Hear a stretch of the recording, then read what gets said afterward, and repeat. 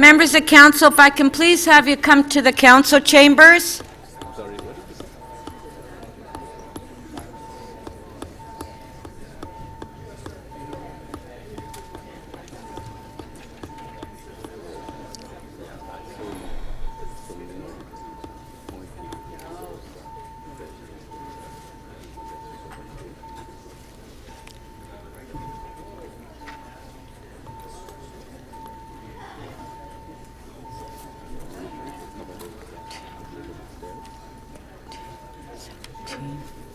Eighteen, 19, 20, 20.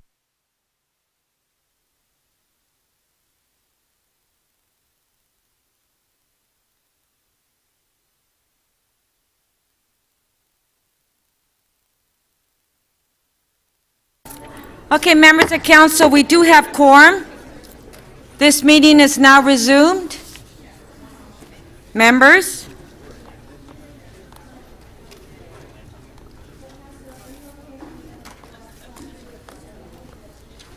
Before the recess, council was debating 3 planning items, PG 15.1, PG 16.1, and PG 16.2. Before we return to those items, do members have any further releases of items? Please put your name under request to question staff. Do we have any quick items? Members, can you please, Councillor Robinson, Councillor Layton, can you please take your seats?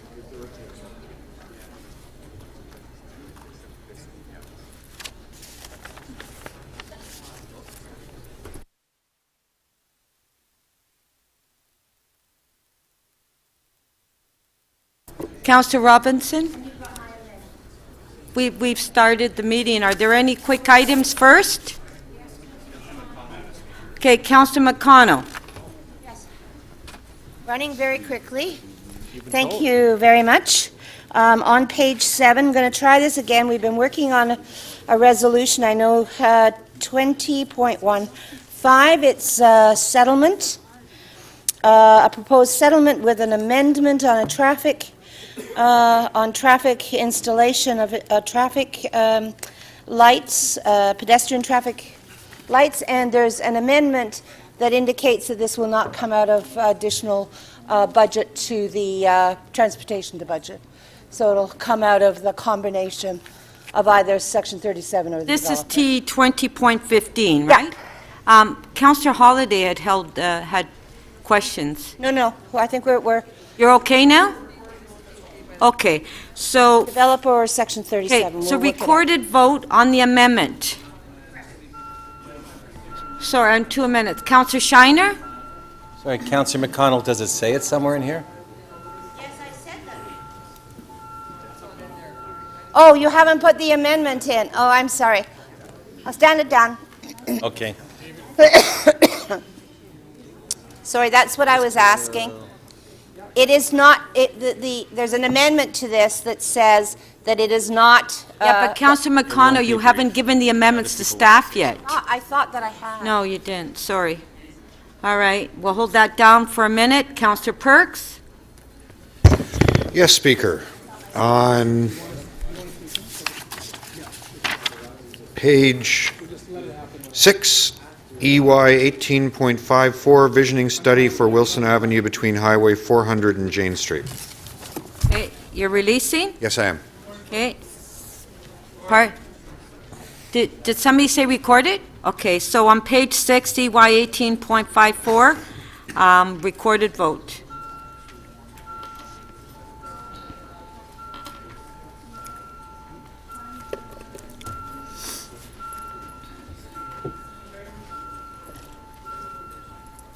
Councillor Kelly, please. Councillor DiGiorgio, please. Councillor Shiner and Councillor Layton. Councillor McConnell, we're going to need your vote, please, on this. Councillor Perks and Councillor Lee, please. Councillor Matlow.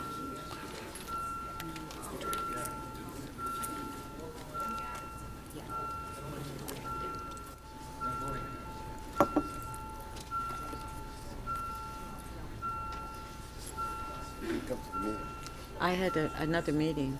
Councillor Matlow, please. Okay.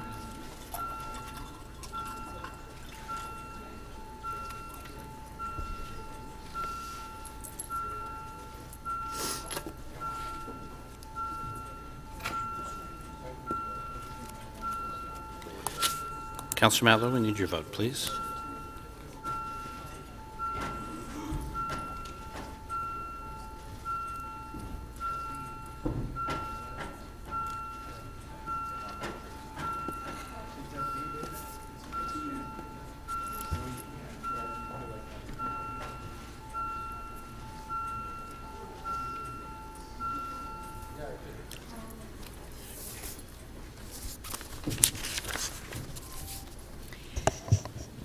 Is this on the amendment? Oh, no, this is the item. The item carries 29 to 1. Councillor Robinson. I actually don't have a release. I was going to actually make a request of council related to the agenda order to move the Gardiner item to the next item following the current item we're on. So the Gardiner item is 20.14. Okay. So there's a motion by Councillor Robinson on page 3, EX 20.14, to deal with that item on the Gardiner following the planning item. All in favor? Carried. Councillor Holliday. Thank you, Speaker. If I can just find the item number. Speaking to Councillor Cressy. I'm sorry, I can't hear you. Just looking for the item number, forgive me. It's Councillor Cressy's motion. On page 8, MM 23.21, strengthening our municipal democracy. I'd just like a recorded vote so I can be recorded in the negative. Okay. On page 8, 23. members' motion 2321, Councillor Holliday is releasing and he would like to have a recorded vote. Talk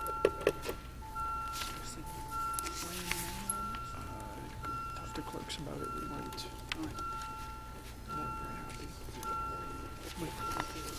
Yeah. I advise against this.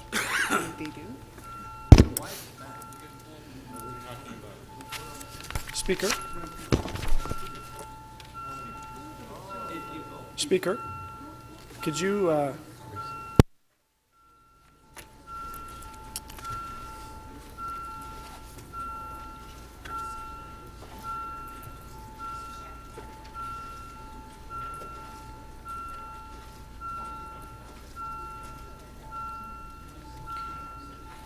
Councillor Palacio, please.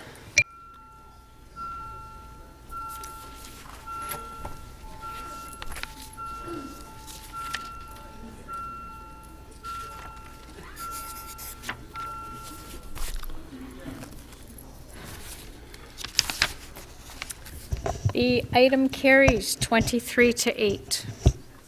Okay, thank you. Councillor Perks, just a question. The members' motion 23, MM 23.5 to alternatives to on-street parking, you still have that, right?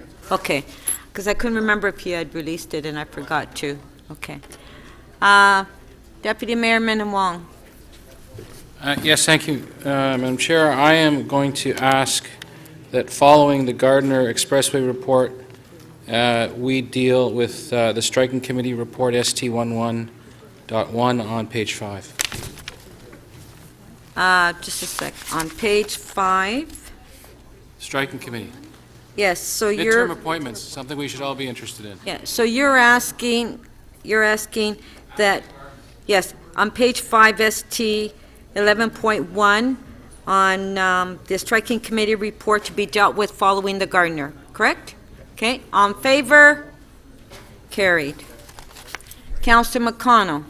Thank you, Madam Speaker. The clerks have been kind enough to get this motion now back in order with all the right wording, and so I'll be moving the confidential attachment, which is the instructions to settle in private and also in public, the the installation of the traffic controls with no additional cost to the transportation services budget.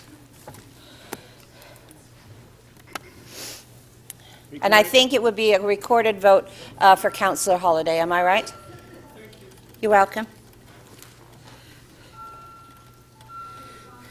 The screen. On favor?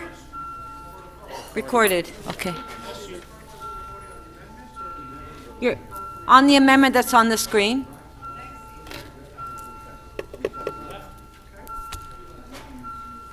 I'll send Burnside in to clean them up. Incinerator. Councillor Thompson, please. Councillor Bailao. Councillor Lee, please. Wait a minute. Councillor Palacio, Wait a minute. please. Thank you. Excuse me, Madam Speaker, this is not the amendment. We showed the other one. We showed the other one. Did you show the other one? Okay. But there is two amendments, Councillor McConnell. So we have to vote on them one at a time. That's fine. Councillor Lee, So we're please. voting on that first, and we'll show the second one. Fine. Okay? Yeah. Okay. Councillor Lee, we need your vote, please. No, I'm not. Take a deep breath.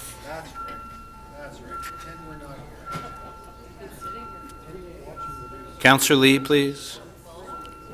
Turning into lumps.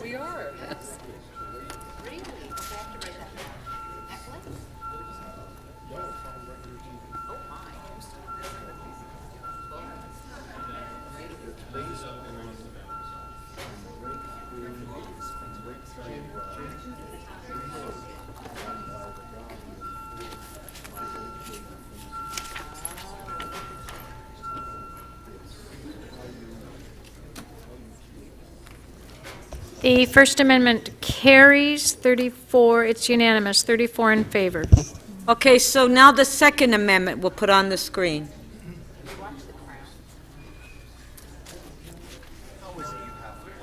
There it is. You want a recorded vote on this one, right? Okay, recorded vote.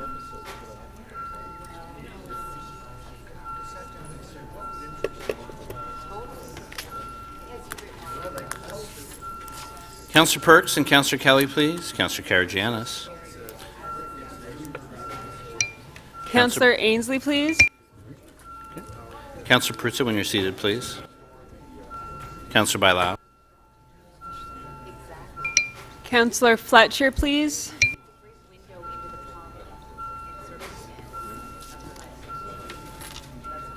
Councillor Kelly.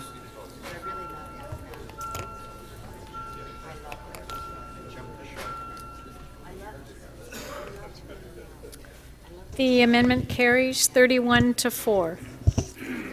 Item as a, pardon?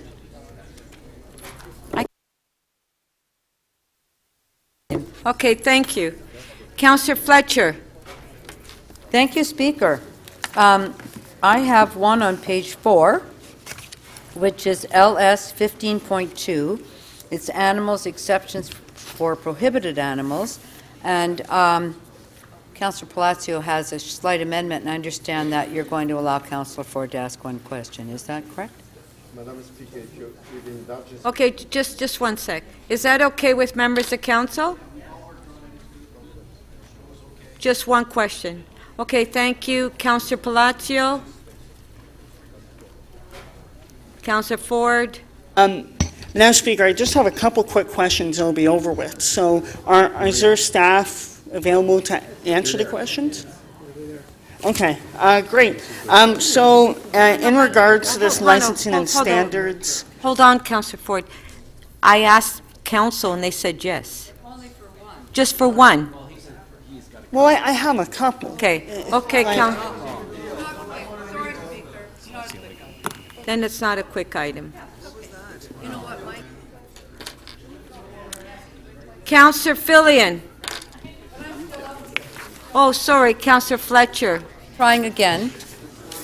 And that is on page 3, and it is EX 2029, Urban Forestry Increasing Complaints on Municipal Tree Protection Bylaws.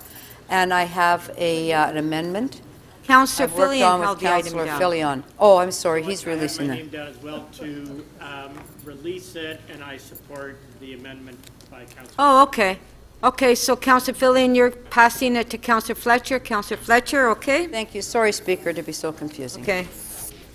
And that is the amendment, which would set out a process at the Committee of Adjustment to look at tree protection prior to we get to a situation where the building's under construction, and to report to committee first quarter of 2017. Okay, the amendment, Planning and growth. the amendment's on the screen. Potentially. This is a report to P&G. Okay. So do we want to record it, vote on this? Sure. This is a report to P&G on not wasting a lot of staff time once we have a problem tree. Okay.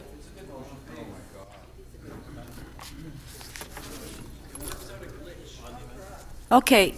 Are you asking for recorded vote? Okay. Recorded vote.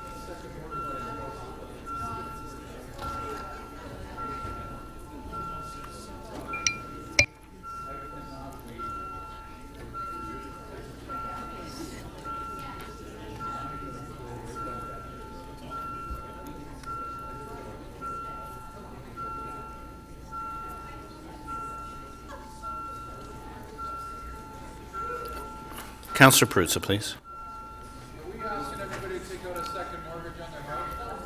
Barbara's report? We just matched the invoices up to the amount we paid. The amendment carries 31 to 4. Okay, item as amended, on favor? Carry. Okay.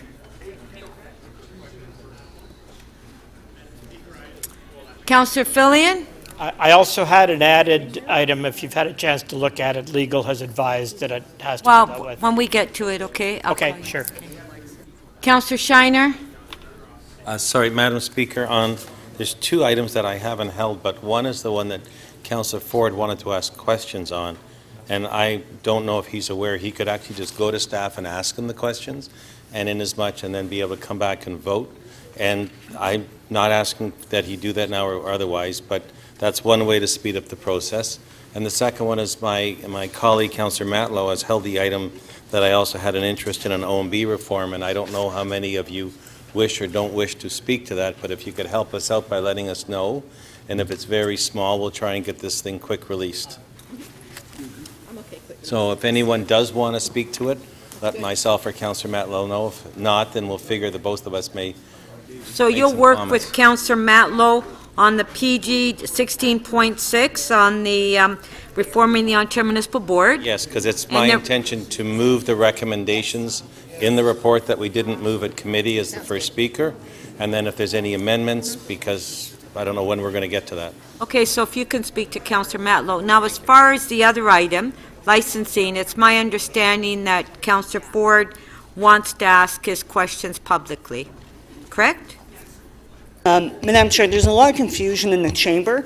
All I would like to do, I have had contradicting answers from staff over the last few weeks on this item. I would like to ask the questions publicly on public record. That's what I'm trying to get at. Okay, thank Thank you. you. All right, so that's it. Oh, you have one other?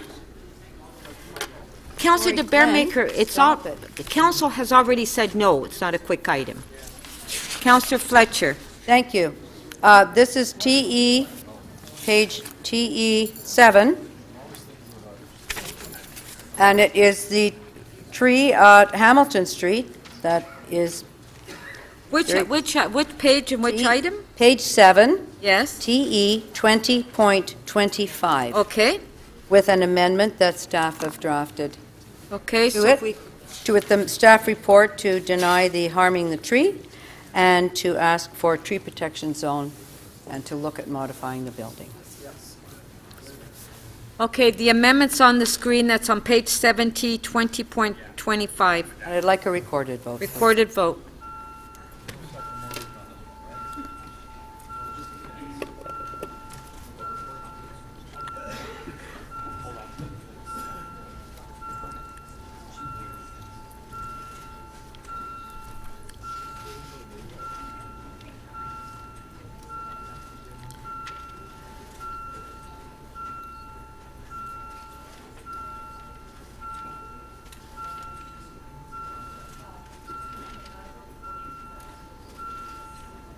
Councillor Perruzza.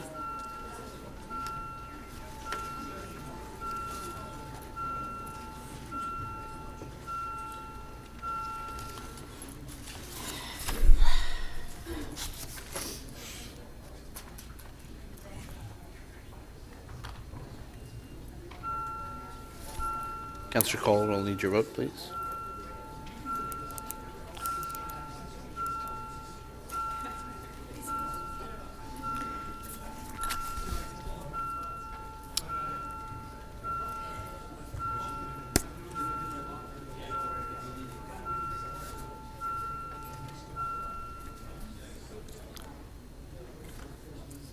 The amendment carries 35 to 1. Okay, item as amended, recorded vote.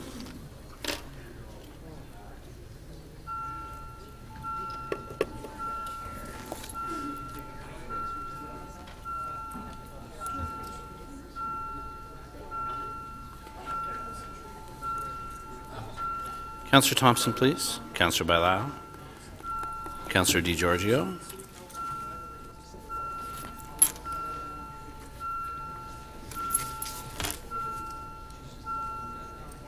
Mayor Tory, please. Councillor Mihevik, please.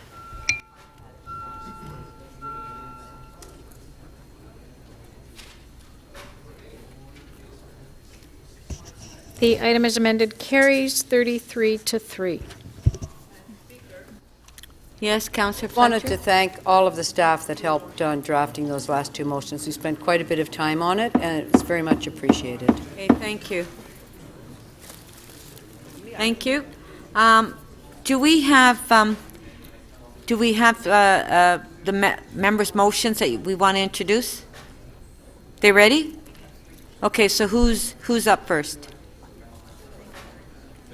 Councillor Fillion.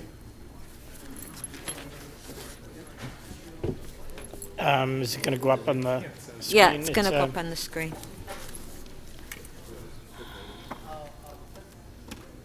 It's a motion that I just heard from legal today, needs to be added to the agenda to deal with an OMB appeal.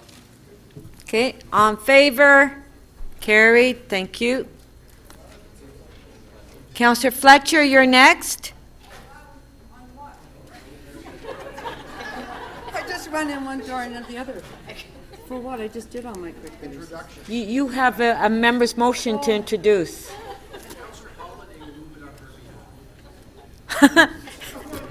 I don't know. If it's a tree, he won't. Circles, yes. Councillor Fletcher. This is to look for a consent agreement at the Ontario Municipal Board. Speaker. Thank you. On favor? Carried. Councillor Bailao.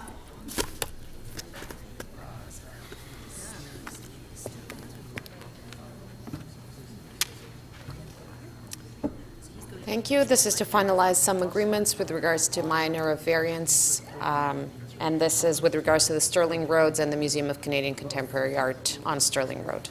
Okay. On favor? Carried. Okay.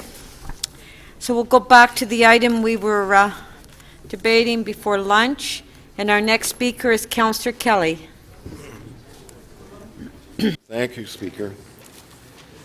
Speaker, I want to preface my remarks by thanking the Chief Planner and her staff for what I thought was a terrific presentation. Very straightforward, full of useful statistics, and very helpful visuals. Speaker, looking at the recommendations that are before us, and looking at a lot of the information that was presented to us, my initial reaction was that we were dealing with the day-to-day aspects of planning that we chat about all the time on the second floor, and chief among the topics being the time delay between the submission of an application and its final approval here at City Hall. But upon reflection, listening to the questions of my colleagues and the answers from staff, it became clear, at least to me, that what really was concerning everybody was the amount of ice under the surface. If I can metaphorically talk about the subject as an iceberg, what we talk about most of the time is what's above the surface, and yet the bulk of the iceberg, as we all know, lies below. And a key element of this issue is infrastructure, and the key question is, are we growing too fast? Well, Speaker, growth is not something, if you're talking about population, that we can control. We are simply going to grow at the speed at which we're growing, and you can't shape the forces that are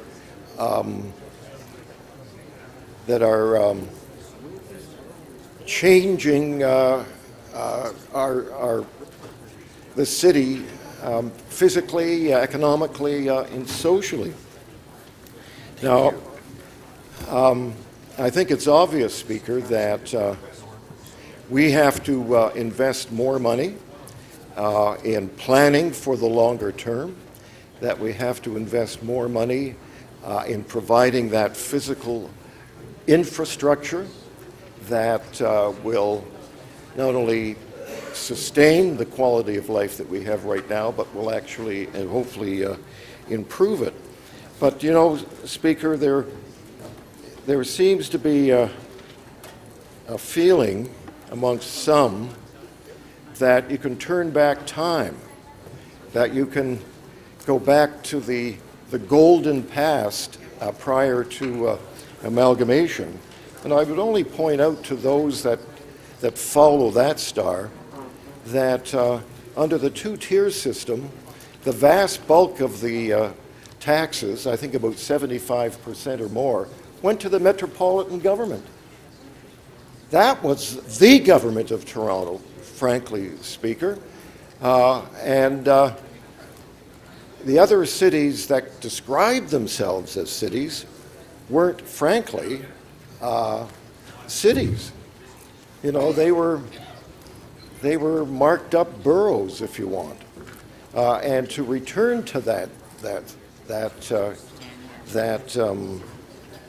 system, I think, would be to turn our back on the promise of amalgamation, which I think, in large measure, has been fulfilled, and certainly will be strategic to the success of this city in the decades that lie ahead. Will our residents be less fearful about change than they are now? I doubt it. Any period of rapid change, and that's certainly what we're going through right now, generates considerable angst.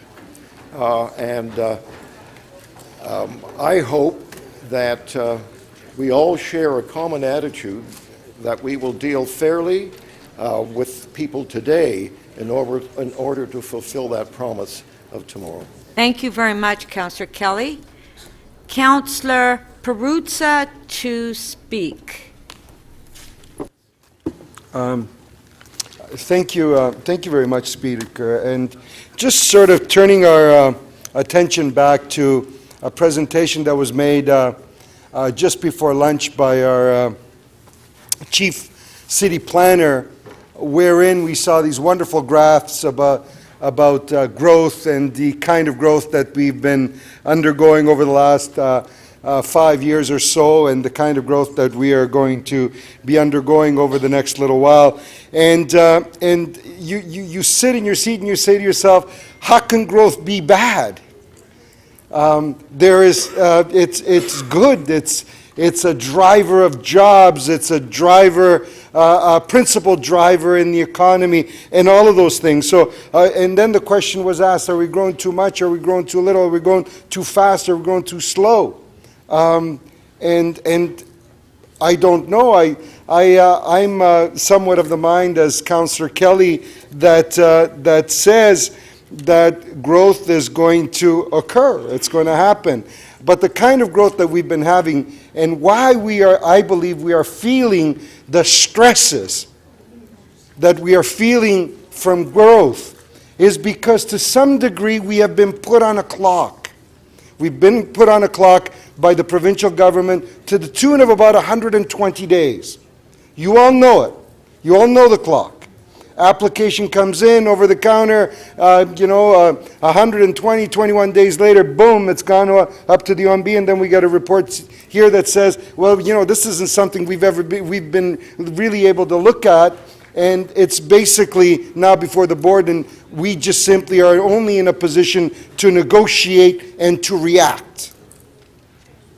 And I don't believe for 1 minute that that is the way planning, or at least good planning, should be occurring. But nonetheless, it has put us on a clock. And the most refreshing thing that I heard our chief planner say is that we need to start thinking about how it is that we prioritize, from a planning perspective, where growth will occur. We heard, if my memory serves, that in the downtown core, we're done. We've done it. We've done it to 2041. So at some point somebody said the downtown can only accommodate so much, given its infrastructure and given all the other things. And in 2041, we're going to be at a certain place in terms of people. We're there. Does that mean that there is going to be no more growth in the downtown? I think we'd all be naive to suggest that that's going to be the case. Because growth, the kind of growth that we've been seeing, has been motivated by demand, not by supply. We're some 20 percentage points ahead of where builders and developers are in terms of their deliverability. So we've gone in and we've said, yeah, here you go, you can do so much, because we know we're on a clock. And what does that bring? Well, that brings all the stresses that come with it. Lack of infrastructure. Areas perpetually under construction. Perpetually under construction. Causing all kinds of grief for people, for the people that live there, for the people that are trying to do business there, and so on and so on and so forth. But if we can apply ourselves to what our chief planner talked about in terms of how it is that we might be able to balance the equation in favor of being able to prioritize where growth will occur, I think that that's a good thing for all of us. Because to some degree, we'll be able to move into that cycle ahead of that process and relieve, or at least work at relieving some of the stresses that that very large growth is having in certain areas like the downtown, like Yonge and Eglinton, like the North York Civic Center, and so forth. So I would be happy to participate in that discussion because I think it's a conversation that we really need to have, and it's a conversation that we need to really have some results out of. Thank you all very much. Thank you, Councillor Perruzza. Councillor Fillion to speak. In a sentence, we've lost control of the planning process and we need to get it back.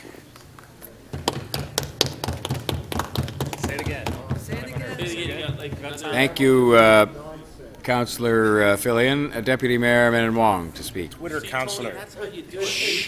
That was 140 characters. Yeah, thank you, Mr. Mayor. I'm going to focus in on the fees, the increase in fees, and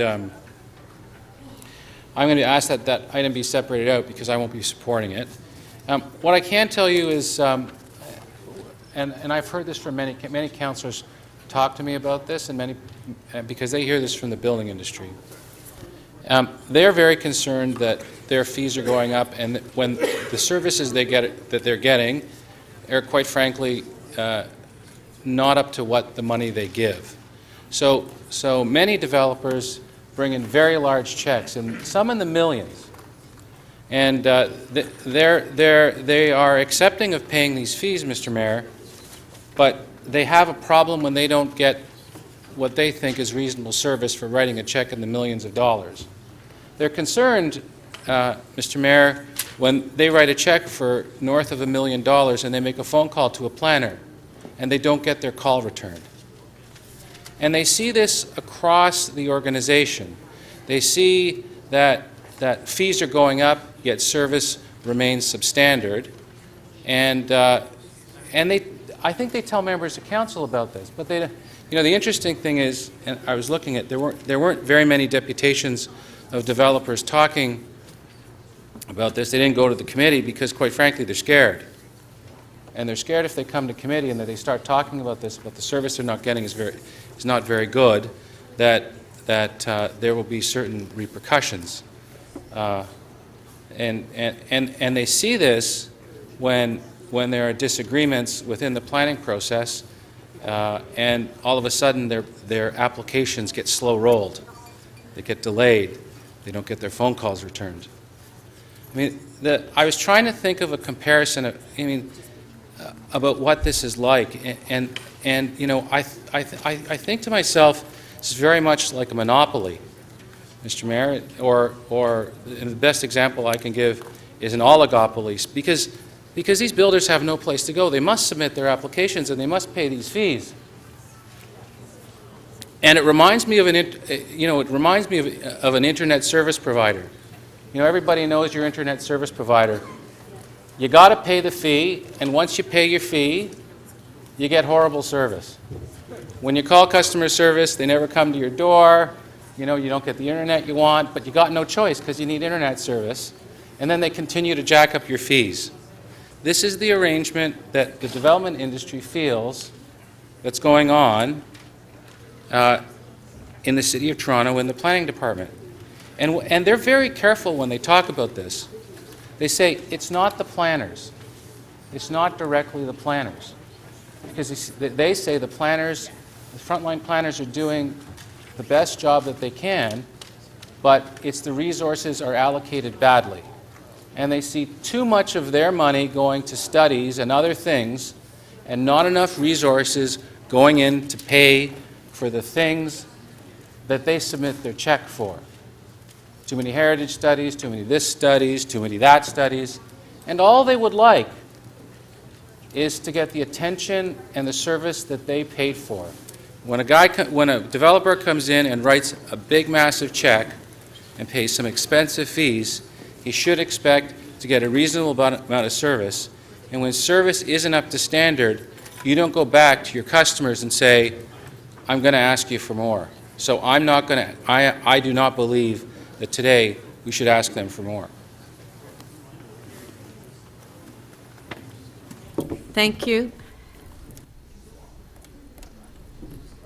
Councillor Robinson. Thank you very much. I'll try to be brief. You know, if 75% of the Committee of Adjustment reforms have been implemented, we're certainly not seeing it in Ward 25. The AV live streaming has not been implemented, and I think this makes meetings very inaccessible to residents. The notice area is still limited to 60 meters, despite asking for a study on expanding that notification area.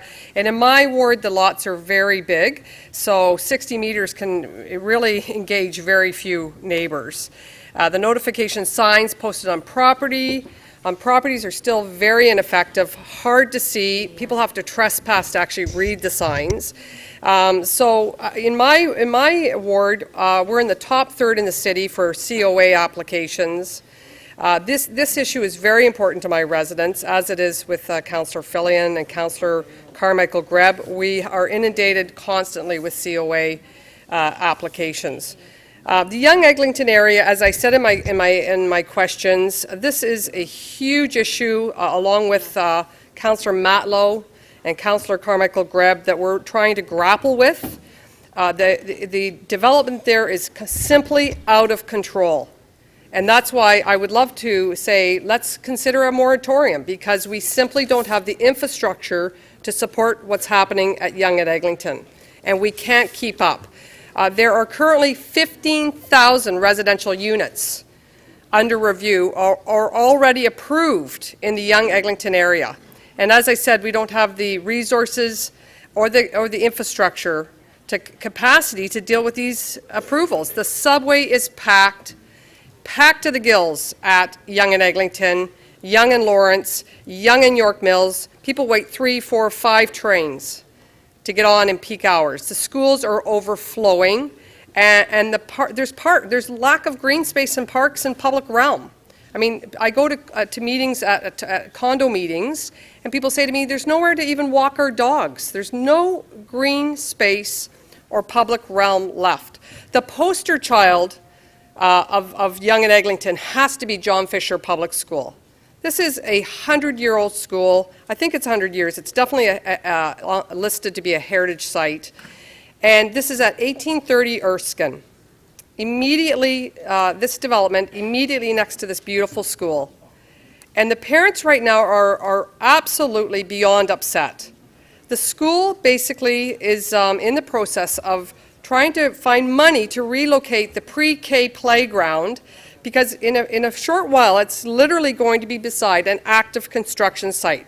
So a 35-foot tower is going up right basically on the border, if not basically on the school property, for over 4 years, next to little tiny kids who are trying to get an education and play outside.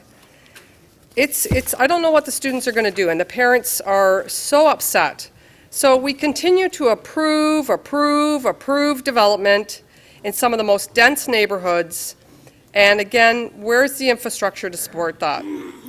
And so I would wrap up on that note. I have lots more to say, but I am, in the interest of time, I will wrap up on that. And I hope we can address some of this overdevelopment. Thank you. Councillor Thompson to speak. Thank you very much, Madam Speaker. I actually wasn't going to speak on this, but I feel compelled that I should. I want to thank the folks. I want to thank the Chief Planner for her presentation this morning. It was very effective, very informative, and in my view, you are attacking and trying to tackle and grapple with some challenges and problems that exist in this city. There's no doubt that any city where there's development that's taking place, there's always conflict, and there's a requirement for us to do more. I get that. But Speaker, I really wanted to say this. We really should be thankful to the development industry in this city, for otherwise this city would be bankrupt. We get a significant sum of money from the land transfer taxes that comes through development and transaction that takes place. We have, in fact, been able to reduce or not to escalate the taxes that we charge to homeowners to actually fund a lot of the different initiatives in the city. The Chief Planner has identified opportunities, obviously, to balance, and obviously she have identified some of the challenges and problems that people have spoken about here today.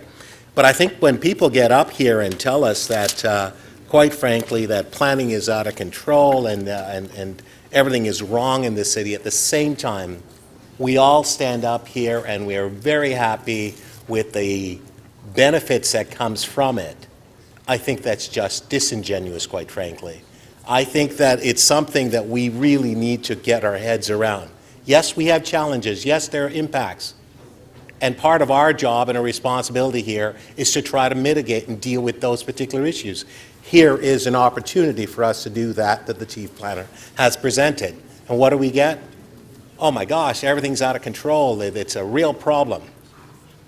I get the fact that people want to express their views in such a way, but I just ask you to do it in a fair-minded way and be honest about it when you talk about these things, because every one of us here benefit when we actually are able to use the land transfer taxes to help to abridge our budget shortfall and our deficit that we otherwise would have been experiencing. None of us want to have 8, 10, 15% tax increases, and we're not actually having that because of this particular fact. But I think also, Madam Speaker, what I hear from a lot of developers in this city is the influence of some councillors in terms of how they affect the planning process. And I think that's something that we need to review as well as part of this particular process. So I don't think we point the fingers at our staff and say, they're the problems. Point the fingers at yourselves, because perhaps we are also part of that problem. And I think we really need to be mindful of this. We want growth because we've talked about it from an economic development perspective. We talked about how we are growing and seeing more development than Miami, Los Angeles, New York, and all of those cities combined. We reap the reward and the benefit. And yes, there are challenges associated with it. But let's at least be fair-minded and actually tackle those challenges in a coordinated way so that while we benefit, we don't simply just point the finger and blame the development industry. I think that it's important for us to recognize and acknowledge what the challenges are. And we confuse people when we sit here and say, oh my gosh, the subways are full. And they are. The mayor is trying to do something about that, trying to address those particular problems. We're all trying to do something about that. But don't just simply sit in this chamber and say, oh my God, it's all out of control and it's a staff's fault. Do not do that. Accept responsibilities. If you're going to point the finger at staff, quite frankly, I think that's so disingenuous. As I said, I wasn't going to speak on this. I was going to be happy to vote and support this, but I hear this time and time and time again. And I know how we pride ourselves on the benefits that we generate through the land transfer taxes, and that comes from the development industry. And let's put yourself in their shoes for a moment. Many of those people are spending millions of dollars. They're actually having to risk their investments and so on. What are we risking? We come here, we talk all the time. Is that a risk, quite frankly, just putting out some verbal stuff that comes out in this particular chamber? I say that we need to get a grip on things. And the reality is that, in fact, we got to pay attention, work with our staff, work with the industry, work for the best interests of our citizens so that at the end of the day, we can get the best of both worlds. So when I hear people talk about development industries out of control, what a load of you-know-what.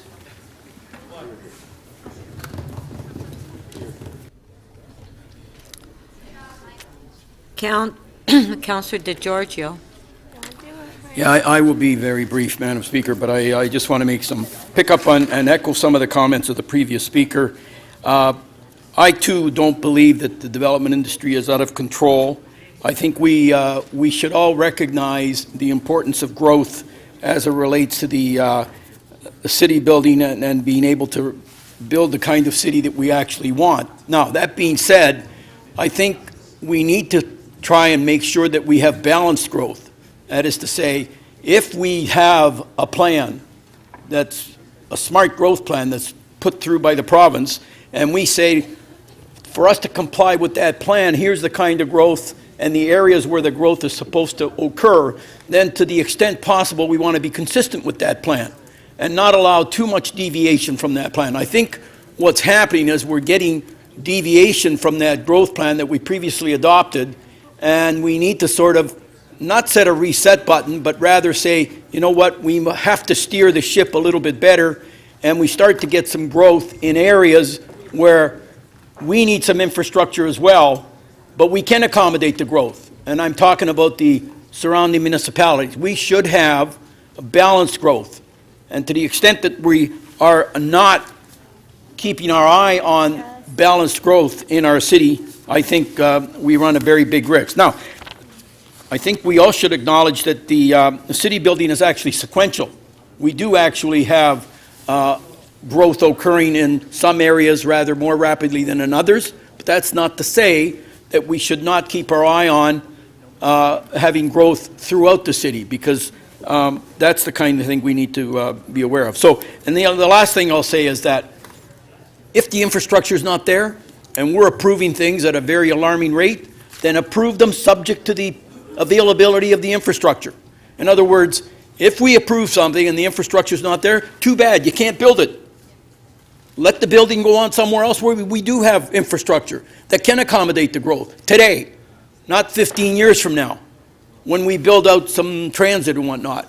Let's let the development go over, for example, Councillor Cole was talking about Dufferin Street in Lawrence, where the subway's there. And we can accommodate some additional growth there, because it's there. But anyway, let me just leave it at that. Thank you. Okay. Mayor Tory to speak. Madam Speaker, I'll be brief, and I just want to say two things. First of all, I listened with great interest and shared a lot of the concerns I heard from members around the council from different parts of the city just about how we're coping with development. And this was kind of three things wrapped into one, and it became a very interesting and sort of multifaceted discussion. And I will just say I share the concerns about us having to exercise more discipline, quite frankly. And I'm not sure this is something to be put onto the shoulders of the staff. I mean, it is a kind of shared responsibility we all have with respect to the scope of development. Every development that is happening, came by here sometimes, and I realize we could have a long discussion about the OMB. But I think if we are exercising discipline, and I think of the discipline as being particularly as regards the development of transit and other infrastructure concurrent with development and not following years later, decades later, the development. First of all, I believe that will help us to spur the transit and the parks and so on to get built, because there'll be people we suddenly have as allies instead of people that are our adversaries in wanting to get that done and find the money to get it done. But secondly, kind of along the lines of, I think when they teach you to be a doctor, they say do no harm. That's your the thing you swear not to do. And I mean, the problem won't get any worse if I guess in terms of being short of transit and so on. And I realize that's an unrealistic way to look at it, because the growth, as somebody said, I think it was Councillor Kelly, is coming anyway. We have to deal with it. But at the same time, we are sort of strangling ourselves by saying, well, we have to have the development because the growth's coming, but then not addressing the parks and the transit in particular. The second thing on the other side of this was this business of the fees. I come from a place, and I think most people in business, for sure, small and big, believe that any time you increase the price of your service, increase the price of whatever it is you're selling, your service, you have to improve the service, or you have to be able to try to demonstrate that you're getting more for your money. And so I think that there's an obligation on us to improve service every single day and find ways in which to do that. I think that the reason that we're in the situation we're in is because we've gone about this backwards, which often happens in government, I'm afraid to say. The normal path would be to set your objectives, to set the metrics that are going to be the evidence of your achievement of your objectives or not, then to look at the cost of achieving those metrics, and then to set your fees if your fees are meant to recover all the costs. The way we're doing it here, and you'll know this is right because it's exactly what we're here talking about today, we set the objectives, and then we sort of incur the costs, and then we look at the fees because the fees get out of whack with the costs, and then we examine the metrics. Because only just now have we begun to look at the metrics under the leadership of the Planning and Growth Committee, and I predict we're going to be back here if we follow the path we should be following, which is, if we're saying for real it's cost recovery, when we look at the metrics and see we're in fact not really achieving them, because I get the same reports I heard the Deputy Mayor referring to about people that are dissatisfied with the big checks they're writing and the slow service they're getting. And so there will only be one answer to that, which is to make better deployment of additional resources. And if we're only just recovering our costs from this fee increase we're talking about, then it's inevitable there'll have to be another one. And that won't be a happy scene either. And it's only because we're going about this backwards, whereas we should be setting the objectives, setting the metrics, seeing how much it costs to achieve those metrics, and then setting the fees so you do it once instead of 2 or 3 times. And I just hope again that we have the discipline to actually say, fine, if we're going to have a cost recovery, then it has to be cost recovery of a half-decent service. And I'm not being critical of the staff. They can only give a half-decent service if they operate in such a way in terms of effectiveness and efficiency, and if they have the resources needed to deliver half-decent service. And frankly, in a city like this, we should be doing better than half-decent. But half-decent, would be good. I mean, I think we'd all feel better if there weren't as many of these observations as we get of a critical nature. So I'm just warning that I think there will be, in fact, after Councillor Shiner and his committee report, another submission at some stage saying we have to further increase these fees because we need more staff in order to address what is an unsatisfactory, I think, speed at which we're dealing with these things now, notwithstanding all the reasons why that's the case. Thank you, Madam Speaker. Thank you. Okay, so if we can put the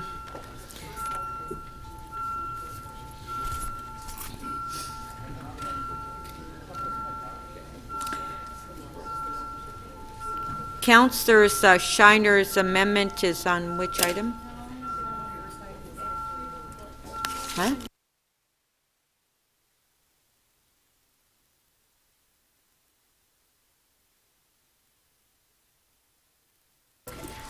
Okay, so we're voting on page 3, PG 15.1 first. That's how does the city grow? But we're voting on them separately, John. Yes, yes. Do we want a recorded vote? Recorded vote. This is on page 3, PG 15.1. How does the city grow? We're dealing with 3 items. We dealt with all 3 items at the same time, so we're voting on them separately. I'm sorry. Pardon? Is it 16-1? Do I need to tell her, or does she know? This is just. We're not at 16-1. Okay, thank you very much. Yeah, we're not at 16-1. Yeah. Oh.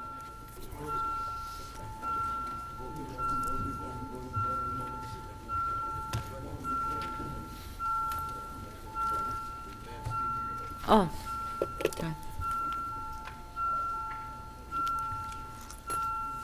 Councillor Matlow, please.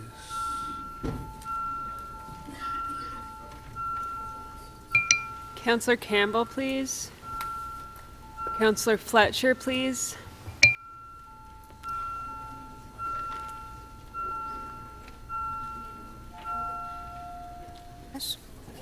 The item carries 34 to 2. Okay. Then on page 5, PG 16.1, which is the Development Application Review Fee Update. So we have an amendment by Councillor Shiner.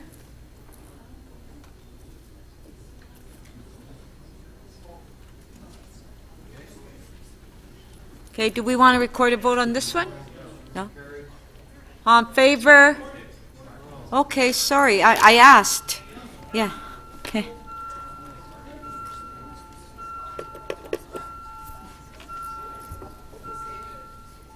Councillor Perruzza, please. Councillor DiGiorgio, Councillor McMahon, Councillor Bailao, please. Councillor Bailao. Councillor Karagianis, please.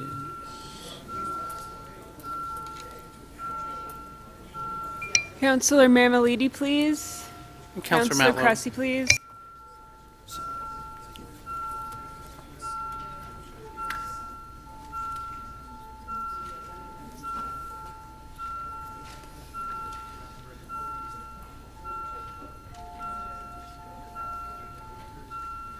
Councillor Crisanti, please.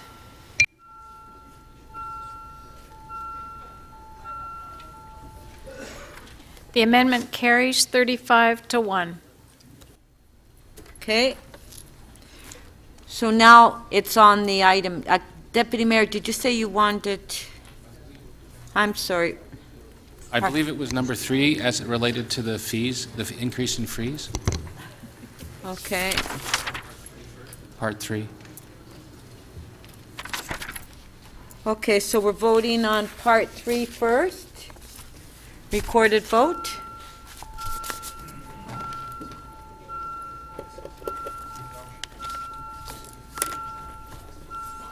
Councillor Karygiannis, please. Councillor Perruzza, Councillor DiGiorgio, Councillor McMahon, thank you. Councillor Mammoliti, please. Councillor Mahavik, please. Councillor Perruzza, please. Councillor Burnside, please.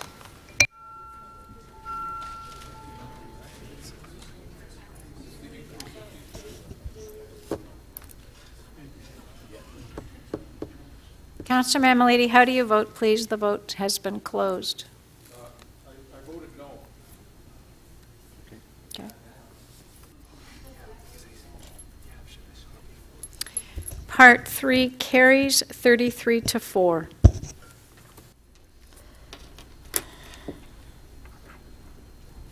Okay, on the balance, record it.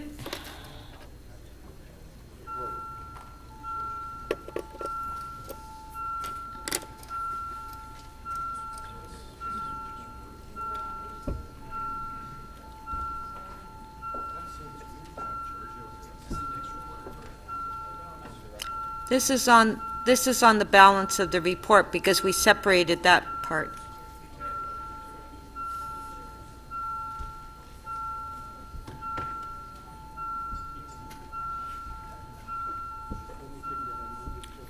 Councillor Perruzza, please. Councillor McMahon. Councillor Mammoliti, please. Can Councillor Mahavik, please? Yeah.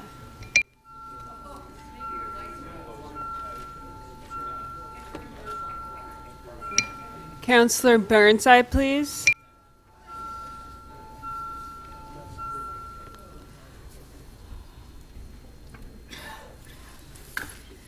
The balance of the item as amended carries 36 to 1.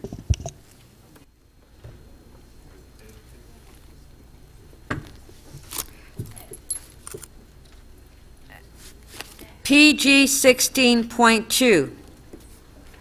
On the item, do we want a recorded vote? I have to ask because members of council are getting angry that they're not having recorded votes. Recorded votes.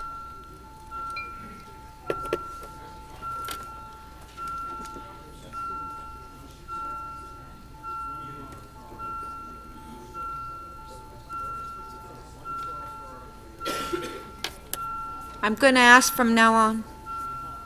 Councillor Perruzza, please. Councillor Cole, please. Councillor Layton, please.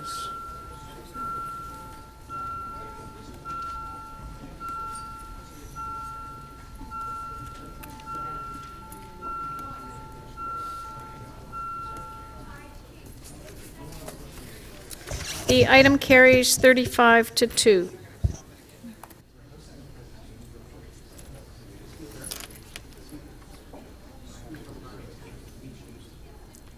I can't hear you, Councillor Thompson. Students from R.H. King are leaving the chamber. I was just wondering if we could just acknowledge them. I didn't get a notice.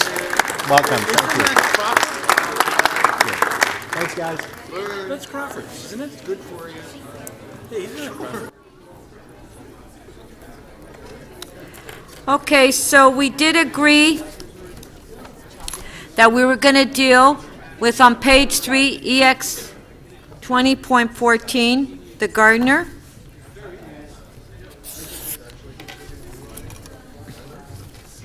Hey, do we have... Okay, there will be a presentation. Okay?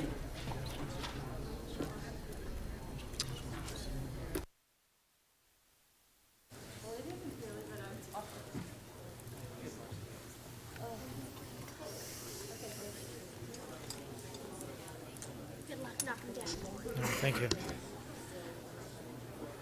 Okay, good afternoon, Mr. Mayor, Madam Speaker, and members of council. What I'd like to do this afternoon is give you a brief overview in regards to the report before you and hoping to clarify some apparent excuse me, confusion on elements of the report. I want to first and foremost emphasize that the report is all about procurement, and it's seeking your concurrence and support for an alternate procurement approach, in essence, saving us the $1 billion that the original path that we were heading on would represent. So just an overview of my presentation. I'll just very quickly give you the context. So when we talk about this report and our strategic rehabilitation plan, we speak about the Gardiner in its entirety, running from 427 right over to the DVP. Key elements that I want to emphasize: the west end is the at-grade, is what we refer to, and it's about 11 kilometers, and it extends right over to about Exhibition Place. From Exhibition Place over to the DVP, that's the elevated section. It represents about 7 kilometers in length. Key point that I want to make a distinction on, and that is the Gardiner East EA, and that's the most easterly section of the elevated, and that runs from Jarvis Street over to the DVP. That's 2.4 kilometers, roughly 1/3 of the elevated section. What I've highlighted here is a couple of things that we often take for granted. Certainly on the at-grade section, there are 32 structures over which the Gardiner is supported, and on the east end, there are the elevated section is 335 spans, essentially meaning 335 mini bridges, if you will. This is a typical cross-section for the about 80% of the Gardiner that is a slab-on-steel girder construction. On the bottom left, you'll see sort of a cross-section, a close-up look at the deck over top of the steel girder, so a 10-inch deck, 250 millimeters over a girder. And then the other elements that I want to highlight to your attention is the support structure. You've got the concrete columns, and over top of them is a pier cap. Combined, we call that a bent, and that comes up in my presentation. Going to this slide, this is trying to represent the condition assessment. This is based on about 10 years of studies and condition assessments that we've undertaken across the entire Gardiner. Spend a couple of minutes here just to explain what you're looking at. The colored rectangles represent the type of structure. So as I noted, the steel girder, the purple rectangles, represent about 80% of the structure. And I guess the other thing that I need to highlight are the circles. So the left circles represent the condition assessment of the deck and barriers, and so we used traffic light coloring to represent condition, where obviously red is not good. And then the girders, the circles to the right on each element. You'll note in the middle, the section between Strawn and Bathurst, you got 2 green circles. That's the section of the Gardiner that we just rehabilitated. We completed that project in June of this year. And I guess the other take-home message for you on this is that the decks and the barriers are in poor condition and nearing the end of the service life. From our standpoint, based on the condition assessment, the section to the east, that's the section Jarvis to the DVP, is the section that is in worst condition of all of the others, and it needs immediate attention.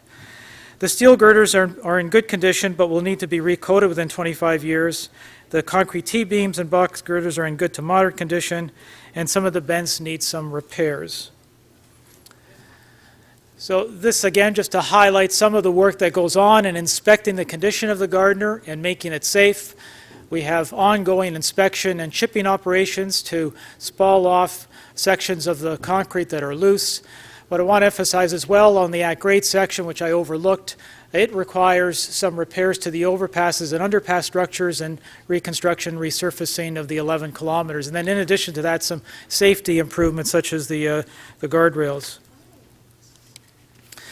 This is photographs of the east section. As you recall, that's the section that I said is in worse condition than all of the others.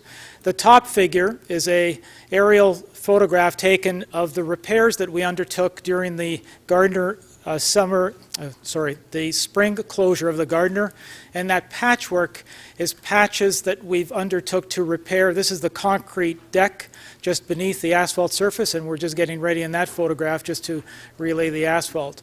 On the bottom right, this is timber bracing that we've used to actually provide the necessary structural support to make sure that the structure remains safe.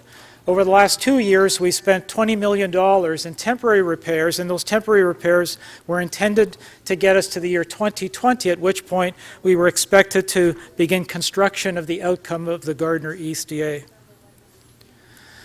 Just want to draw to your attention our report last year. When we came before you in September of last year, we revised the strategic rehabilitation plan to incorporate what you had just decided in June of that year, which was the hybrid option, in as part of the overarching scope of work for the Gardiner, again, from 427 right over to the DVP. And at that time, there was a federal funding program called P3 Canada, which provided up to 1/3 of the capital cost of the project if you undertook the project as a public-private partnership. And we were seeking your approval to proceed with a funding application and proceed on that basis. We also, through your concurrence, requested the province to provide matching 1/3 funding of the project, and that we also were seeking engagement of Infrastructure Ontario because, as an agency, they had an extensive experience in running P3 projects, very large-scale P3 projects across the province.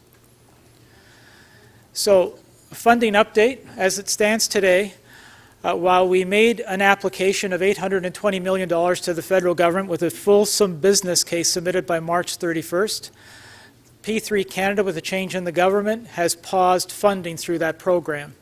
And we have been unable to secure funding thus far. And the province has given no indication that it's prepared to fund the project. Further to that, following the P3 methodology, you're constantly updating your costs based on new and most recent information. And so one of the key items that was included as part of the cost estimate was the inclusion of the Hybrid 3 option that you decided on in March of this year. And so that then increased the overall cost of the project. In addition to that, there were some additional material and unit rates that were incorporated and some additional risk factors that were incorporated in as part of the additional cost. When it was all said and done, we were looking at a cost escalation of about $1 billion, and that $1 billion is equally split between the section west of Jarvis to the section east of Jarvis. The tables on the bottom give you sort of a summary of the costing information. Table section on the left is September of 2015. The table on the right are the estimates that we received from Infrastructure Ontario in August of this year.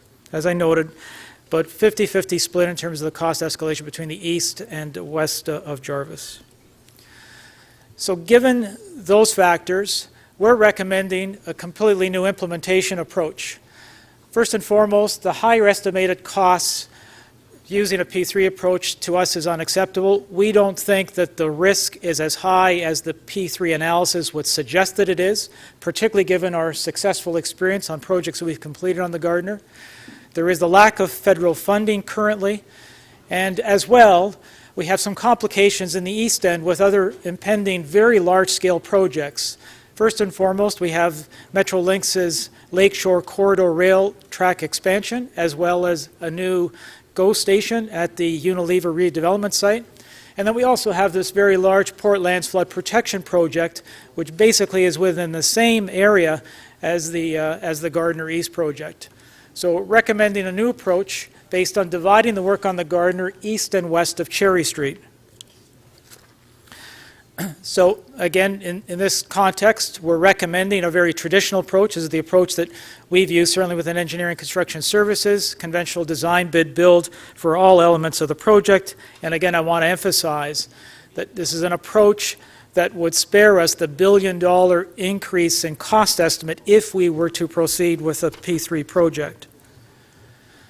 So again, so far as the section east of Cherry Street, we want to begin the engineering for the Gardiner East Hybrid 3 option, as well as, and by doing so, we'll have a better estimate in terms of project costs, schedule, and risks associated with that project. But in addition to that, we want to collaborate with our partners at Metrolinx in regards to whether or not elements of their track expansion work, as well as the new GO station, could be incorporated in as part of our project, and as well as with Waterfront Toronto and TRCA in regards to whether elements of the Portlands flood protection works should be included as part of the base scope of our Gardiner project.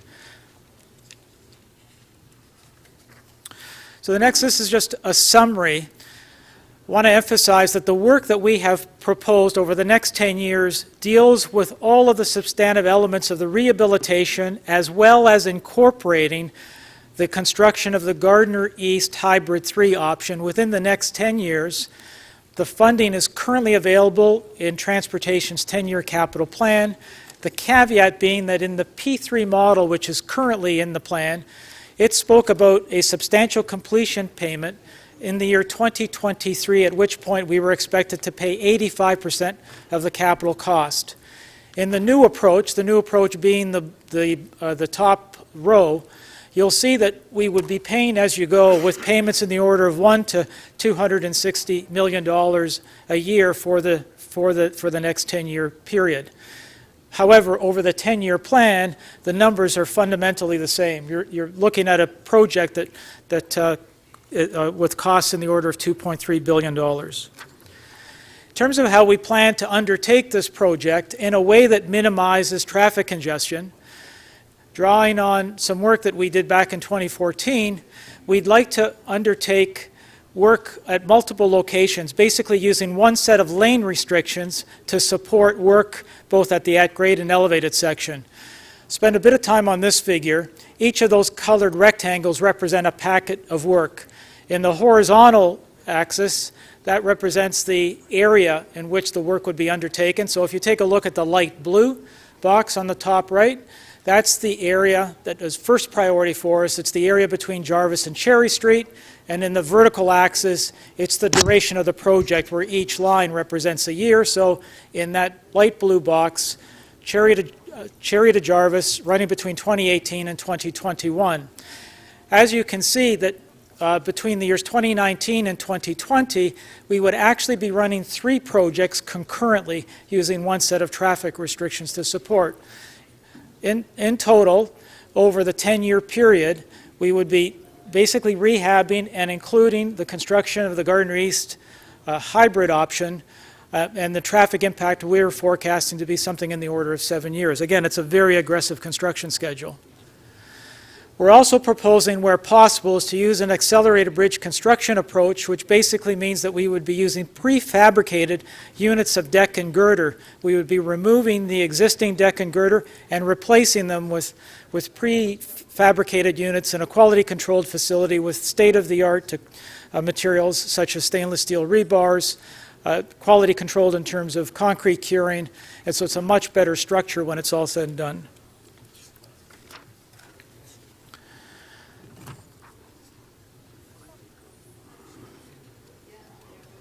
So I want to emphasize that what we're proposing is not new to us. Aside from the accelerated bridge construction, we've been really successful with respect to work on the Gardiner. We just completed the rehabilitation of an 800-meter section back in June. And when it was all said and done, we came in 6.5 months ahead of schedule, basically a saving in schedule of 27%, and we paid a premium in cost of only 8%.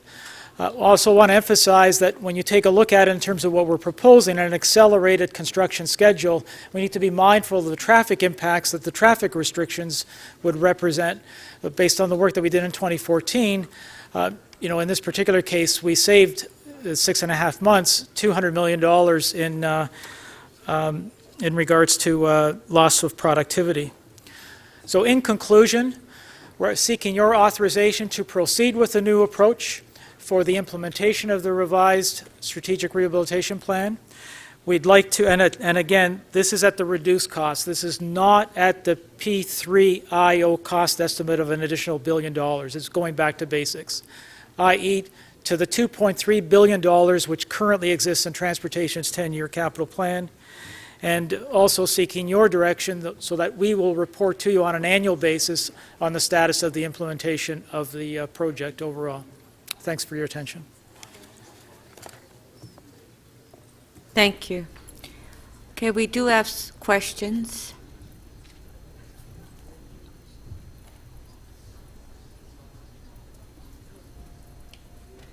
Okay. Councillor Mammoliti. So, Madam Speaker, I guess my first question is, when we debated this here, that lengthy debate on the Gardiner, there were two different options, if I remember correctly, and we needed to choose between the two. What was the difference in cost at the time? We heard that this hybrid option was $1 billion, and what was the cost of the other option that we chose not to go with? So, Madam Speaker, there were two major reports that we did. One was in June of 2015, and that was the one in which we presented to Council two options, which was the remove or Grand Boulevard option, and also the base hybrid option. We also had maintain in that report as well. And at that time, we had estimates, and then we took it forward through design and got to, in March of this year, the Hybrid 3, which is a design alternative that we looked at.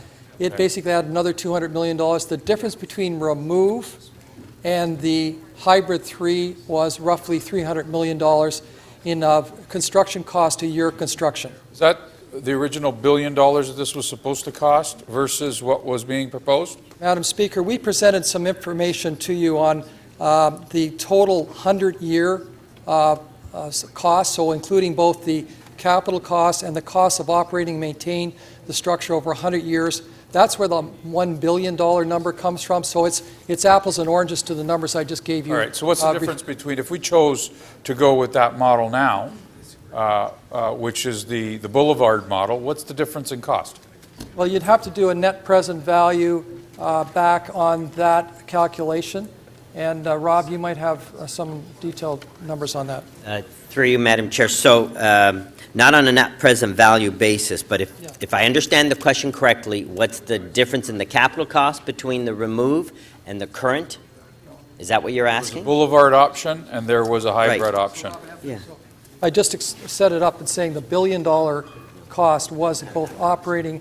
No, I don't have that cost. No, we don't have that number. But I would It could very well be that the Boulevard option was a cheaper option at the end of the day.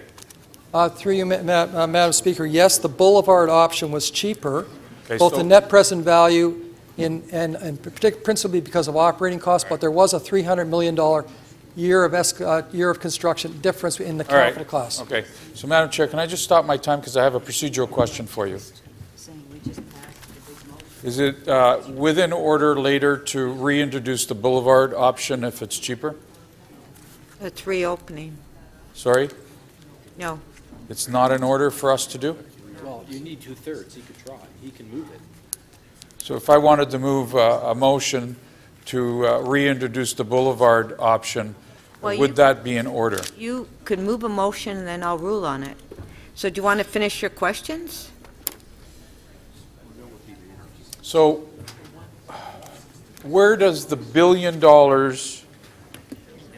how does it jump so much from when we agreed to do it to now? I mean, it's jumped over $2.5 billion for the hybrid option.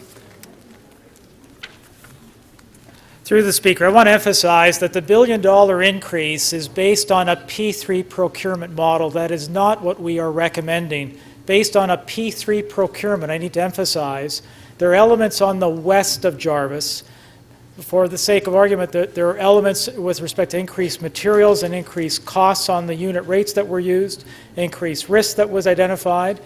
Similarly, on the east of Jarvis, there were other elements that were incorporated that were not estimated. You were assuming that the P3 model would go through? That's how you estimated the $1 billion? Through the Speaker, that is precisely the fact. We were following a P3 procurement approach. So, Can we sorry, have you can the put the deputy speaker's- speaker- I remember. You can put the speaker's time on hold, just to make just to clarify. Please, my time's going. No, I If you could put your just hold time his on hold. If I could just hold the time.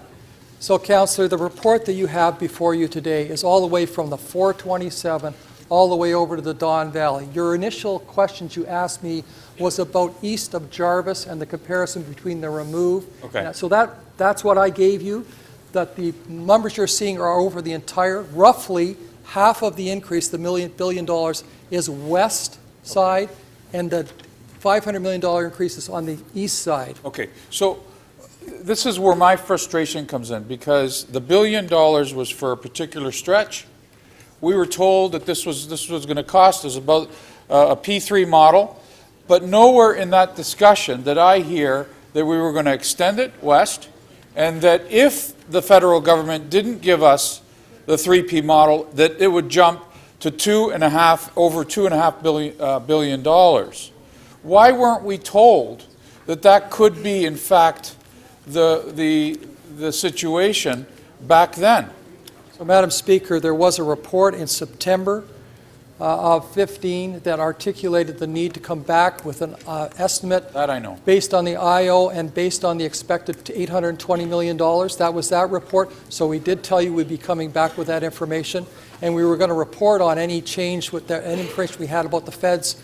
And as you can see, they first didn't give us any indication. But the vote on they the have boulevard recently was not- given us a letter Councillor Mammoliti, please allow that the staff indicates to they'd be answer. willing to look at that one more time. So the original report, however, that we approved didn't have that information. I get what you're talking about in September, but the boulevard option was in June, if I'm not mistaken, and that didn't have any of this attached to it. That was And your I last guess question. that is my frustration. I understand, Madam Speaker.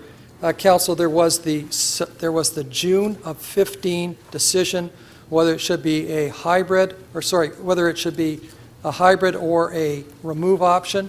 We went to design. We came back in September with some preliminary information, and we, in March of this year, selected hybrid 3 as the preferred design alternative, and we're authorized to submit the reports. Throughout, we've been linking this report with the strategic rehab reports. If you look at the reports, they cross-reference each other. We knew we'd be coming back with more refined estimates based on the work that we were doing, and I do believe it is consistent. Thank you.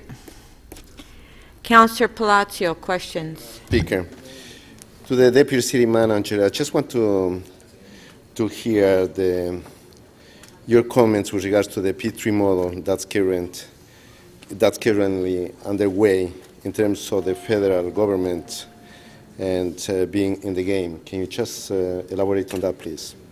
Through you, Madam Speaker, we had indications throughout the year 2015 that the federal government was interested in this as a P3, which would involve both design, build, operate, maintain, and financing. That was the assumption that we have. They were looking at upwards of $820 million to contribute to the project. That's what we reported previously. Of course, the government changed. We did not get onto the agenda in June, I believe it was, for that initial funding from the Government of Canada. So we came into this report writing cycle thinking we did not have that. They have subsequently sent us a reply to a pointed question about whether or not they would be interested in looking at that again, and they said they would be prepared to look at and consider an application once again. Yeah, that's great. Now, throughout the debate on a couple of days ago during the toll, and it seems like there was two sides to it. One is that here we have an expressway that's been built and it needs only maintenance of it. So my question to you, in terms of the East Hybrid section, the 3-section part, that would be a new part that's going to be totally reconstructed, and I'm referring to the East Hybrid.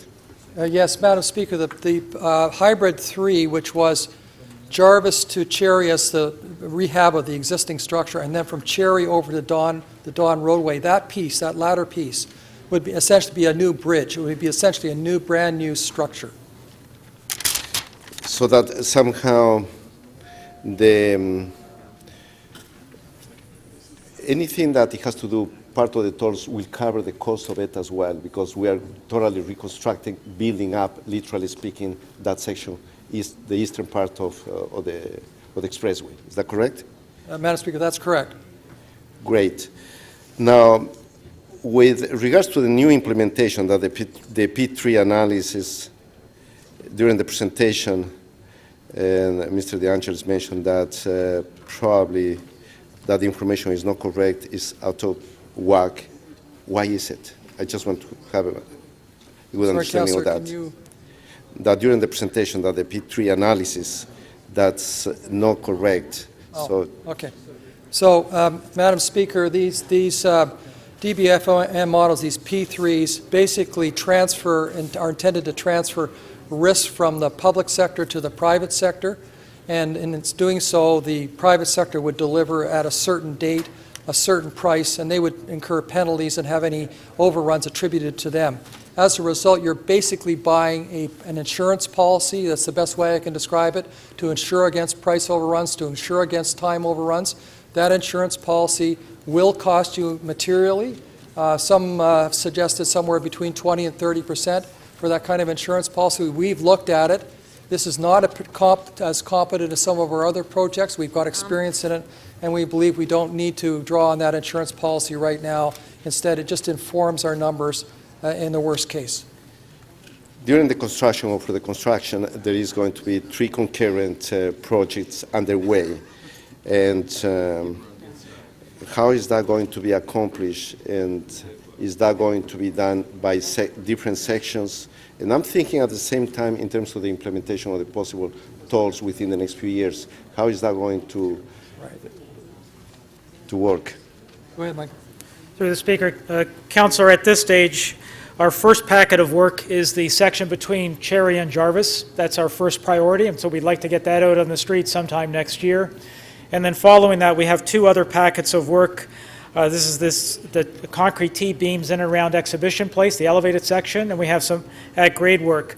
Our feeling right now is that we would run those as 2 separate contracts, 2 additional contracts, and it would be part of the coordination efforts that we would manage internally. So basically using a set of traffic restrictions to support, when it's all said and done, 3 projects running concurrently. We did this a couple of years ago, and we had work at the bridges at Humber River. We had some median repair replacement just east of there, and then we also had the elevated section that was under rehabilitation. So based on the success of those 3 projects, we think that we can well coordinate these 3 larger scale projects. Thank you. Thanks so much. Thank you. Councillor McConnell. Thank you very much. So first of all, I just want to clarify the money, because I must say it's very confusing. So my understanding is the $3.6 billion is what is the P3 analysis. Is that correct? Those are the numbers that we were working on with IO to get a And so P3 number. originally it was $2.6 billion, which you presented a year or so ago. What is the amount of money now in terms of the overall costs? So in the next 10-year capital program, we've identified a $2.3 billion cost estimate. And then beyond that, you'll see there are the additional costs that we would incur in the 2030s to 2039, which is basically adds another $1 billion to that figure. Another billion, right? Yes. Okay. And that extra billion is for what? That would be the replacement of that concrete box structure and other repairs that we know of in terms of intersection and at-grade improvements that don't require to be fixed in the next 10 years but can reasonably be done in the decade between 2030 and 2025 to 2039. So the 2.3 covers the hybrid 3, is that correct? Yes, it does. Does the 2.3 also cover the Boulevard Enhancement project? Yes, it does, Madam Speaker. And the York Street ramp is fully funded, is that right, at this point? Currently in our other budget estimates, yes. Correct, and that's being done imminently, is that correct? That's correct. And then the Bay Street ramp is another expenditure that's coming out of the core review, is that right? Currently budgeted for, yes. And already budgeted, right? That's correct. Okay, those are my questions. Thank you very much. Thank you. Councillor Fletcher. Run through those again, because I was trying to write them down as you were answering Councillor McConnell. So the original cost that was presented to us was $2.6 billion when we passed the hybrid. Do I have that right?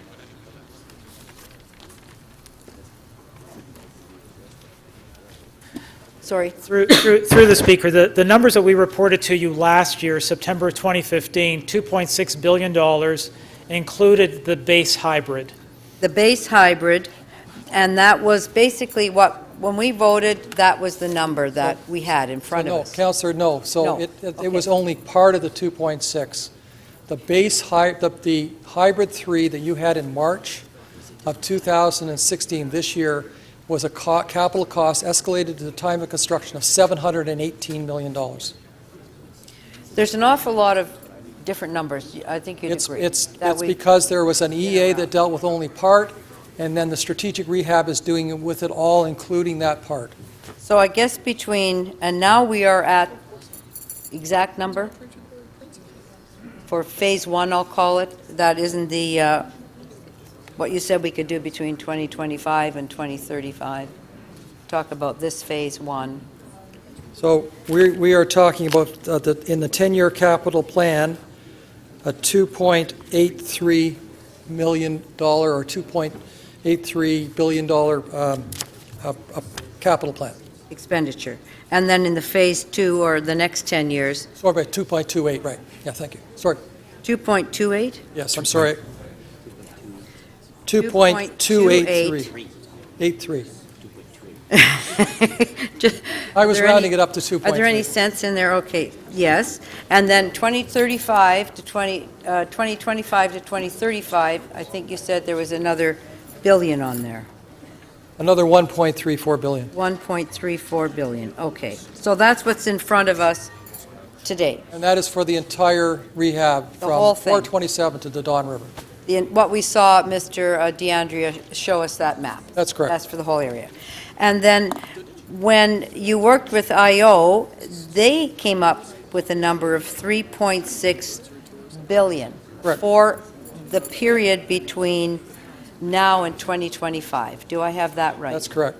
So that is quite a large number percentage-wise compared to what we say we can do that for at 2.283. How did that extra $1 billion get added on there with the P3? So Through IO. if I can do it this way, the P3, the IO number, was about doing all the work up until 2026. It was compressed, get it all done, including the central portion, get it all done. Everything is put it into one big package, bid it as a P3, pay the premium that you would get on getting better estimates, classy estimates, on doing things to take all the risk out of it, so replace all the steel girders. We might not have replaced all the steel girders.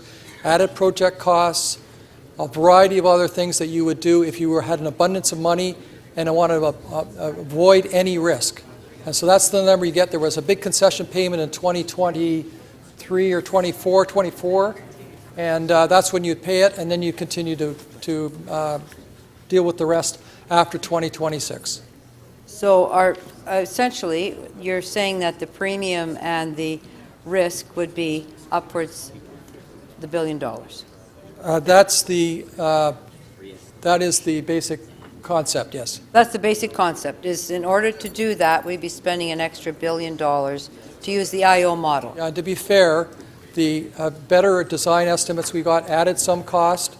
The added $200 million, the hybrid added some costs. So there were some things, but I would say probably half of it is attributable to transferring of risk. I see. And when we say we have had some pretty good luck, or not luck, but good expertise with doing large capital projects on our own, I know we did the sewer that we had to reroute. That was a pretty big one. I don't believe we did that as a P3. We That's did correct. that as Toronto Water. That's correct. And is there any other large projects that you can think of, Mr. DeAndrea, that we have handled successfully?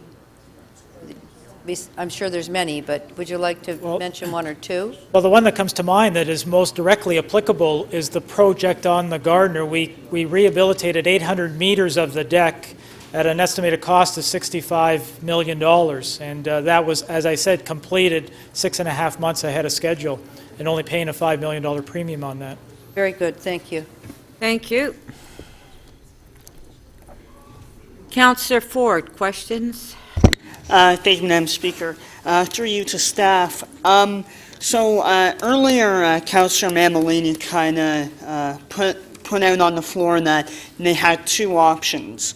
But then you mentioned that there was a third option of maintaining.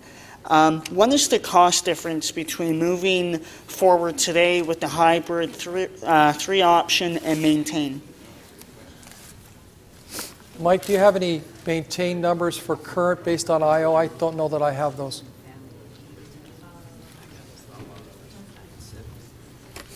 I'll put your time on hold. Thank you. Based on the, through the speaker, based on the IO capital cost alone, the number would be in the order of $880 million for maintain. For maintain and then move forward with the hybrid? Based on the IO methodology, again, it would be in as-built dollars, about 1.2 billion. Right. Okay, so difference of around 400 million. Now, since council approved to move forward with the hybrid 3 option, what work has been done to date that staff have done in preparation moving forward? Through the speaker, as it stands now, our priority was to move with the rehabilitation work that was underway, as I noted earlier on. And pending today's decision, we will advance work on the engineering for the section between Jarvis and Cherry Street. And then we'd also like to, so that we can go to construction by 2018, very quickly. And then we would begin the engineering for the section east of Cherry Street. And we'd like to get started with that as soon as possible. And again, mindful of the other large-scale projects in the area, looking to see whether or not it makes sense to incorporate scope. We think that it does, particularly with respect to the Port Lands flood protection work. So we would start on that quickly as well. Madam Speaker, at the time. And if I could just add, we've had an intensive amount of time spent on preparing the P3 application, so a lot of work went in from finance and engineering staff on that application. Right. Now, if council for some reason were to stop this today, a lot of work would have been gone out the doors. Not correct? Madam Speaker, that is correct. Right. And we'd be having to look at what we would do in more of an emergency fashion for repairing that deck. Right. And as even myself trying to get caught up with the numbers and understand the numbers here, what would happen if council decides to move forward and the government, the federal government, ends up coming to the table? How would that change the funding and our approach to doing the work? Well, we'd first hope that that funding coming to the table would defer the cost or mitigate the cost that we would incur. I think it's fair to say that on the east side, given that we've got the flood protection, the hybrid 3, and the railway work with Metrolinx, we're going to have to bundle some of that, so they may come back and ask us to bundle some of those things, which we would do, I think, from a logical point of view. Right. Have staff had any conversations with the federal government in terms of moving forward funding with this? We've had extensive conversations. I could let Rob explain. So there, through you, Madam Chair, so we did I did write a letter to the federal government regarding inquiring about the status of our grant. They replied saying that in the fall federal economic statement, there was a new transportation initiatives program as part of their capital plan or capital funding, and invited us to apply for that. And when those details come out, we will make those applications. And my last question, I'll wrap up. What is the current state of the Gardiner, and when is its, I guess, useful life left in it? So Michael's probably best to answer, but you can see from the pictures we're shoring up the eastern portions with wooden deck structure. So in places it's actually a wooden deck sitting on top of a crumbled concrete deck, or sitting below a concrete deck. And so it's becoming, and the real question is how long that rebar lasts. That's the real question, because it's deteriorating as well. Okay, thank you very much. Thank you. Councillor Campbell. Yeah, thank you, Madam Speaker. Well, with this new strategy, will there be any delay in the is there a delay in the completion of the project? Like in terms of when we get the work done? And in terms of what we had planned before, are we now looking at a much longer duration for the completion of the work? Through the speaker, we're looking, when it's all said and done, for the most of the Gardiner rehabilitation, probably our approach would extend the construction by a year to what we had forecast last year. But again, last year was a forecast. The only caveat being is that we need to replace the concrete box girder section 18 years from now. So in the original proposal, we would incorporate that in as part of the base scope. And I'd like to come back to the funding from the federal government. We were here yesterday, and maybe my question's for the mayor. We were here yesterday, giving off these laudatory praises for the federal government and their contribution. I can't even remember which debate it was, but we have a partner at the table. They've come, and now, it's 24 hours later, and we're looking for $800 million. I'm just wondering, in your discussions with the federal government and liaison, if we can expect to have some sort of contribution or participation on the part of the federal government for this. This is a major capital project. I don't need to tell you that. Madam Speaker, through you, I don't want to be. Madam Speaker, through you, I don't want to be unduly bullish. I did read, and I was just seeing if I could lay my hands on it quickly as we're speaking here.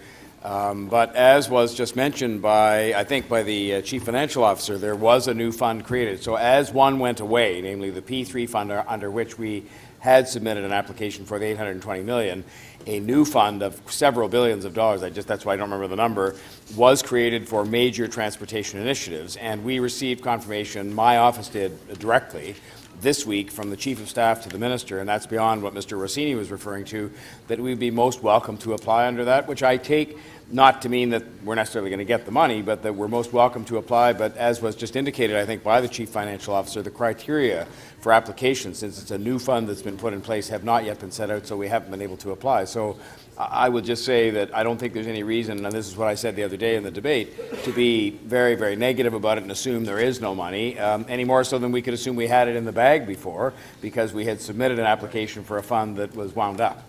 No, I recall now, we were talking about it was our list of capital projects going forward, and we were looking at all of the federal money coming to help our TTC situation out.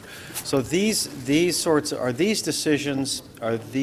sort of grant monies and decisions made by the federal government, are they in large measure political decisions, or I guess I gather they are? Is this something that obviously requires your participation, talking to the Prime Minister? This is a major capital project.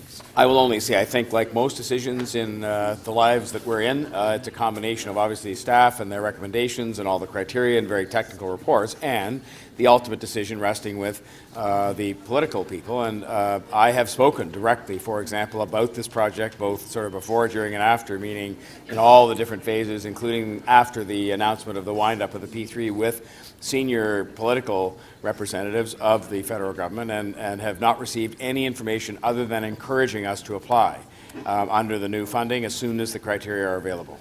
Okay, that's good. Thank you, Mr. Mayor. Thank you.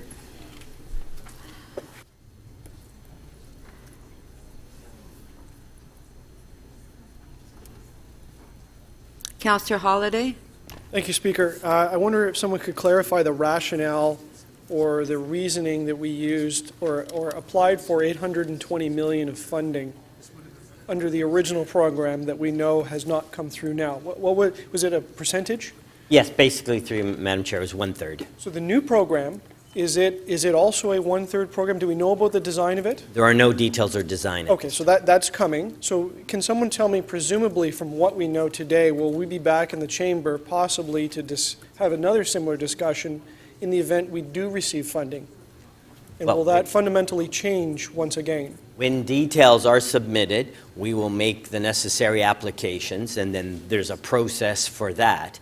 And then when we hear, we will report back to council. Do we have any anticipation on a timeline on that? Is it a 1 year, 5 year thing away? Hopefully more details will come available, as we said during the PTIF report and that debate during the 2017 federal budget, which is normally expected February or March, so perhaps there'll be more details at budget time.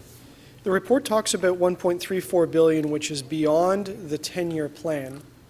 when we were discussing the old plan, including the 820 million, was that 1.34 billion beyond the 10 years part of that, or is this something new? Or we always intended to spend the 1.34 billion beyond the 10 years?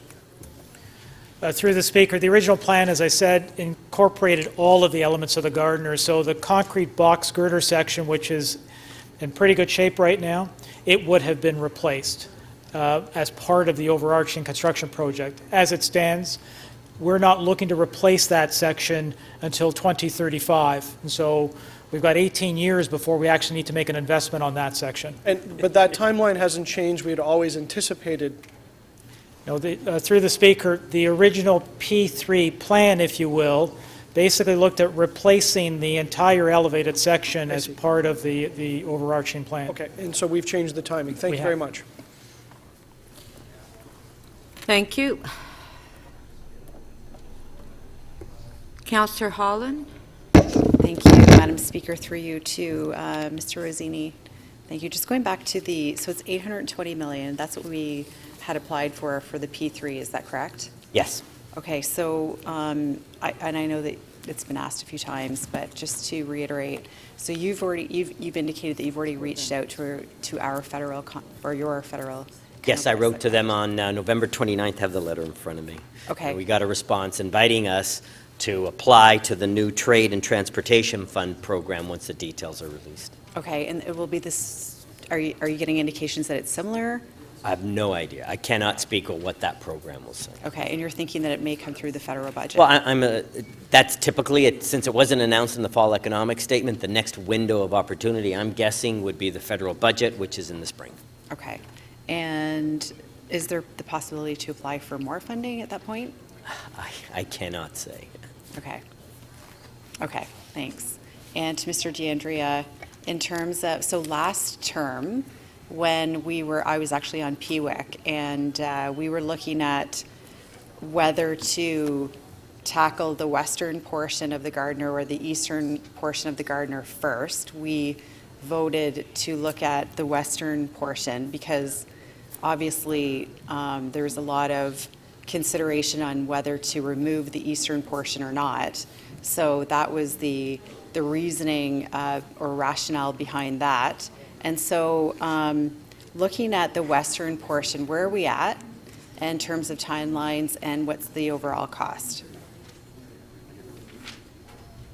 Through the Speaker, as I noted, I think it's important, the frame of reference. We have 7 kilometers of the elevated section, and at the western limits of the elevated section, we're looking at Exhibition Place and right over to the DVP.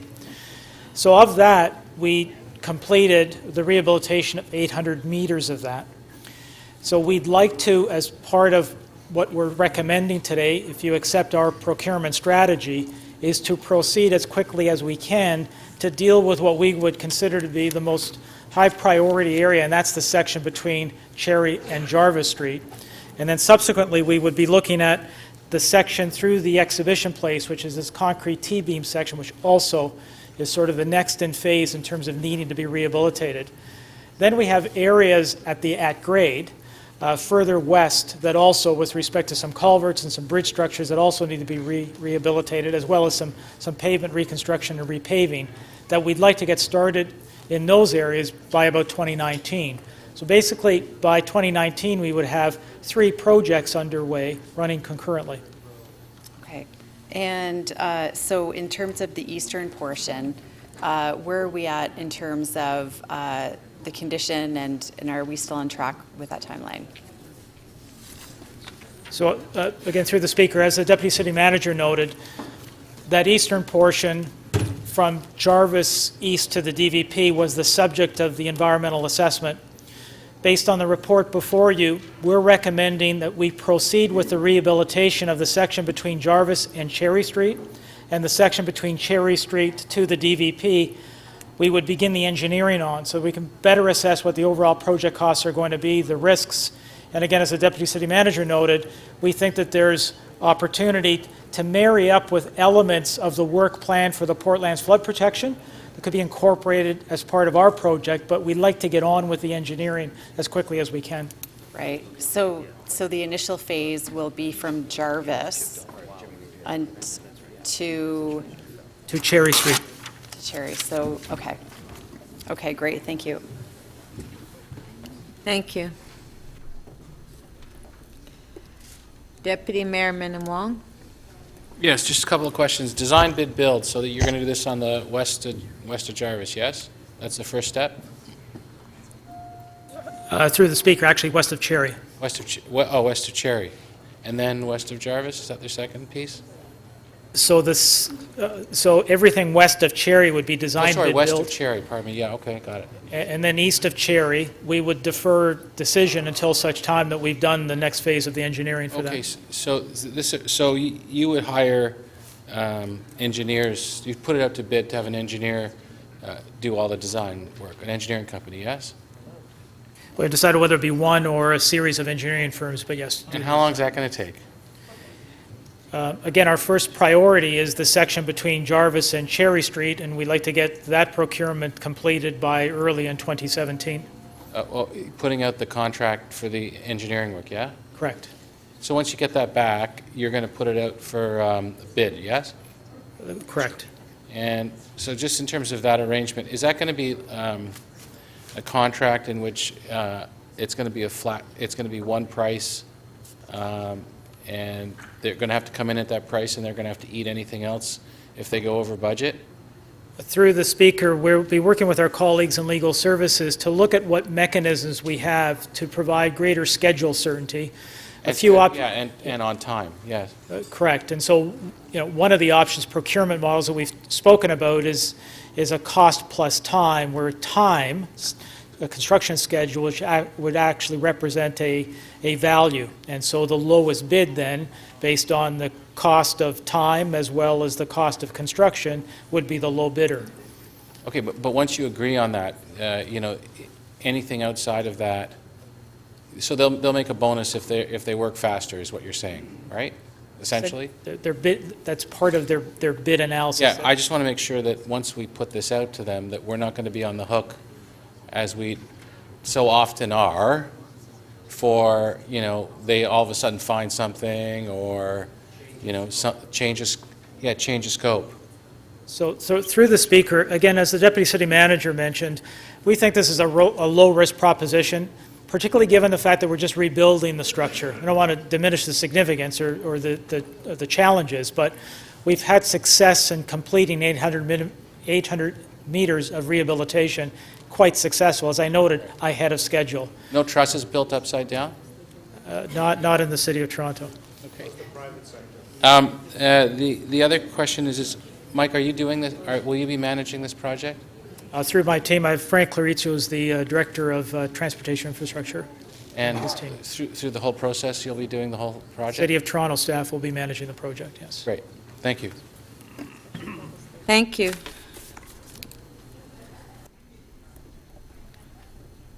Councillor Karygiannis? Thank you, Madam Speaker. Through you to Mr. Rossini.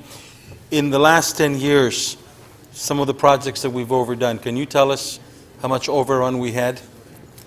Approximate figure and percentage if possible, if you don't have the figures? So if you saw the capital variance report that we had on this past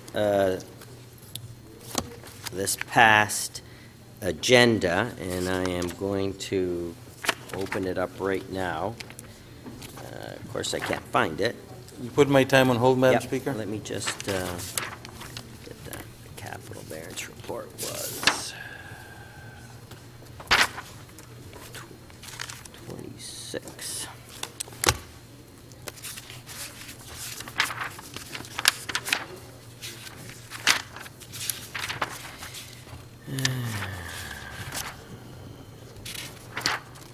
Of course I can. So we've had about, in the last 5 years, we've closed about 1,500 capital projects, and I believe they've come under budget around, going off the top of my head now because I can't find the table, about $300 million. So what you're... As a whole, our programs generally come under. So what you're assuring us, if this is the figure that you're budgeting for in 20 or 15 years later, whenever we finish this, and there's another councillor that will sit here, your team or your successors will come and say, we saved money on what we did in the last 15, 20 years. This is what you're telling us. All I'm saying is our past record is, yes, there have been the high-profile projects, some like Union Station, Was that an Nathan overrun? Phillips Square, but that- on general, our capital programs But are was Union delivered Station an under overrun? budget. Did we go in the red on that one? Pardon me? Did we go in the red? Yes, on on Union that one, Station? that has been over budget, but in general, Can I we ask are, what budget that was, sir? Okay, please allow the budget. staff to finish. so actually, I just found the information. So this year alone, we've closed 74 projects. This is just this year. 74 projects with a budget of $473 million, and we spent $388 million. So that's $85 million under budget, just on the projects that we have closed in 2016. Mr. Orsini, you said some of the larger products, and you mentioned Union Station. I was wondering if you had those figures, how much was the projection, and how much over did we go? So we're about $160 million higher on Union Station over the original projection, and $20 million on Nathan Phillips Square. 20 million? 20 million on Nathan Phillips Square. Okay, thank you very much, sir. So you're reassuring us that we will be within budget? Past your experience, as best as you can. I cannot stand up here as anyone can and give 100% assurance. All I'm That's best. saying is our past record on delivering capital projects is good. You said, Mr. Orsini, that you had a letter from the federal government encouraging you to, for us to apply for different projects. Will that be something that you can share with councillors in the letter that you send up to them?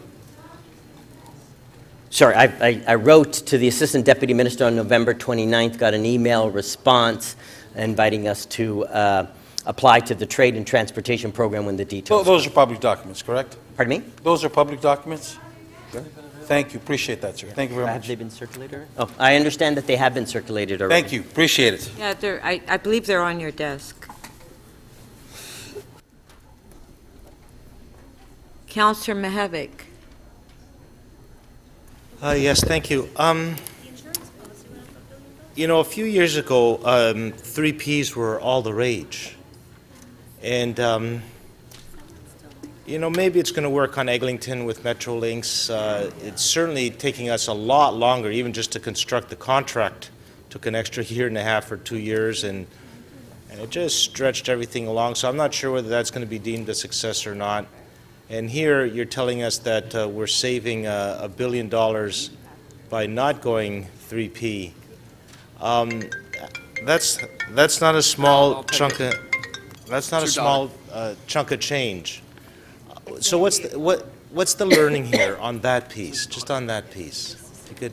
So, Madam Speaker, I think I just take you back to the William Osler Hospital, which is the Ontario government's sort of first foray into P3s, and that one was.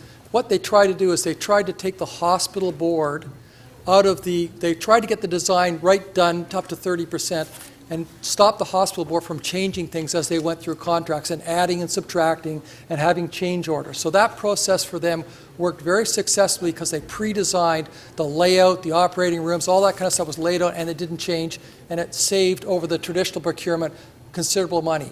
Anywhere there's a lot of innovation or things where you might be able to use a new technology is an opportunity for the private sector to give you a different way of constructing or building something. So that's sometimes an also thing, but mostly it's about taking the risk out of it, going over budget and on a certain timeline. Yes. And that's what you're paying for. You're paying for that in terms of insurance policy. Okay, I kind of get that, but would it be fair to say, and you know, I don't know how many of us have insurance policies, depends what base number you use, I guess. That's a heck of a big insurance policy, wouldn't you? Again, Madam Speaker, it does depend on the risk and how the market, how IO predicts the market will respond. And you can imagine in the East End, on the hybrid, because of the contamination in soils, the condition of the vents, the interface with Metrolinx, the flooding, they felt that was a risk premium that was going to be attracting a lot of higher bids. They priced it high. We think we can manage it, and that's the difference of the two views. Okay, thank you so much. That's it. Thank you. That's it for the questions? Joe. To speak. Councillor Mamalidi to speak.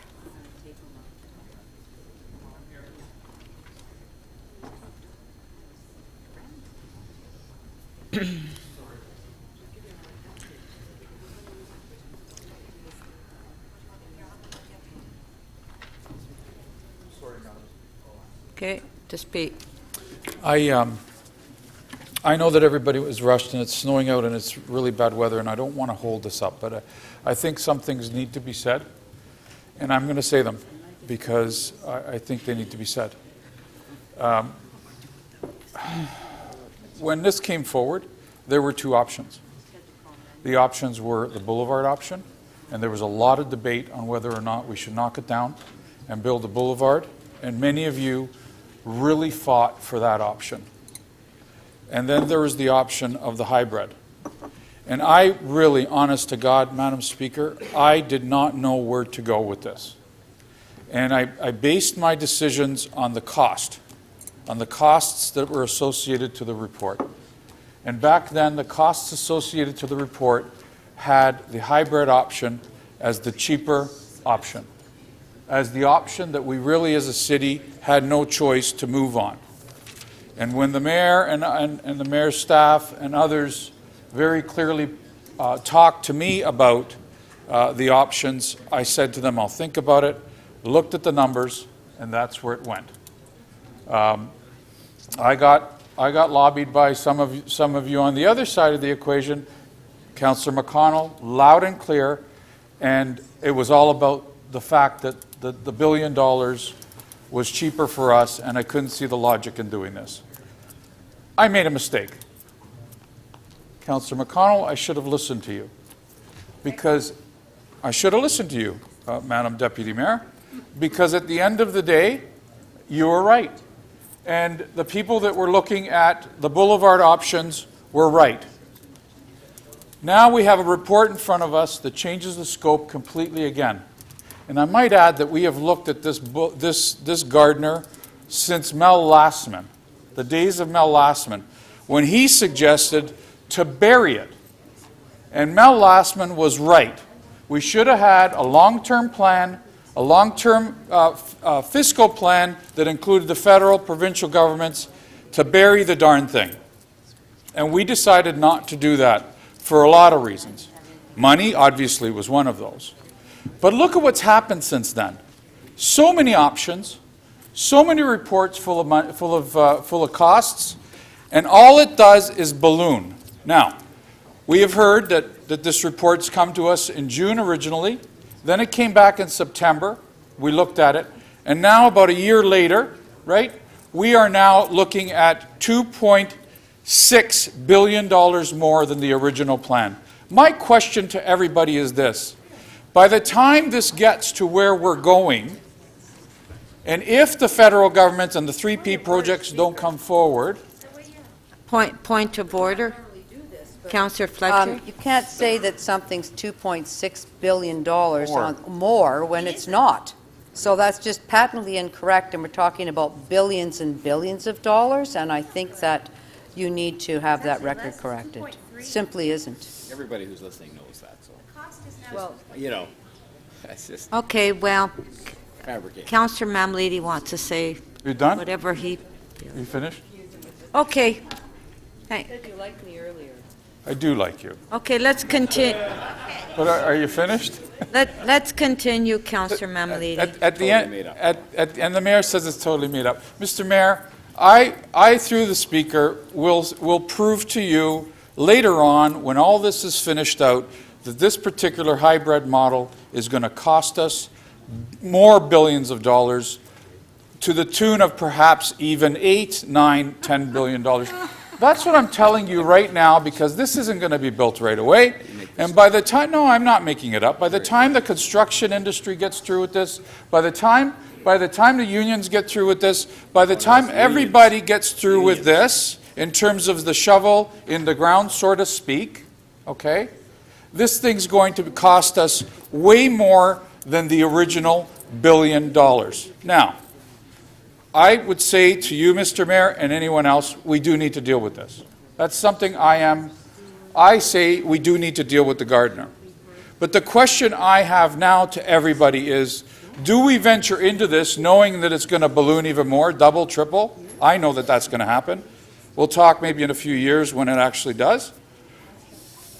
Or do we decide to tear it down like the original plans would have had, so that we at least have the plan to tear it down? And I don't see anybody else standing up at this point who were so adamant about leveling it and creating the boulevard and doing all that stuff. I don't see anybody standing up and saying how important it is now that it's going to cost us a fortune.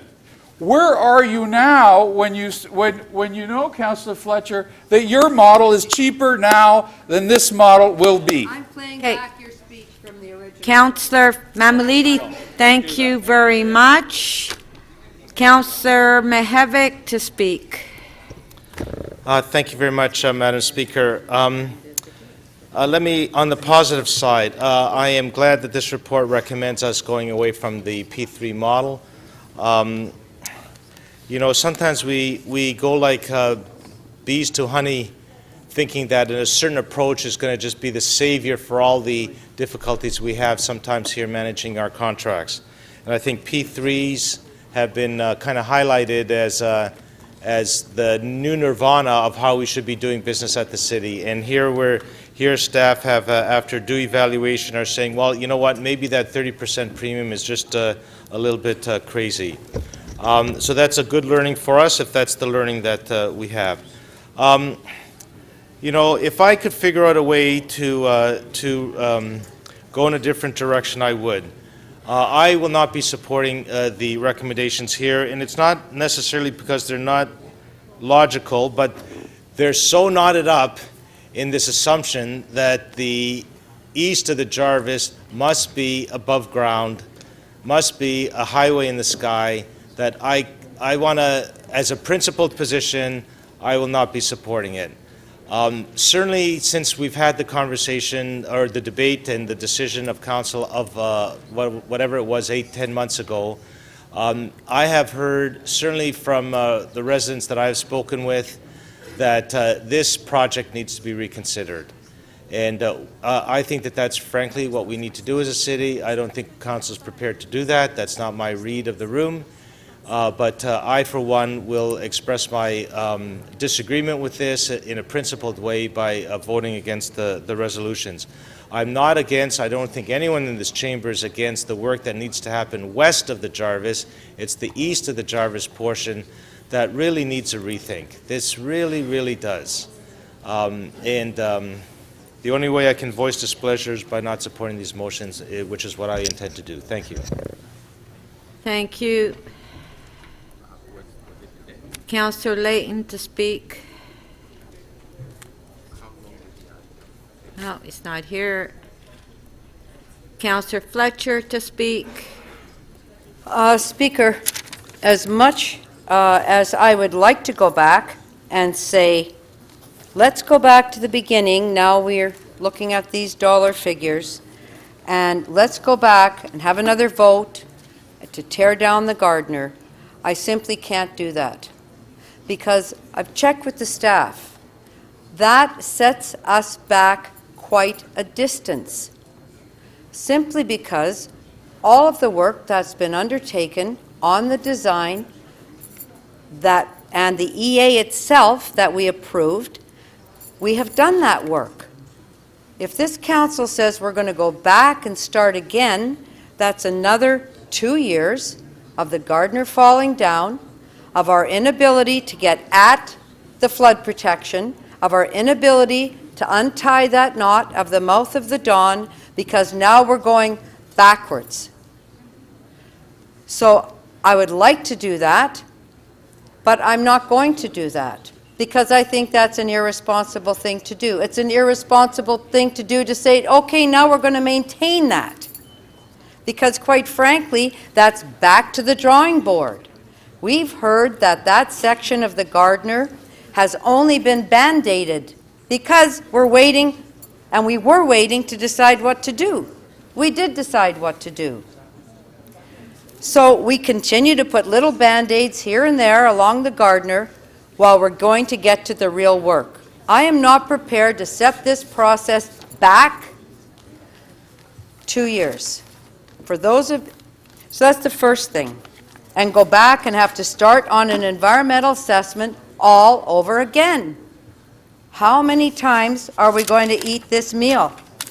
The other thing I want to say about this type of construction, and note that that extra $1 billion that was forced on us by the federal government for using a P3 model, my goodness sakes, how does something jump $1 billion in price? I can't even think about it. It boggles my mind. But for someone to say, oh, well, you know, now it's going to cost more because we are doing it.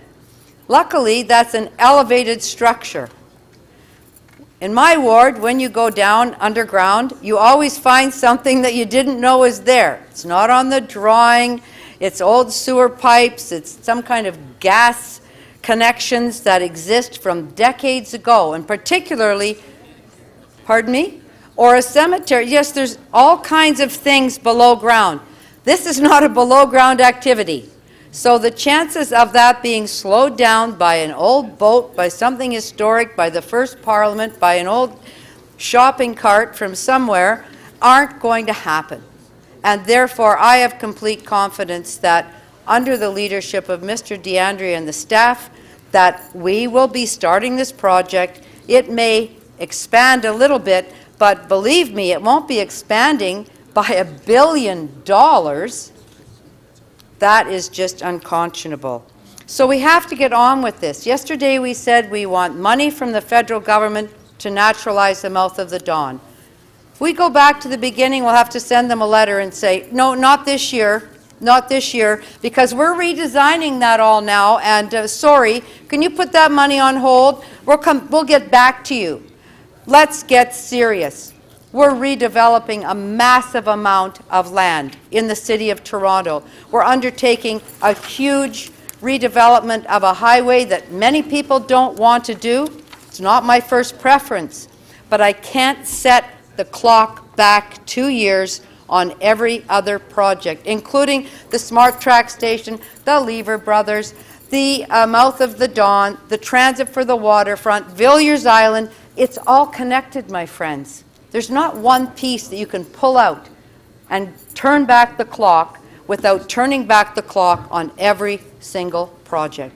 So I will be supporting this recommendation for that reason. I am not willing to go back, not to the future, go back to the past one more time. We had that fight, we did that, it's done. Let's get on with it and get this rehabilitated and rebuilt. Thank you. Okay, Councillor DeGiorgio. Thank you, Madam Speaker. I will be very brief. I just want to commend the previous speaker, Councillor Fletcher, and both the courage and the insight she shows in supporting the recommendation put forward by staff. You know, we've run into a minor obstacle where the federal government has decided they're going to pull back some funding for whatever reason, whether related to the P3 model or what have you. But for Councillor Fletcher, I might say this might be a blessing in disguise. If in fact we don't get the federal monies for this particular project, first of all, this particular project is not increased in cost by $1 billion, as as Mr. DeAndrea pointed out. There is a different procurement model being proposed that in fact saves us $1 billion. In other words, there will not be an escalation in cost of $1 billion if we proceed with this different procurement model, number one.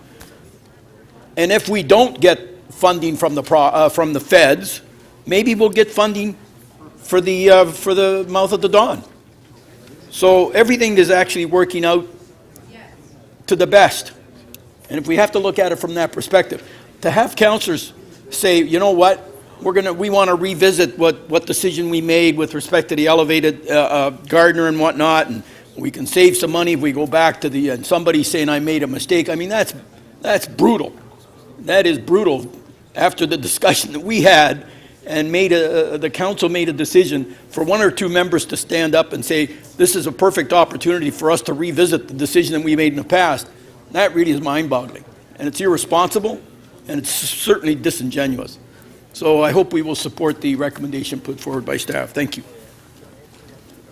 Thank you. I just want to let councillors know that there's a huge blizzard outside.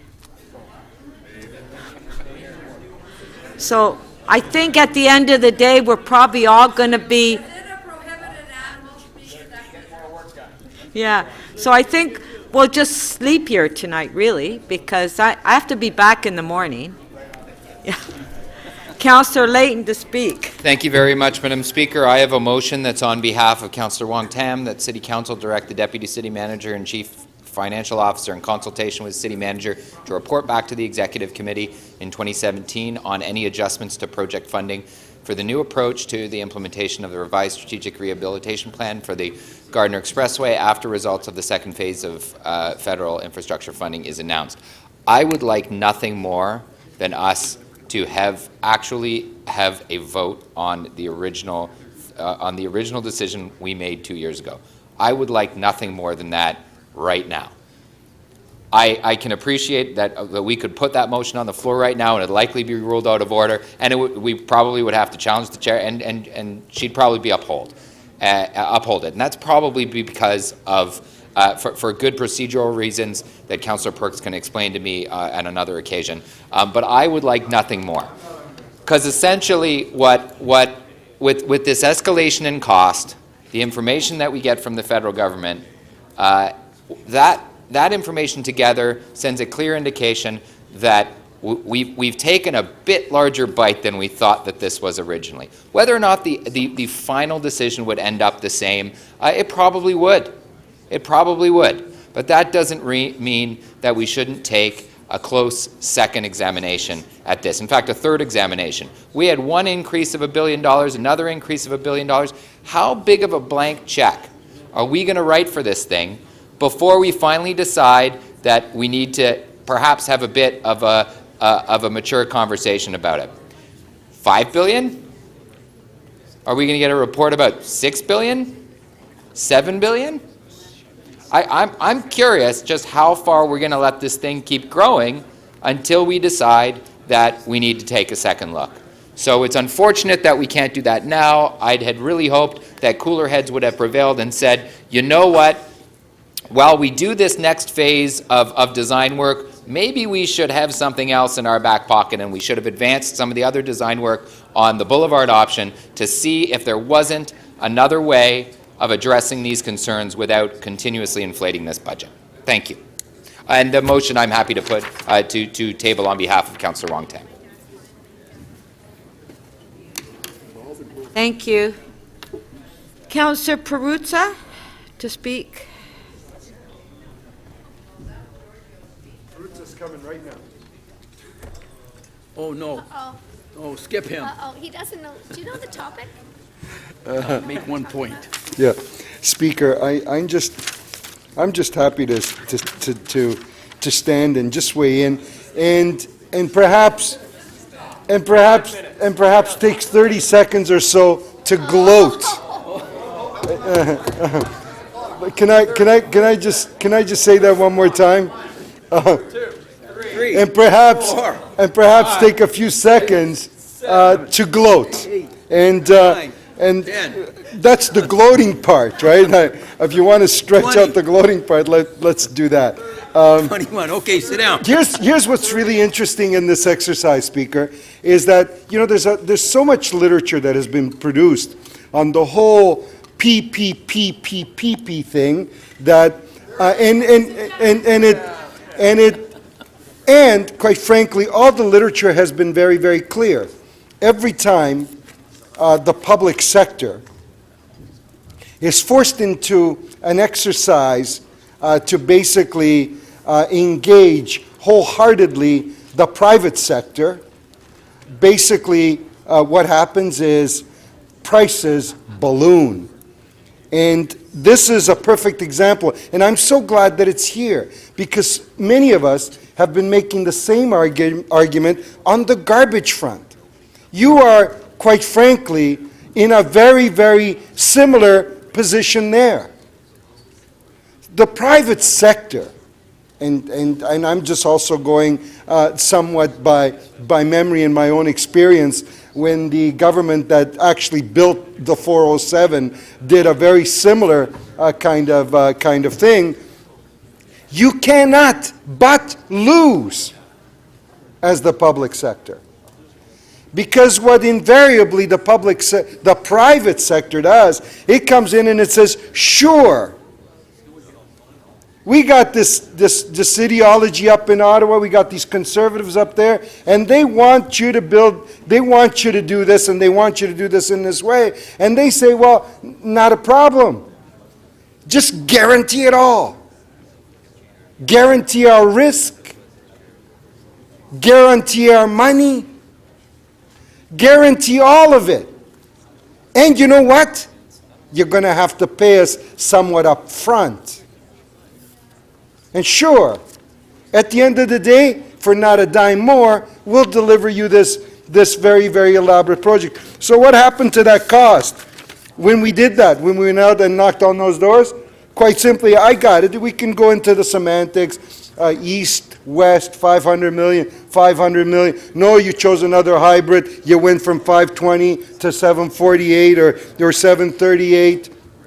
Because you decided to change that. Oh, you wanted to do some additional decking. We could have done the decking in 2035. We could have delivered it a little earlier. But at the end of the day, when you do the additions and you do the subtractions and you do all of that stuff, basically, you get, what do you get? You get pillaged. The private sector will soak you. And this is a perfect example of where the private sector, based on an ideological decision, based on, being sort of pushed along towards it by a federal conservative government that had very strong ideological views about how they were going to take care of their private sector friends and all of the rest of it, pushing us in the same direction, basically upping the cost for us on this project by $1 billion. Upping it, $1 billion. Well, I'm so glad the saner heads have prevailed. And I'm so glad that the mayor basically has brought back a report and not just, plowed along and said, you know what, when there is another way, and the way that we had proposed to do it was going to be, the costs were going to be way beyond what they should be. We can, and hip hip hooray for the public sector, by the way, on this one, we can actually do it for almost $1 billion less. Hip hip hooray for the public sector. I think that somebody needs to say that and needs to ring that bell real loud. Because that's what today's report really says. I mean, you can agree with the Gardiner, you can disagree with the Gardiner, you can agree to realign it, disagree to realign it, agree to rebuild it, disagree to rebuild it, put it at grade, not put it at grade. But really what's in front of us here, what the story is here today, is that you do the PPP, you basically get soaked. Thank you, Councilor Perruzza. You've reached 5 minutes. That's the longest 30 seconds I've ever experienced. Councilor Ford to speak. Thank you, Madam Chair. This, needless to say, is a very difficult decision to move forward with. As this has been moving forward the last couple of years and talks have been happening about it, I've definitely thought, I lean towards maintaining. Having said that, you can't predict the future and where we end up as a city year after year. I will be supporting moving forward with the hybrid 3 option today.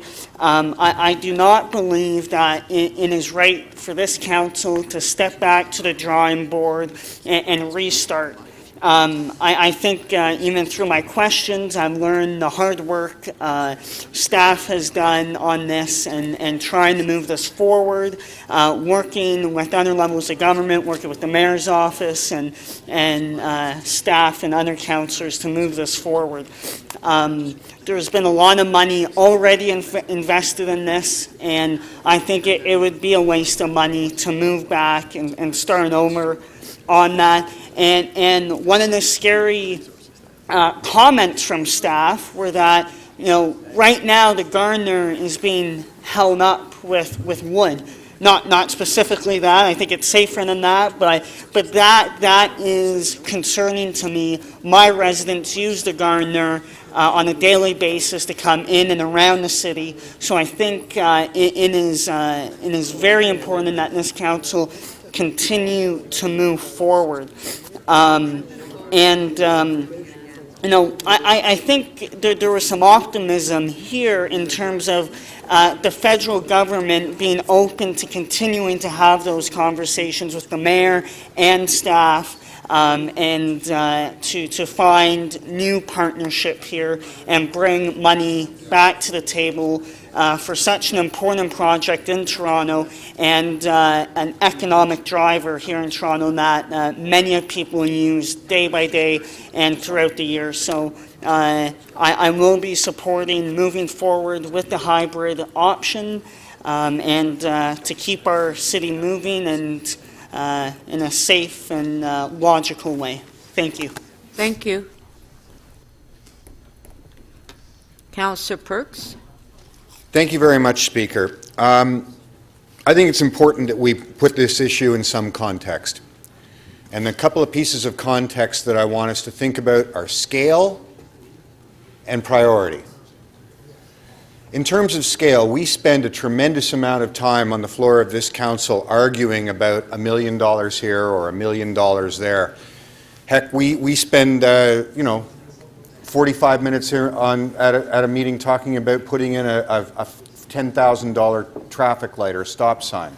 And certain members of this council get up and say, you have to watch those dollars, you have to watch those dimes. If you don't, you're just throwing away public money and the public expects better. And yet here we are, just cavalierly on the third day of council with almost no attention paid, blowing $1 billion. $1 billion. $1 billion is a lot more than I can count to right now, Councillor Karagiannis. What it is, though, is a number in a context of us in this year selling off housing that Toronto Community Housing has. In this year, having a proposal that makes no progress on the backlog of the daycare spaces that we have in the city, that makes no progress in terms of opening new priority centers so that we can actually be delivering services right across the city that get young people out of their laptops and their computers and their devices and out being social and exercising. All of these things are far too expensive. They might only cost $1 million, but they're just far too expensive. So let's just make $1 billion go away.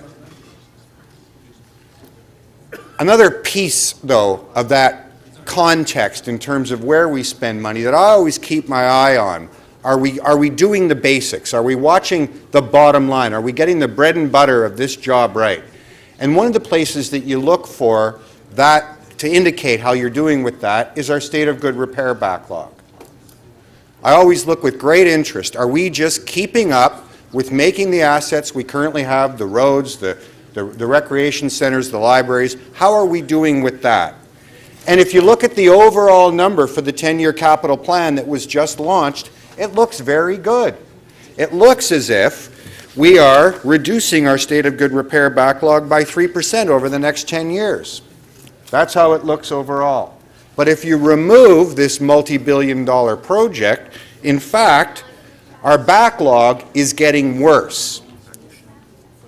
Our backlog is getting worse. For example, over the next 10 years, the capital backlog in the TTC will increase by $500 million. In the library area, our capital repair backlog will go up by 250%. You can go through all the different departments. We're falling behind in the rest of the services we have. And why? Because this one project, this single project, which we take as being just as important as recreation and libraries and all of that, sucks all the oxygen, all the money out of the room. And the basic services that people rely on in their neighborhood, and the things that we tell people we care about, like housing, like libraries, like daycares, like local roads, all of that stuff gets worse and worse and worse. Because no amount of money is too much money to have an elevated expressway in the East End. That also speaks to priority. We are told that we're going to build Toronto, that it's going to get better, that we're investing in the future of Toronto. Well, if the future of Toronto is only for those people who take elevated expressways, we're not doing our job.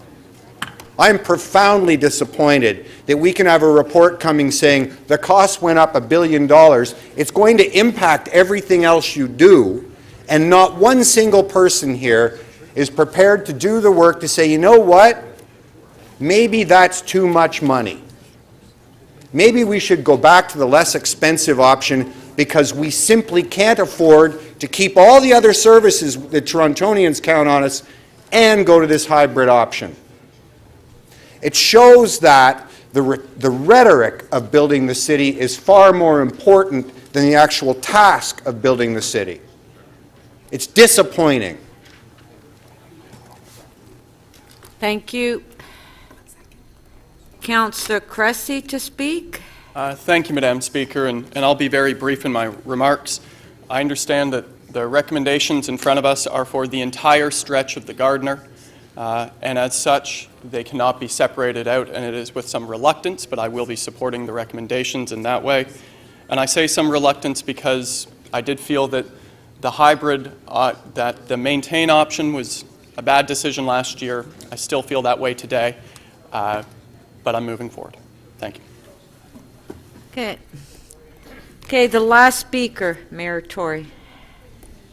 Well, thank you, Madam Speaker. I will resist the temptation to go back through Councillor Perks' most recent speech, except to make two comments. First of all, he used the word cavalier with respect to the attitude of this council, and I think that no matter what side anybody is on, there's not a single person in here who is taking a cavalier attitude toward the expenditure of any of the taxpayers' money, and certainly not with respect to amounts like this. And the second thing I'll simply challenge is that, you know, I get, and I'm going to come back to this just in terms of the remarks that I want to make, which really are about the new way that we're trying to make decisions here and the old way we didn't make decisions.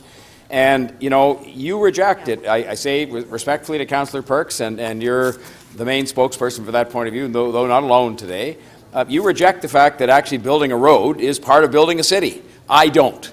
And I think there's an awful lot of people who don't either. And I will spend just as much time as I have up here talking about building transit, and we had a whole debate 2 days ago that was all about building transit and funding it. All steps that were taken, by the way, when you were here, and there was nothing done about any of that. No discussion about moving forward with respect to paying for transit and the kind of $33 billion backlog, which, by the way, when you talk about backlogs, that was built up on your watch here over a period of many, many years. So let me just stick to the old way and the new way. That was the old way. And there are still people in the room who, for I'll call it ideological reasons, and I respect everybody's right to have their sort of set of beliefs that guide them in decision making. There are some who would just say no matter what, we couldn't possibly actually keep an expressway as part of a ring road around Toronto. And then there's a couple of people, including some not far away from me, who actually would sort of say, look, it really doesn't matter if we keep having this debate 10, 15 more times over the next 25 years, because isn't that why we're here? We keep getting sent back here just to have these debates over and over again, and that's their view of what it's all about. It's about somehow just getting yourself reelected and coming back and having the same debates over and over again. I didn't come here for that reason, and I think most of the people in this chamber didn't come here for that reason either. And the old way of making decisions was that you just kept redebating and restudying and redeciding and redebating and restudying and redeciding, and you get involved in the coulda, shoulda, woulda of what happened with mayors several mayors ago. And yet here we are, after having this discussion started with several mayors ago, having it one more time, and there are those who would like that to be the opening of yet another debate on what we do and after all the work that has been done. And each time you have the decision, by the way, it's a polarized decision. I've tried hard, and not with perfection by any means, I concede that, but I've tried hard to be working with my colleagues to have a new way we make decisions. So on this one, for example, the initial vote on maintain versus the hybrid was very close. It was 24 to 21. I concede that. So I could have just gone away and say, well, we won. That's it. Thank you very much, and move ahead. No, what we did is we sat down with some of those most opposed and said, how can we improve this so it becomes acceptable to a broader group of people while still accepting and respecting the fact that the notion of having a ring road was approved by the majority of council. And we did all that work. Our staff deserves all the credit, and everybody worked on it. And the vote after that was 36 to 5. So now we're going to go and start this all over again with all the consequences that Councillor Fletcher quite rightfully set out, which is not just that we delay this, but we delay the Portlands, we delay potentially the Smart Track, RER, rail station, and a host of other things, so we can have one more debate because there are a group of people who I guess were part of the 5 that just weren't satisfied that they got their way, and therefore we should just keep having this debate over and over again.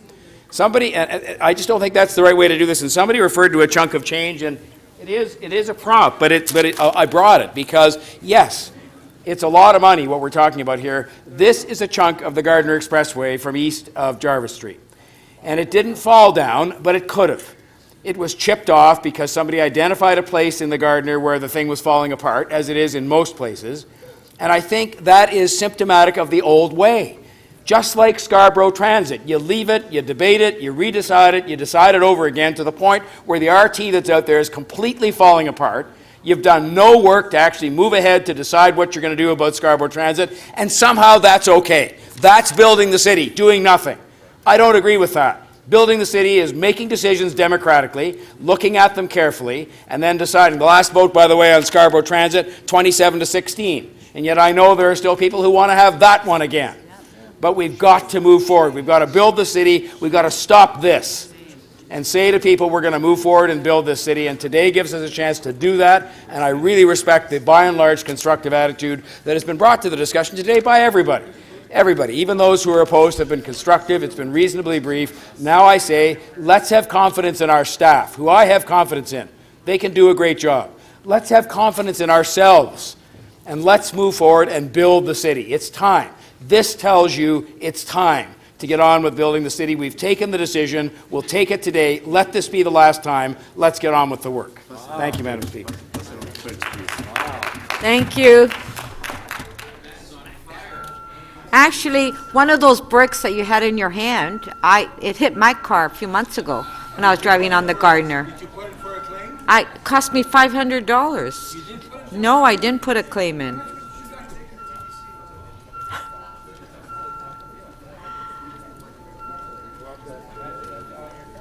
Okay. Where are we now?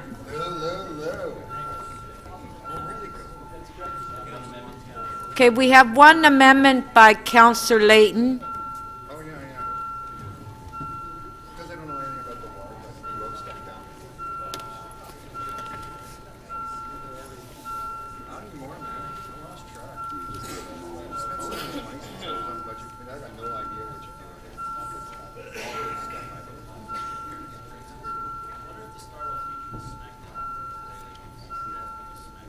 Is that,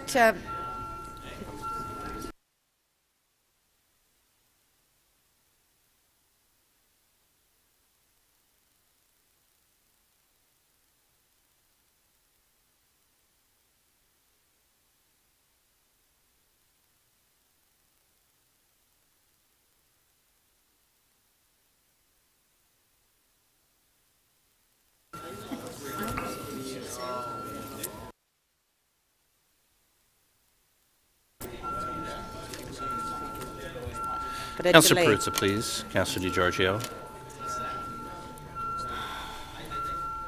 Councillor Matlow, please. Councillor Peruzza. Councillor Mihevc, please.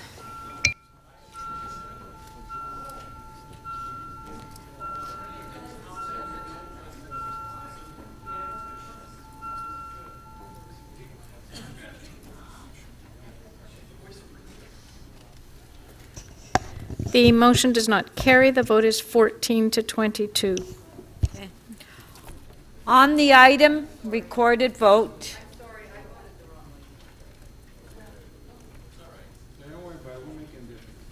Yeah, it won't make any difference. So on the item, recorded vote? Oh, I'm sorry, I didn't. Okay. Motion to reopen, favor, carried. Councillor de Bearmaker.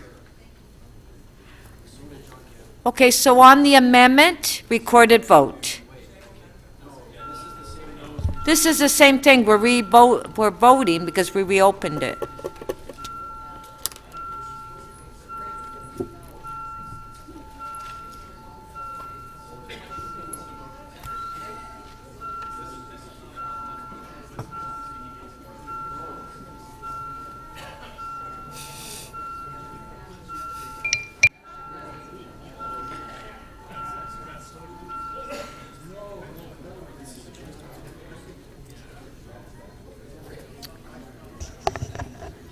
The amendment does not carry. The vote is 15 to 21.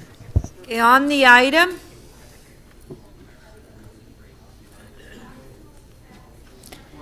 recorded vote.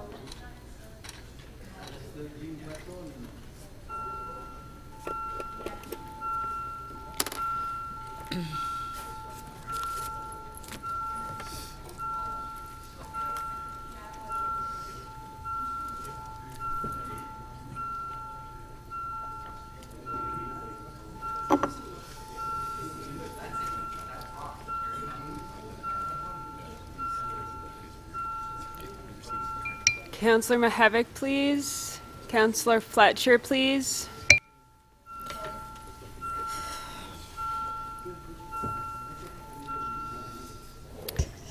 The item is amended, the item carries 32 to 4. Okay, thank you.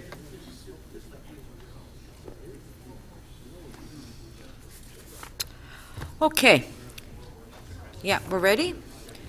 Okay, so Councillor Cressy. Now, I need all members of council to remain in their seats on this item, please. Thank you, Speaker. I have two parts to this. First of all, I have a motion without notice, and it's a move for a King Spadina Heritage Study bylaw as recommended by staff. It's urgent because we have heritage buildings that have been identified at risk of demolition. And second of all, it is to consider this motion immediately. Okay. All in favor of introduction? Yes, it will be a recorded vote because we need 30 votes. Yes, we have to have it recorded because we need 30 votes to introduce it. That's why I asked all members of council to remain in their seats.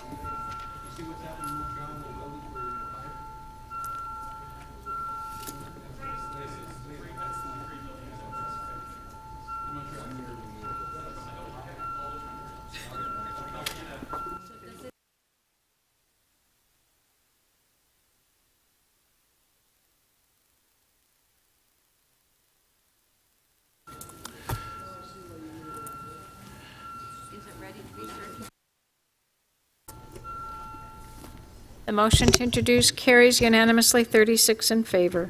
Okay, Councillor Cressy.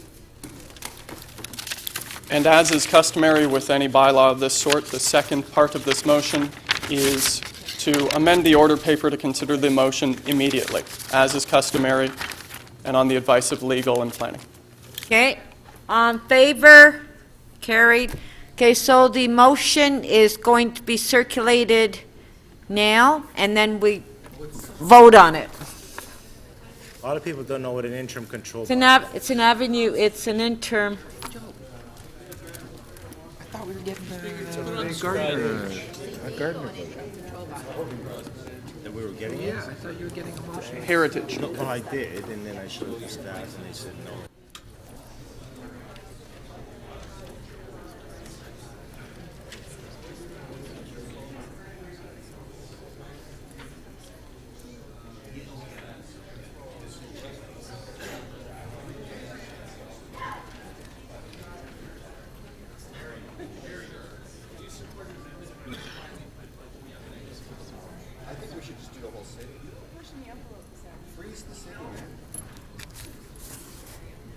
Okay, Councillor Cressy, would you like to move it? Madam Speaker, Oh, hold on. I thought you did. You didn't get it? Well, Councillor Doucette has it. All row has it, they're getting that. Oh, they didn't do the front row? Oh. I won't read mine until you get yours. How about that?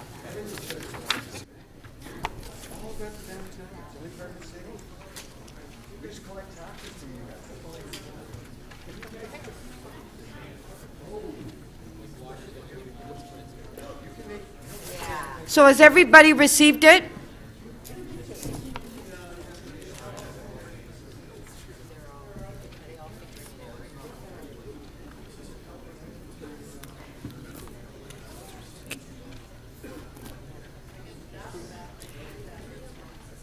Okay, Councillor Cressy?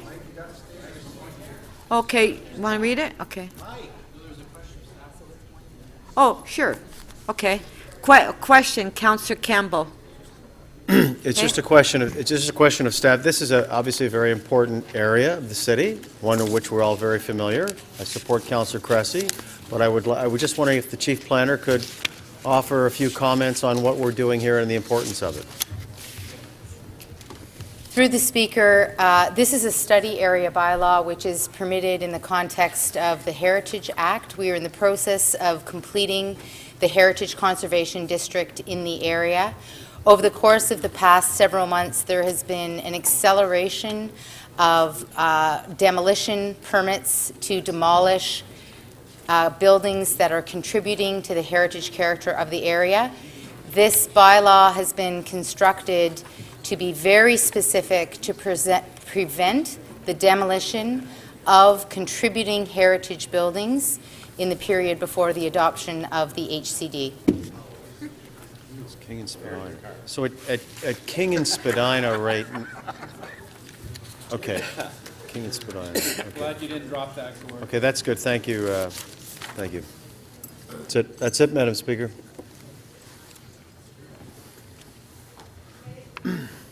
Thank you. Deputy Mayor Menawang? Yes, so I'm looking at the list.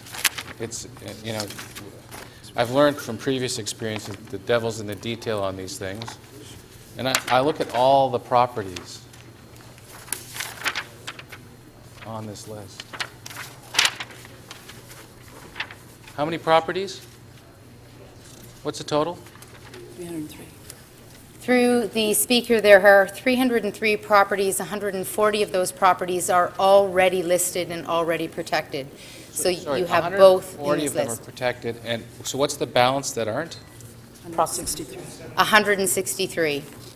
And so, so they will not be able to do anything with their properties for at least a year. This says for a year? Through the Speaker, to be absolutely clear, the only thing that they cannot do as a result of this bylaw is demolish the property outright. Alterations will be permitted, changes will be permitted, permits can be pulled in order to add additional uses or additions. This has been very narrowly defined in the context of this bylaw to prevent demolition specifically. It's important to differentiate this from the Yonge Street bylaw, which was structured in a very different way. And the ones that aren't designated, how do you know that they need to be protected? Through the Speaker, over the course of the 3 years that the Heritage Conservation District study has been underway, every property in the area has been evaluated by project architects, and the contributing aspects of each of the buildings has been identified and documented. There's in fact a tear sheet on each one of the properties in the area. This seems to be a very large area as well. That you're putting a freeze on any demolitions of all of these properties for at least a year. That has significant implications, yes? Through the Speaker, it has implications if someone was planning to demolish a building. The area is not inconsistent with the scale of other HCDs in other areas of the city. Some of our HCDs are larger, but we also have HCDs which are much, much smaller. All right. Demolitions with plan. I'm finished. Thank you. I didn't even, got to put your time on. Councillor Cressy, questions? Yeah, just a few questions to the Chief Planner. First of all, so this is permitted under the Heritage Act, is that correct? Through the Speaker, that's correct. And so it's a limited form of protection that is intended to protect against the demolition of buildings in advance of the Heritage Conservation District coming into being, is that right? That's correct. It's important to clarify that buildings where there already is a demolition permit can in fact proceed with the demolition. So just to be clear there, so developments that have already received approval that involve a demolition can still proceed, correct? That's correct. And approvals that are obtained within the next year through the normal process can in fact also still receive a demolition permit if they're approved. Is that correct? Through the Speaker, that's correct. Okay. So what this does is protect the city against the demolition without any oversight for the period of up to 1 year, but if there is permission granted, they could still take place, correct? Through the Speaker, exactly. And have we lost any buildings that have been identified as having heritage value since the Heritage Conservation District study began? Through the Speaker, we've lost 4 buildings. We've lost 4 buildings since the study began. Has there been a recent rash of applications or demolition permits on buildings that we believe have heritage value? Through the Speaker, we're aware of approximately 10. Of 10. And so there has been a recent increase in the number of demolition permits being sought. These are on buildings that may not be protected under the Heritage Register right now. Is that correct? Through the Speaker, that's correct. So this is a limited form of protection to ensure that buildings are not demolished while allowing appropriate development to continue. Would that be a fair assessment? Through the Speaker, that's correct. It's meant for the interim period prior to bringing in the new regulation. Thank you very much. Thank you. Councillor Holliday? Speaker, I am actually not sure if this is a question for the planner or the solicitor. I just want to get a sense of risk to the city on this. Can someone tell me what is the form or the vehicle if a property owner wants to contest this? Is it the courts? Is it the OMB? Is it another place? Through you, Madam Speaker, the appeal route is through the Ontario Municipal Board. Okay, and if that's the case, is it reasonable to expect that there may be some OMB appeals, and what is the impact to your resources? Are you able to absorb what you think could come out of this? Yes, we are. Okay, comfortably, we're not going to have a significant impact and run your office in circles, and it's a lot of properties. Everything has an impact, but I think we can handle this. Thank you. That's all my questions. Thank you. Councillor DeGiorgio. Yeah, thank you, Madam Speaker. To the solicitor, just in the context of what's being proposed in one of the reports later on, where interim control bylaws are not going to be appealable in the future, apparently. Can you just give me the distinction between passing something like this under the Heritage Act versus just passing an interim control bylaw? Through you, Madam Speaker, the nature of the bylaw that's before you today is specifically under the Ontario Heritage Act, and it is intended to protect heritage, whereas under the zoning bylaw, interim control bylaws deal with use and don't necessarily have to have any heritage component whatsoever. Right. Okay, I'll thank you. Thank you. Councillor Karagianis? Thank you, Madam Speaker. Through you to staff. Can you, I'm not sure if you've been watching what's happening in Montreal with some fires.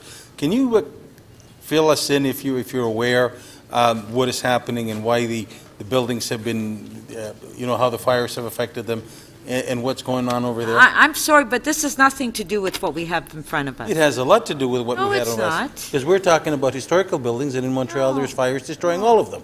I'm sorry you haven't been watching news, Madam Speaker. I'm going to sit down.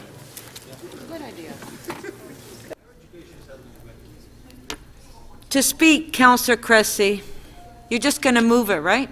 Yes. Okay. Do we have anybody else? Okay. On favor, recorded vote? Do we want recorded vote? I have to ask now because people... Recorded vote. Because there are some counselors that are not happy that I'm not asking. Never me, I'm always happy.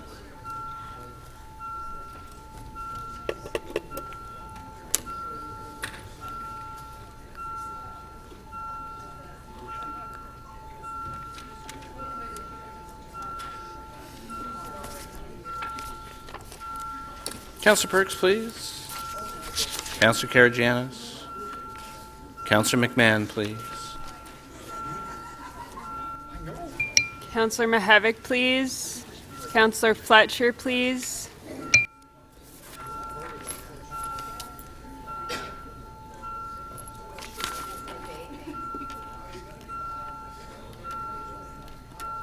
Councillor Mihevc, please.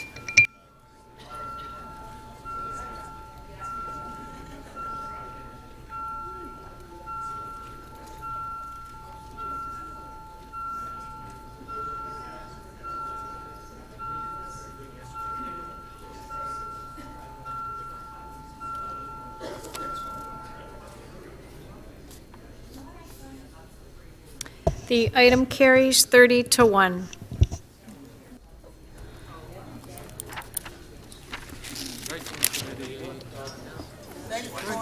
Councillor Cressy, you have a motion to introduce a bill.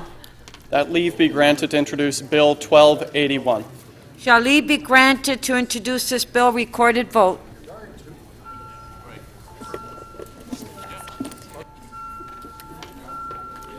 Councillor Kelly, please.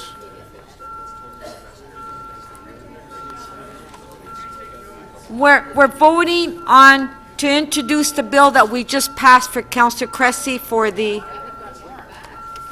Well, we have to. That's the procedure. Councillor Kelly. Councillor Perruzza, please. Councillor McMahon. Councillor Layton.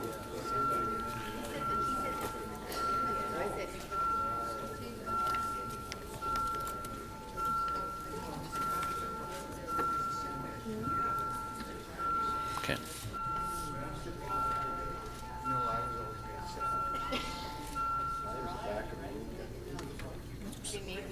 The motion to introduce the bill carries unanimously, 33 in favor. Shall these bills be passed and declared as a bylaw? Recorded vote.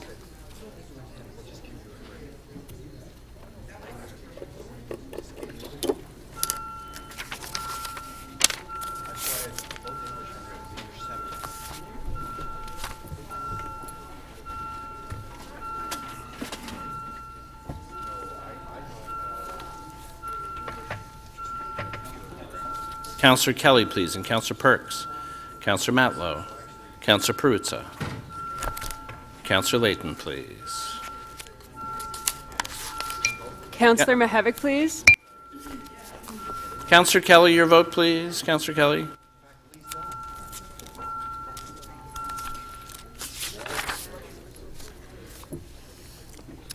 The motion to enact the bill carries unanimously, 33 in favor. Thank you.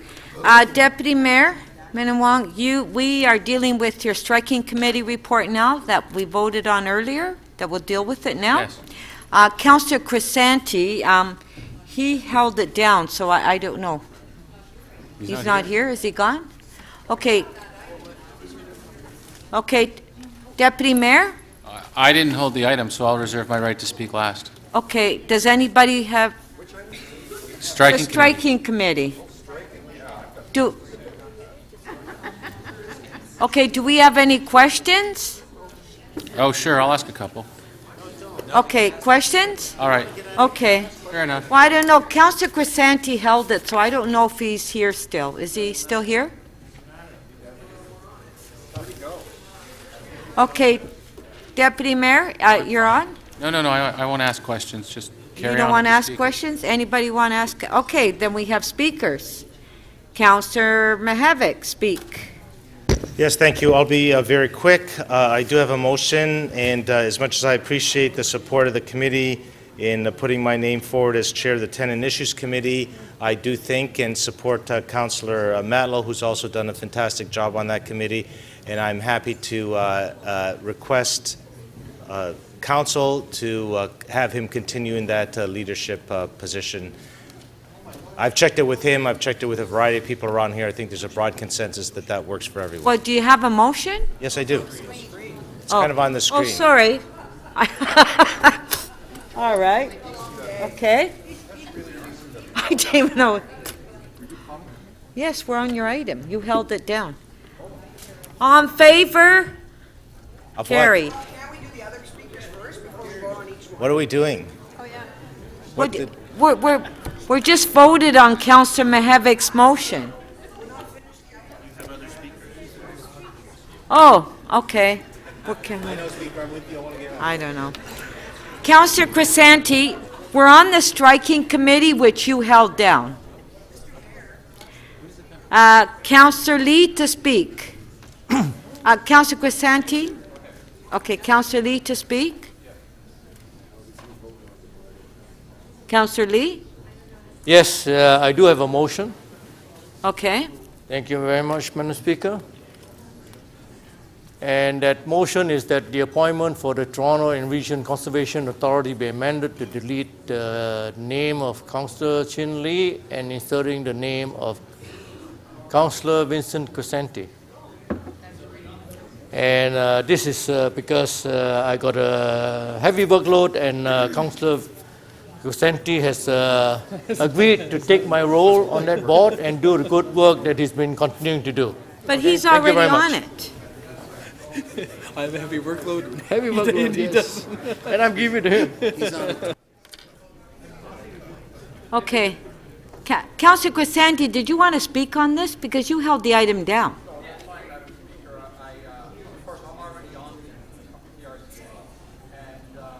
Oh, sorry. I wasn't put back on because of an error in my office in terms of the selection that we made. So Councillor Chin-Lee was gracious enough to offer it back. Hey, thank you. Councillor Ford. Thank you, Madam Speaker. I will be moving not the appointment to City School Board's Advisory Committee be amended by deleting Councillor Francis Nunziata and insert the name Councillor Michael Ford. I have spoken with the Speaker about this, and I thank you for giving me that opportunity to sit on the School Board's Advisory Committee and continue on that relationship with our city school boards. Thank you. There we are. Same thing. I just thought he'd be a perfect fit, right? Thank you. You see, I get along, eh? Like, oh, come on. Councillor Layton.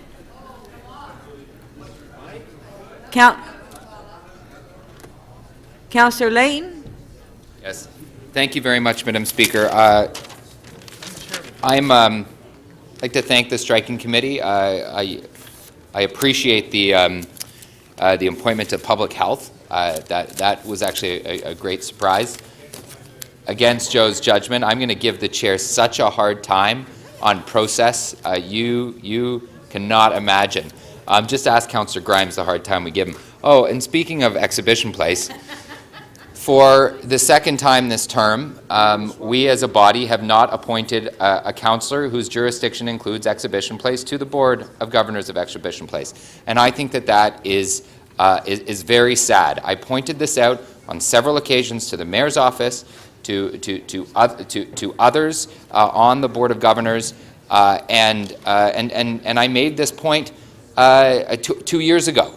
In fact, I went so far as to trying to put Councillor Perks back on the board with removal of another member.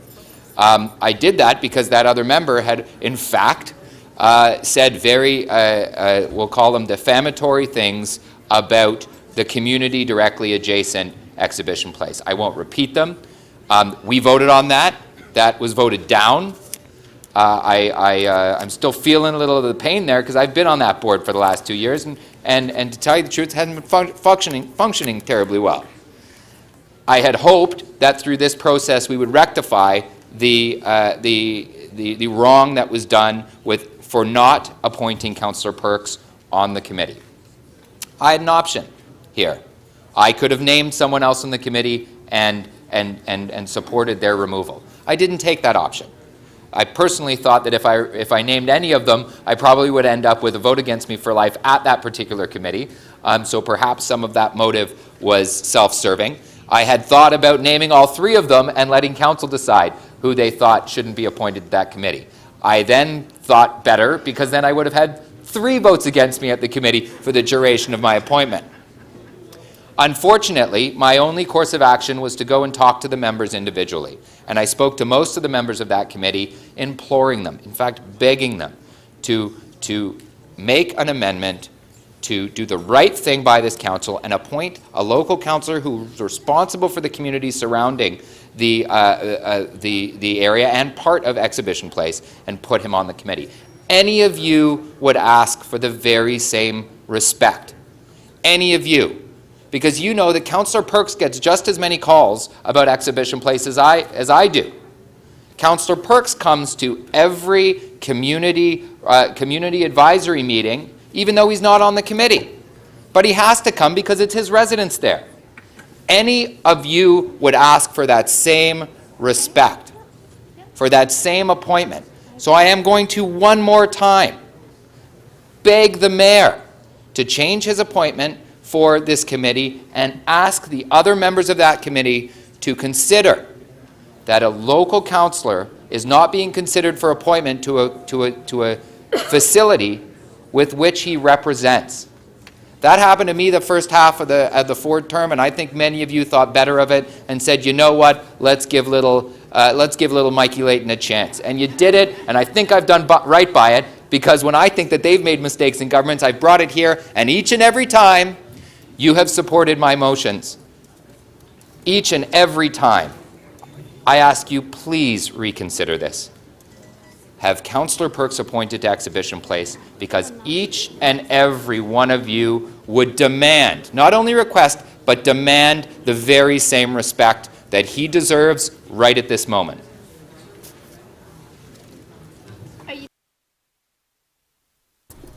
Councillor, we have a question for you.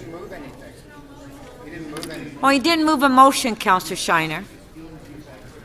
Councillor Perks to speak?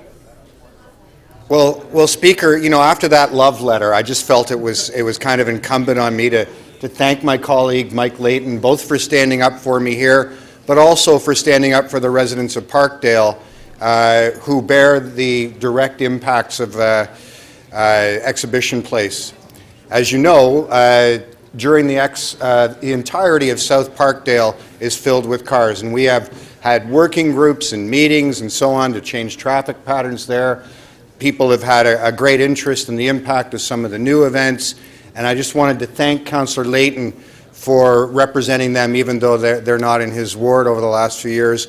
And although I am disappointed in this unique decision of council now twice to keep the councillor who represents part of Exhibition Place off that board, I did want to pass along the thanks of the people of Parkdale for removing Councillor Mamalidi from that board. On behalf of everyone in Parkdale, thank you very much to the striking committee for taking the councillor who has said the single most offensive thing ever about Parkdale off that committee finally. Thank you for that much anyway. Okay, thank you. Are there any further speakers on the item? There is motions. There's 3. Councillor Shiner, did you say you wanted to speak? Well, he waved at me that he wanted to speak. Councillor Shiner, to speak. I'm sympathetic to the problem that's here, so I'm just wondering whether it's worth standing this down while we go to the next item and then coming back to it. If someone wants to step down.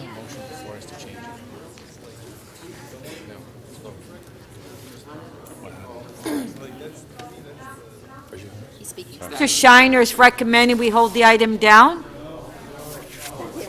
Well, that's just some no's and yes. Could I move a motion to hold it down? Okay, Councillor Shiner is next- moving to hold the item down. Recorded vote.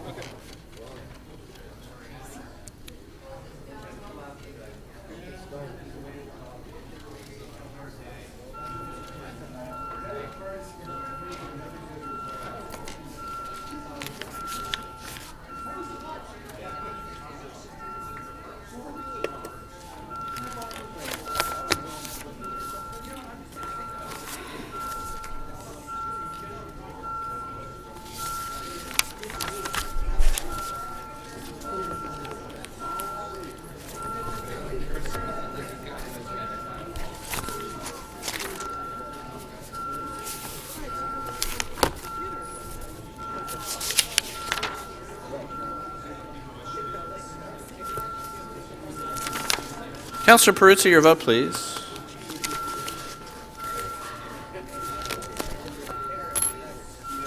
Councillor Cressy, please. Councillor Mihevc, please. Councillor Fletcher, please. Councillor Mihevc, please.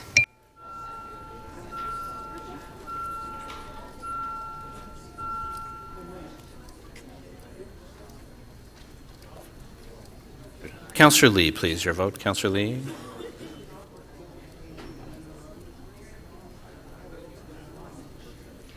The motion to delay the consideration of this item to later in the meeting carries 19 to 16. Okay.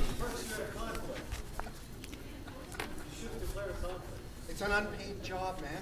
Okay, we'll go to the item on page 3, EX 20.22, and then EX 20.23, 2007 rate supported budget. Councillor Layton, you held 2022.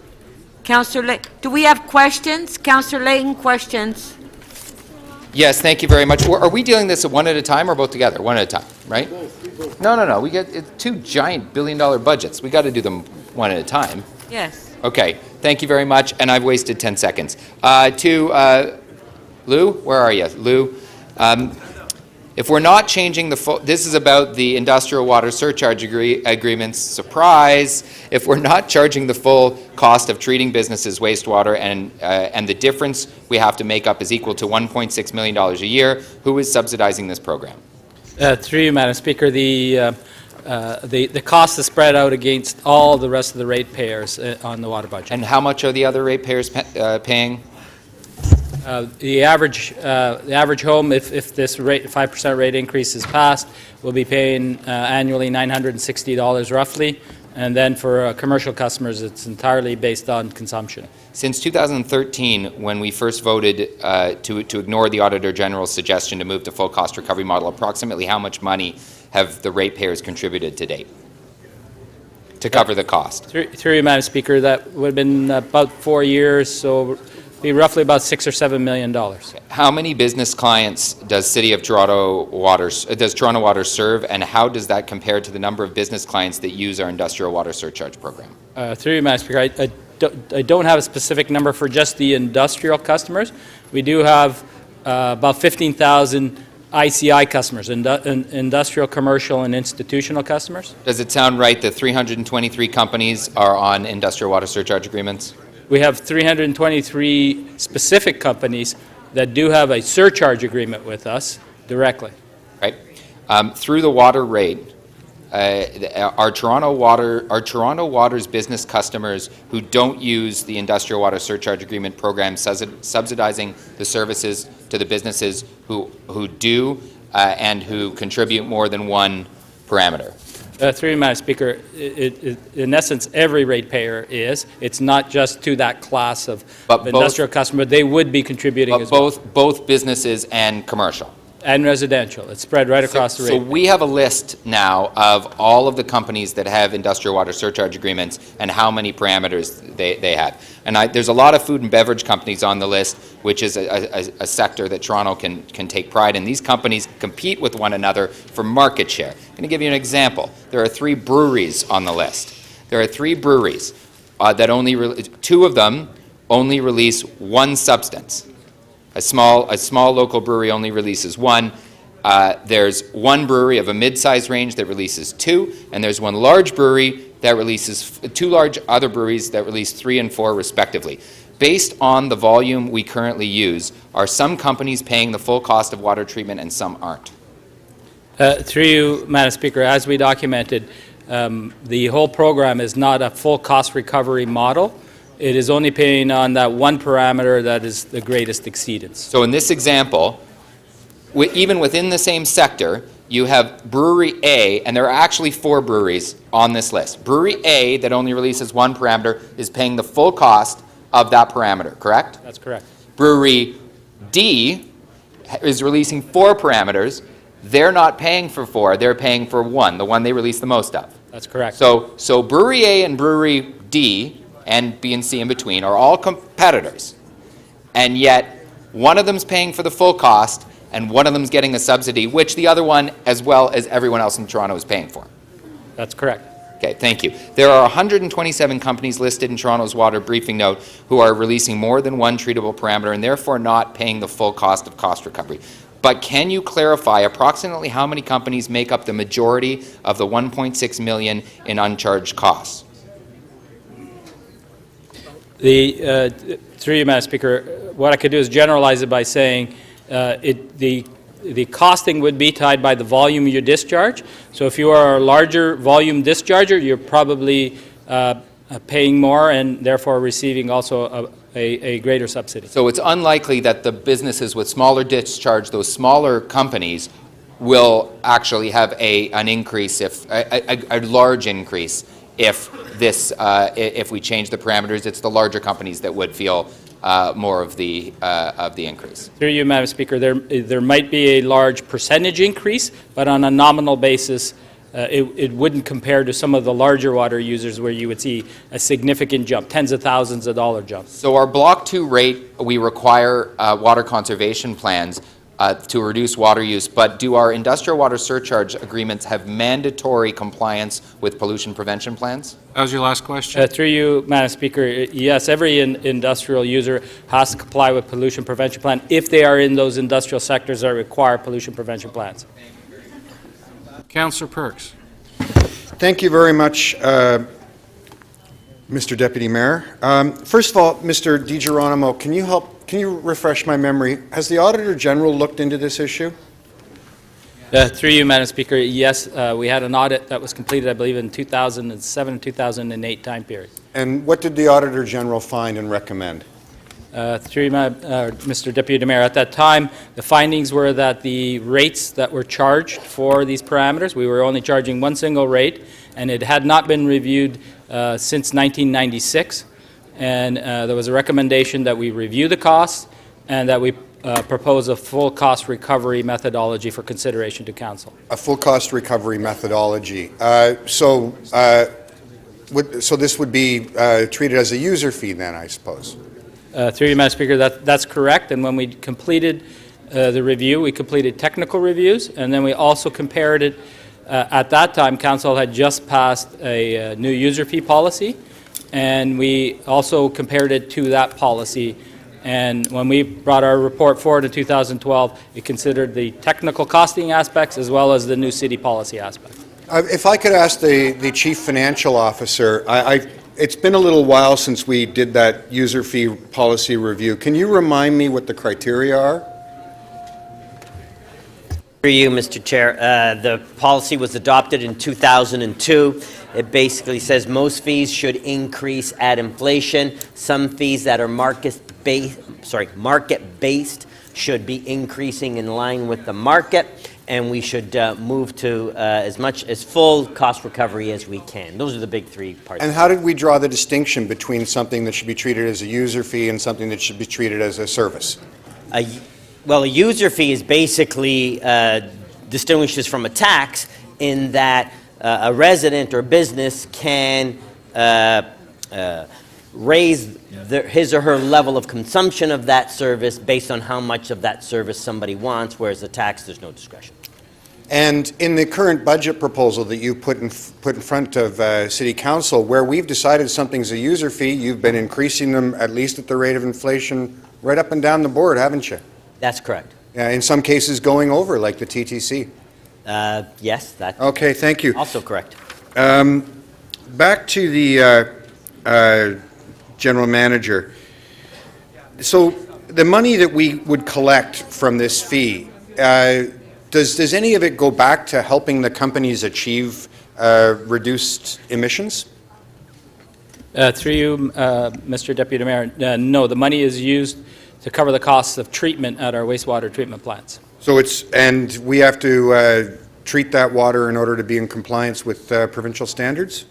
Through you, Mr. Deputy Mayor, that's correct. We do have environmental compliance agreements with the Ministry of the Environment, and we have to make sure when we discharge, we meet certain parameters, and that's why we regulate the use of sewers, and that's why we watch very carefully what's put in the sewers to make sure we stay compliant at our plants. So if we didn't offer the industrial sewer wastewater agreements, what would happen to these firms?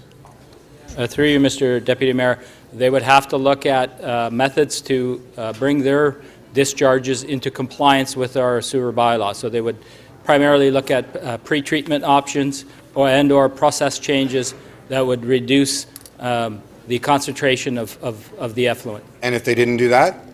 Then they'd be in violation of the bylaw, and we would issue them a notice of violation and issue a charge. So this program, which Councillor Layton is once again trying to get full cost recovery for, actually gives companies a way to avoid being charged by us for being out of compliance in their sewer use bylaw, under our sewer use bylaw.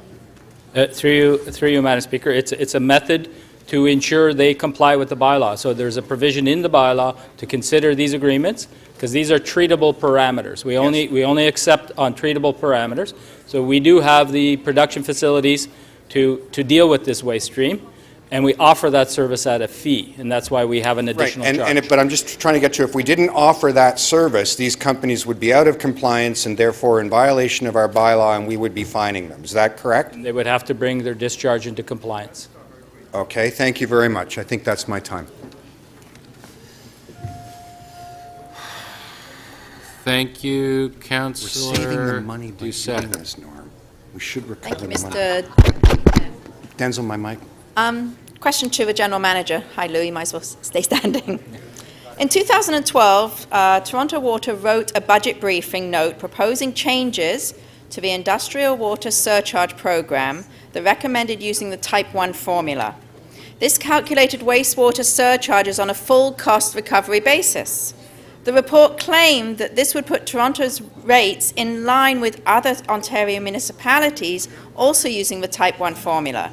Which other municipalities are using a full cost recovery? Through you, Madam Speaker, Deputy Mayor, when we looked at and compared at that time, what we found is there's great variation across all municipalities, and we did look at not only within the Ontario area but outside of jurisdiction. And what we found is there's a grouping of municipalities that were slightly higher, depends on the parameters that we looked at, and there were many that were significantly lower, and they might have made those decisions, as we found, primarily for economic development reasons. So there's great variability in what you charge, and variability also amongst the various parameters. And it typically what we found, especially in small towns, is if you have a large employer, there's agreements worked out with that large employer because they wanted those jobs in those communities. Okay, all right. In 2015, the Budget Committee reviewed a competitiveness report from Watson and Associates, which I think we heard about earlier, to better understand if pursuing full cost recovery for wastewater treatment, how this would affect Toronto's economic position.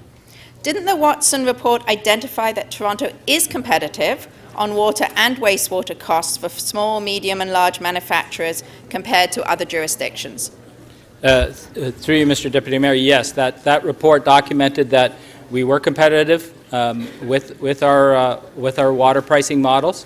That study also looked at other costs beyond water, and what we found was there was great variability in the cost of electricity and property taxes, but water was not the primary factor or determinant of cost for most of the manufacturers. Excellent. Didn't the Watson report also suggest that water and wastewater costs may actually be reduced by introducing a new stormwater charge? And why would that be? Through you, Mr. Deputy Mayor, right now in the City of Toronto, and we're one of the few jurisdictions that have stormwater on a rate-based system. Most other jurisdictions have it still on the property tax. A few have them together with rate. So if you look at removing it out of the variable rate or the consumption-based rate model that we have and set up a different system, you will see a drop in the total cubic meter cost that you charge for then just drinking water and sanitary wastewater treatment, and then you would have a different cost profile for stormwater. So one would go down while the other one comes out and separated out. Okay, thank you very much. That's my questions. Thank you. Okay.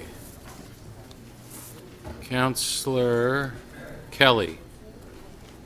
Thank you, Deputy Mayor. My questions are to Mr. Williams, Economic Development.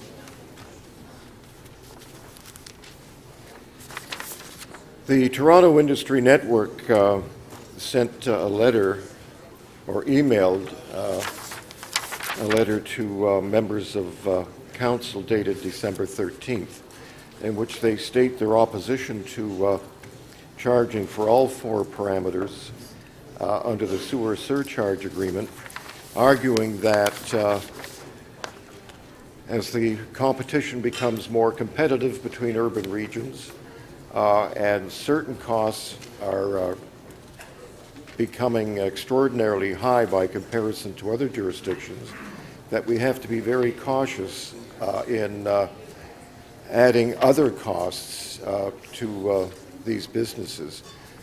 What's your perception of that argument? Well, I think as the General Manager of Water described, when we did a competitive cost analysis a couple of years ago, it showed that there was a range of inputs that manufacturers used in Toronto that were in some cases were non-competitive here, if you will, and in some cases competitive. Anything that moves it in the non-competitive direction is obviously not a preferred thing. This has become a symbol of that debate. Clearly, 1.6 million on Lou's budget or compared, and on their budgets is a pretty de minimis number. And so it's more a symbolic issue than a cost issue. I'd also like to add that they pay a lot of money for a lot of things. And on the parameters, there's a very small percentage of parameters that they account for. So a debate today on competitive fairness is a good debate versus some of the past debates. They, in their letter, they describe the amount of money that's involved in this debate as a modest incentive. Would you agree with that? It's a very modest incentive. But it is an incentive, and it's. Would you agree that sometimes symbolic issues can become just as important as real issues? They can. I mean, you never know what, at the micro level on each individual firm, what decision is being made at what point in time. And we lose any one of these players, it's far worse than the 1.6 million that's spread. Having said that, would this be the straw that broke the camel's back?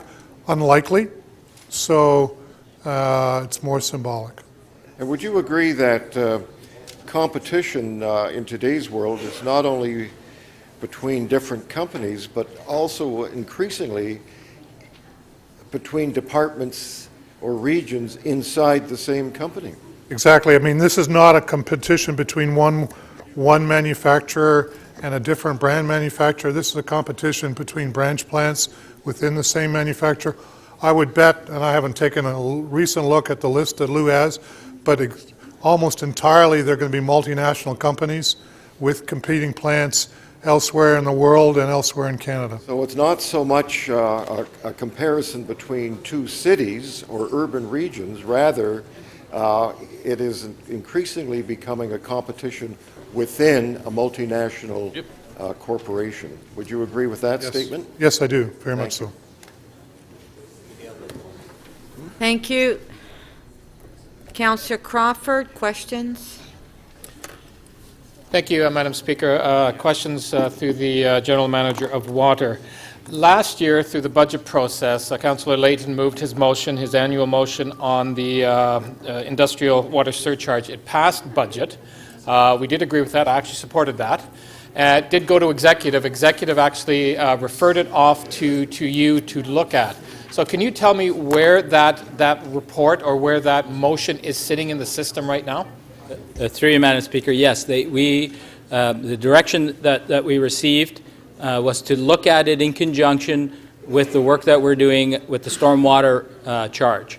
And so right now, it's linked together with that process. We are now in the public consultation stage with the stormwater charge, and we're expecting to report back to council in the spring of 2017, talking about how we might create a stormwater charge, what it might be, and looking at the impact of adding those that change, the stormwater change, with the introduction of the all parameters, what it does to certain classes of industry. So we'd be linking those two together. So in fact, the motion that was passed at budget referred from executive is technically still in play in the system.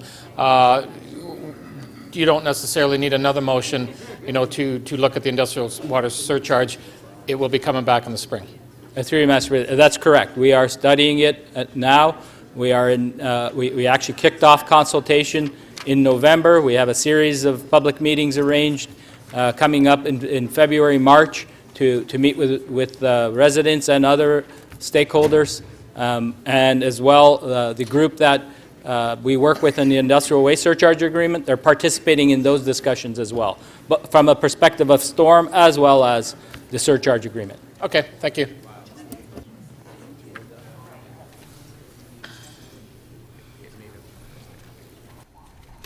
Councillor DeGiorgio. Thank you, Madam Speaker. I have two quick questions of the General Manager of Water.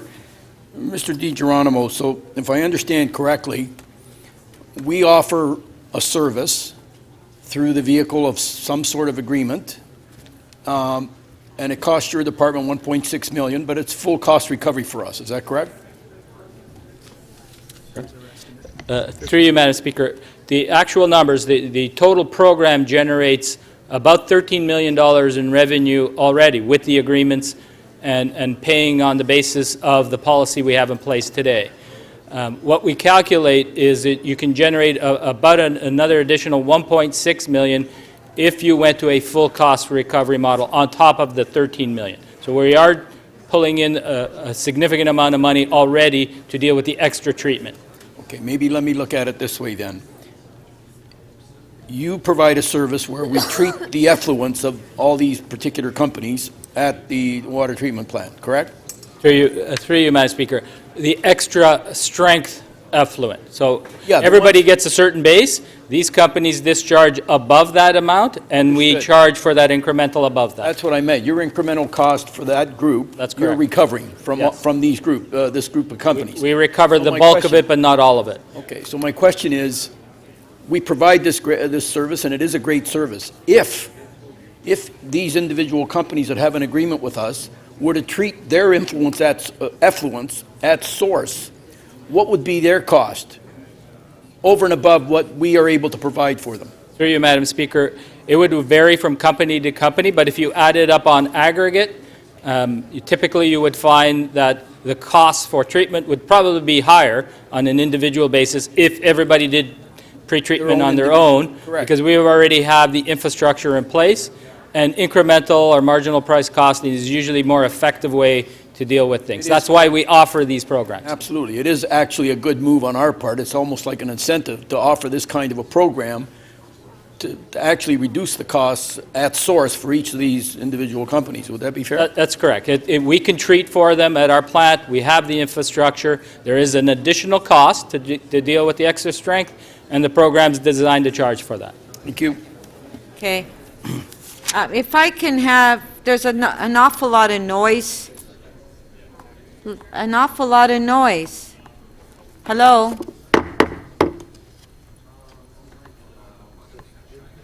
I want to remind members of council that we need to finish the agenda tonight, and if we can maybe, if you know the answers, maybe you don't need to ask the question.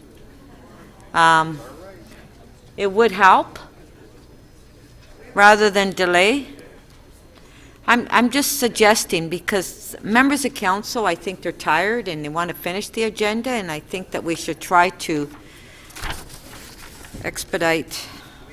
25 items left. We have 25 items left, and I don't want to interfere with anybody's rights to ask questions or speak, but however, one of the principles of council procedure is that members have the right to an efficient meeting. So I ask that you carefully consider how you use council's time today. Yeah, that's another problem, too. We don't even have quorum. So if you listen carefully to the debate, then maybe you don't need to ask questions. So please, let's try to be considerate and respectful. So let's have a quorum call, because we don't have quorum.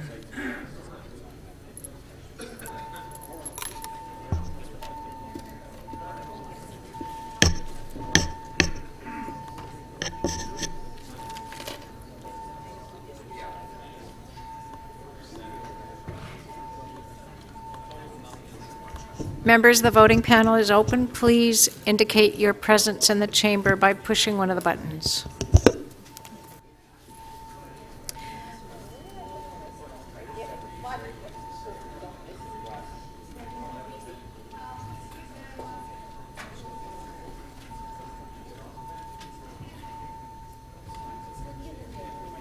Councillor Kelly, please. Councillor Karagianis.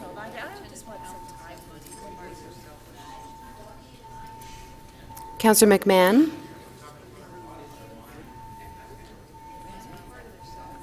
Councillor Fletcher, please, and Councillor McConnell, when you're seated, please. Councillor Perruzza, please. Councillor McConnell, please.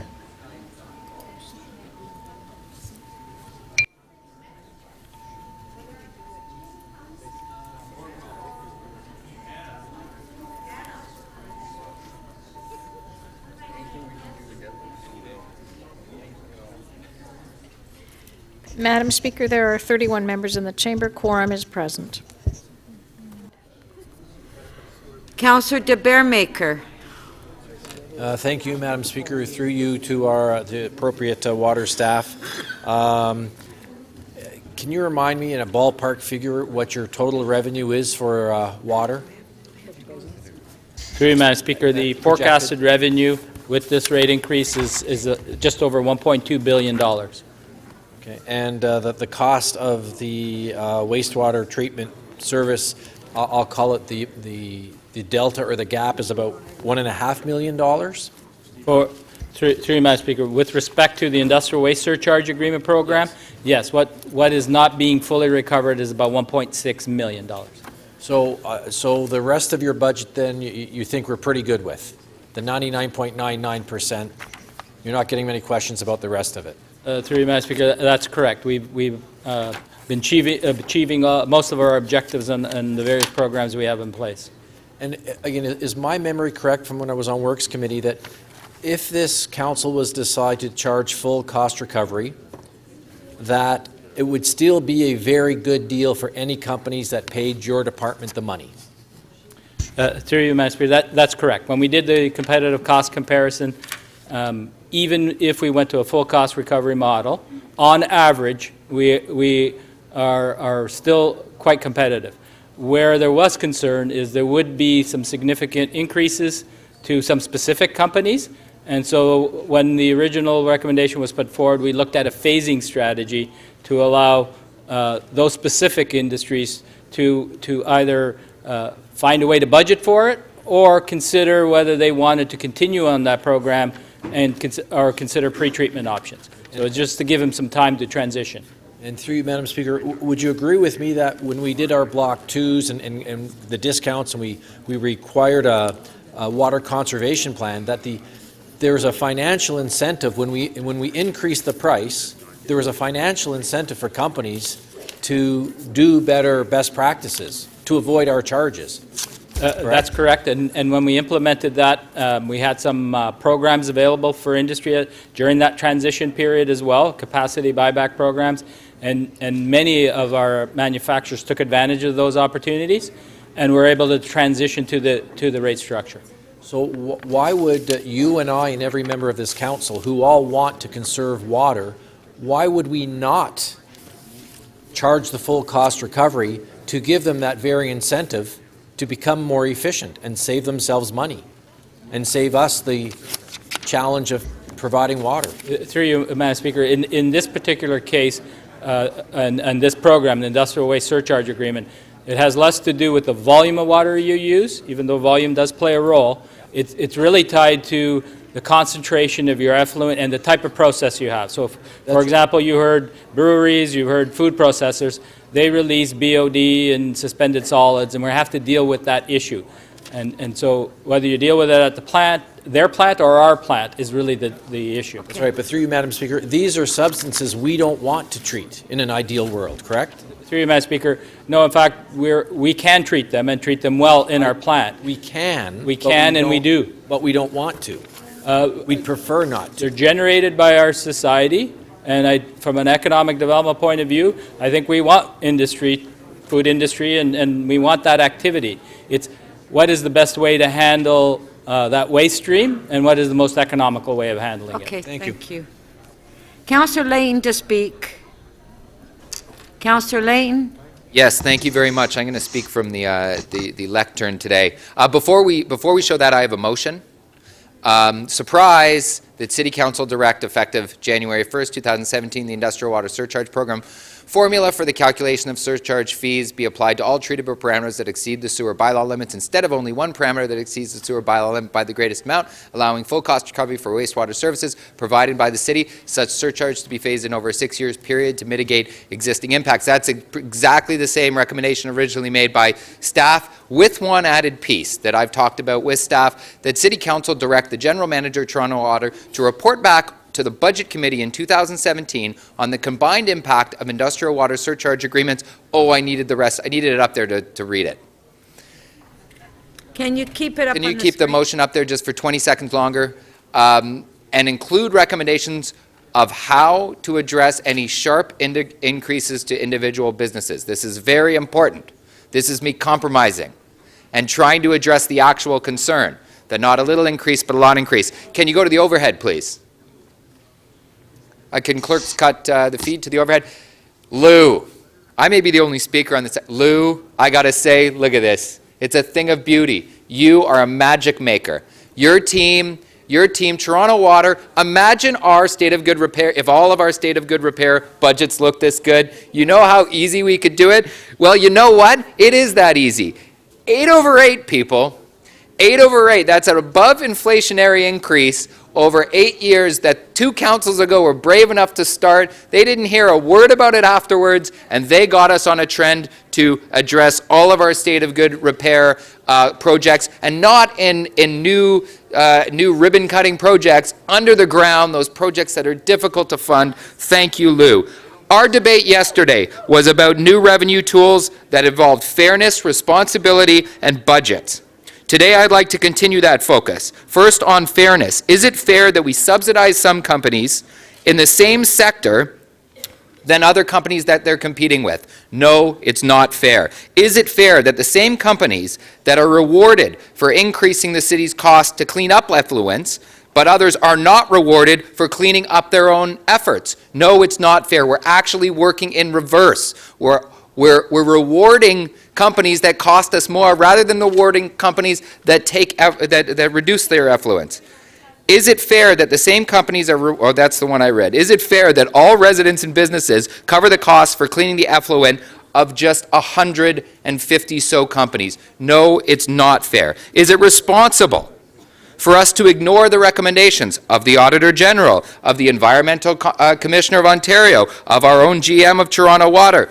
No, it's not responsible. Is it good budgeting to ignore potential revenue sources while we have millions in unbudgeted basement flooding programs? No, it's not good budgeting. What are we doing, people? Because one association asks us, what are we doing?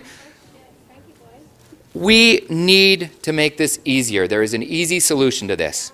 We follow the advice of the Canadian Water and Wastewater Association. We follow the advice from the Auditor General. We follow the advice of city staff. We follow advice from the Ontario Commissioner of the Environment.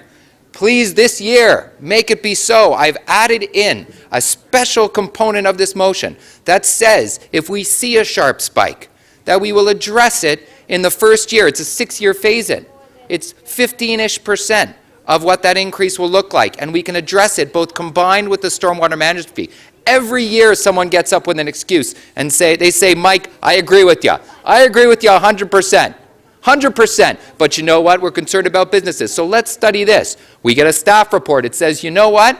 Probably not that much of an impact. And then they say, well, Mike, we haven't looked at that angle yet. We haven't looked at the business competitiveness angle. Well, we commissioned a giant study. Probably spent more money on the study than we would have saved in the end, but we commissioned a big study that turned out and said, you know what, we're actually pretty competitive. And you know what, this our water fees are actually really competitive. And you know what, this new stormwater management fee won't impact that many businesses, and the way you're calculating it will probably save businesses money. Will probably save those manufacturing industries money. And I agree with that. I've been a proponent of that program for now 3 years. But folks, we've tried to make this, every year we come up with new excuses not to do this. I've given us a reason through this motion that we can address your concerns and put us on the path forward that's being recommended by everyone along the chain of this proposal. Thank you. Councillor Crawford. Thank you, Madam Speaker. I'll address first of all, I want to thank the passion of Councillor Layton for the item that he just spoke about. I'll speak about that at the end of my remarks. First of all, I do want to give some thanks to a lot of people who have worked incredibly hard on this particular budget. Mainly, of course, our city manager, our CFO, and all of their staff, along with the general manager, Lou DiGeronimo, and all of the water. And of course our budget committee who worked on this to get it to this point. In many ways, people sometimes say that these budgets, there's three of them, the rate-based, are the warm-up for the operating budget that'll be coming next. I actually don't think it that way. I think these are incredibly important budgets. We're talking about billions of dollars a year that are being spent, and I look at these as incredibly important. They have to come a little bit before the operating budget because we want to get the rates in place for January 1st. That's why it comes right now. As the budget chair, one of my priorities and one of my goals has always been to look at how we can keep the city affordable for the residents, but while at the same time looking at how we can sustain Toronto's infrastructure needs while supporting growth. I think the water budget actually balances those two out. When you look at Toronto Water's planned multi-year increases, we've seen residents pay their fair share over the last number of years to help support the city's aging infrastructure, and we have seen that in our streets over the last number of years. These increases are actually going down for the first time. Bottom line, people have been paying a lot of money and a lot of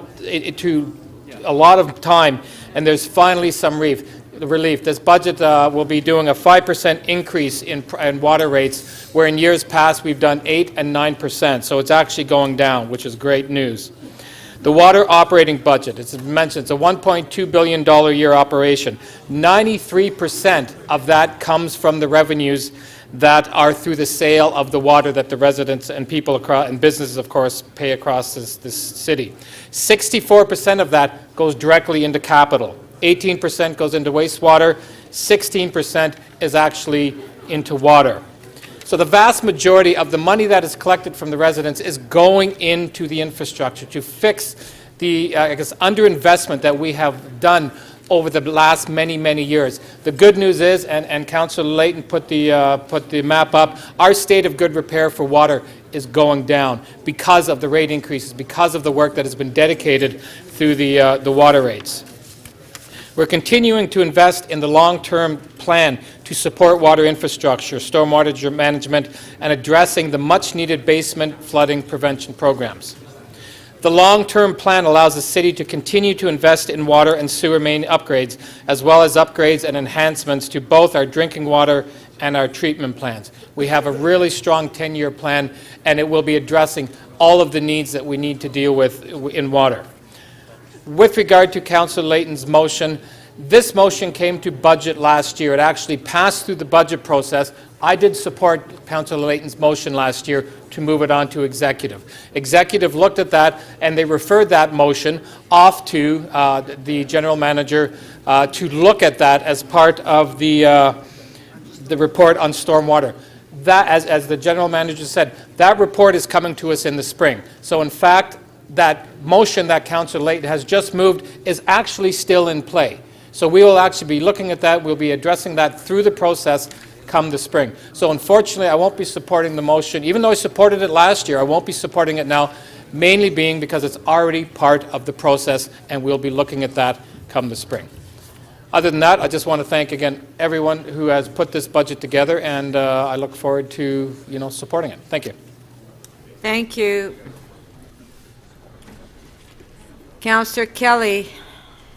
Thank you, Speaker. And very briefly, there are members of this council who, on the one hand, are very visionary, have the big picture in mind on a number of important social issues. But when it comes to economic issues, they suddenly are transformed into accountants. And I would hope that they would understand that this particular issue, it may be symbolic at first glance, but this is becoming an increasingly competitive international marketplace, and the competition increasingly is within the multinational itself. So you could have a city somewhere else that has different taxing structure, but there are other elements to the cost of doing business that are particular to that particular industry. And $1.6 million incentive to these multinational companies that are here presently, I think represents, frankly, a good insurance policy. I think it says to them that we want them to be here, that we're thankful that they fight hard with their parent company to stay here. And I would hope that everyone in this chamber would understand the character, the flavor, the tenor of competition that exists within large multinational companies. And I want you to send them a message that we're standing with them in this competition. We want them and this city to be the winners.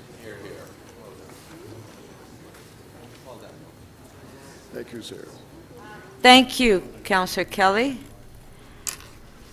Okay, on the motion, if we can put it on the screen.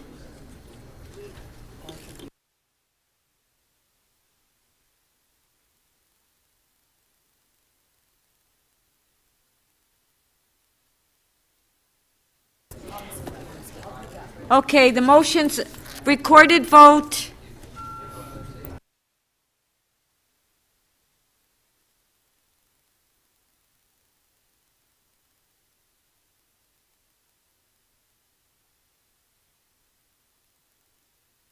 Vote.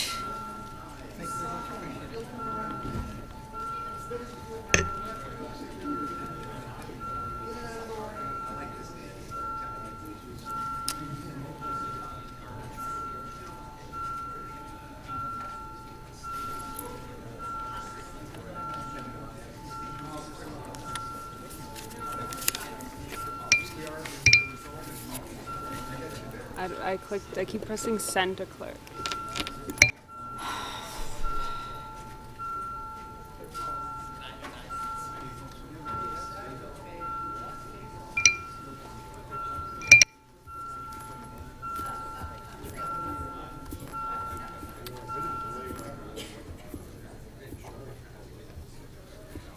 The amendment does not carry. The vote is 16 to 19.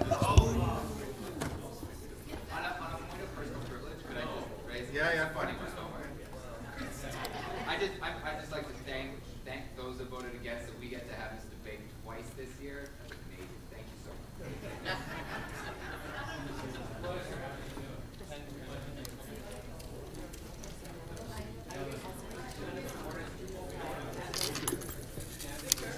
much. Okay, just a sec, we're not finished.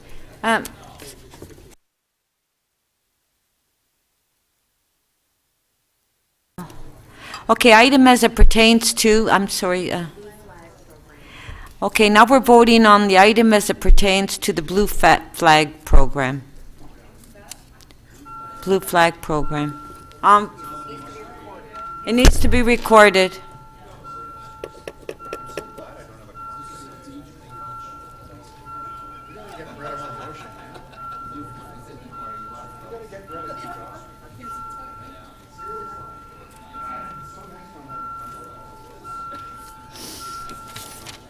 Councillor Perruzza, please.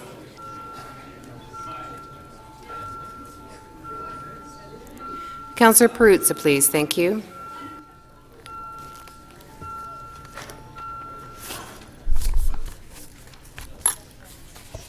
The item as it pertains to the Blue Flag Program carries unanimously 34 in favor.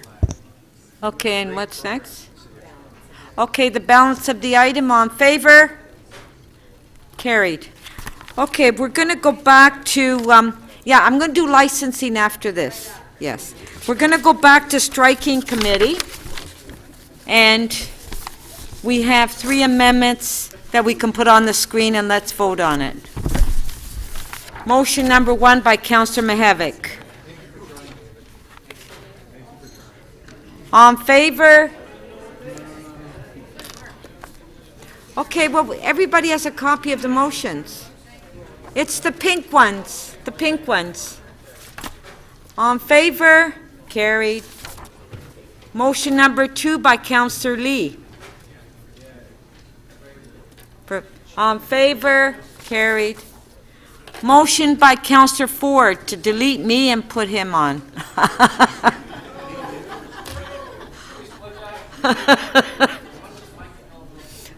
All in favor?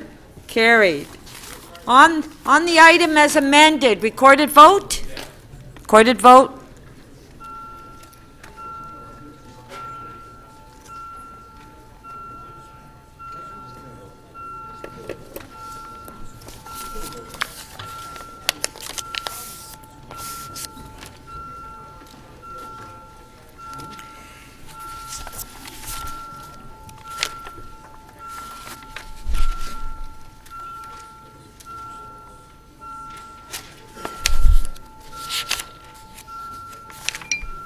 Councillor Fletcher, please.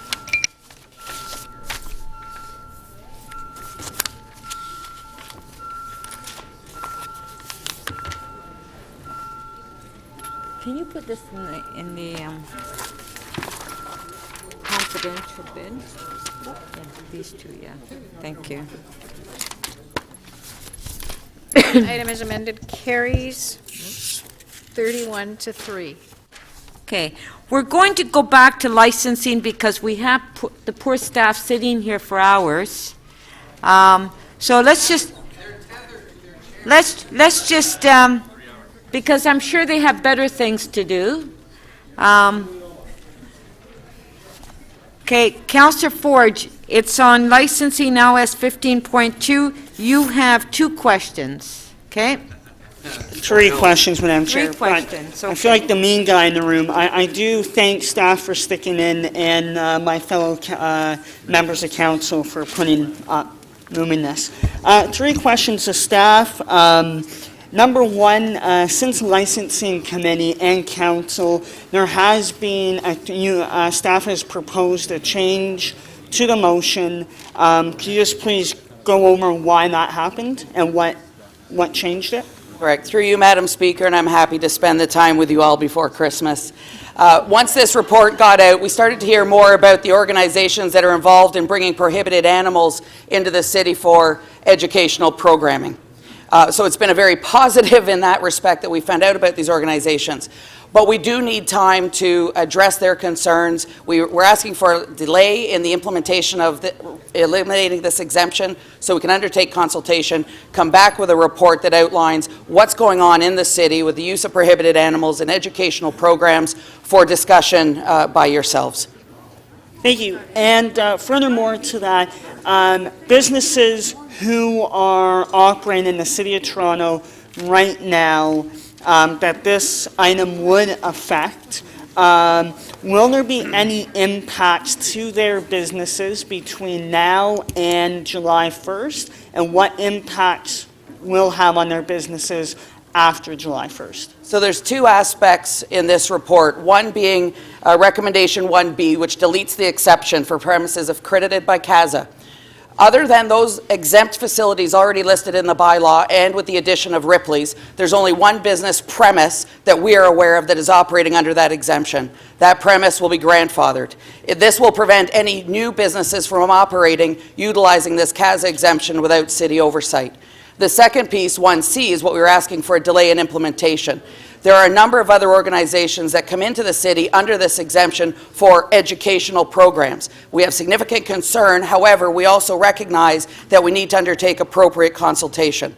So they will be permitted to operate until June 30 of 2017 with the educational program exemption, except we will be reporting back prior to that on this issue for council to have a discussion about its position on the use of prohibited animals for educational programming. So we will be reporting back in advance of the June 30 date, but those organizations that are currently doing this programming will be permitted until that time. Thank you. Thank you, Madam Chair.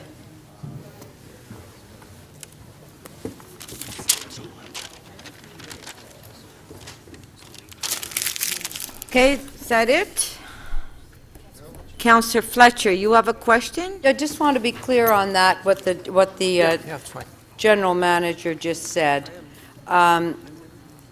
There is deleting the exemption for the educational programs where you may have a kangaroo on a leash and call that an educational program. And that these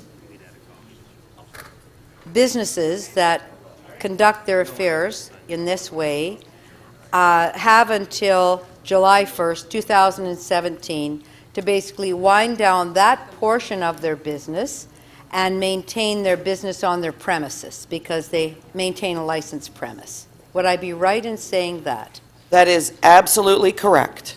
So you'll be bringing something back here, but we're not changing this amendment because we're going to have a conversation about what educational means. I don't see that in here, that we're having that.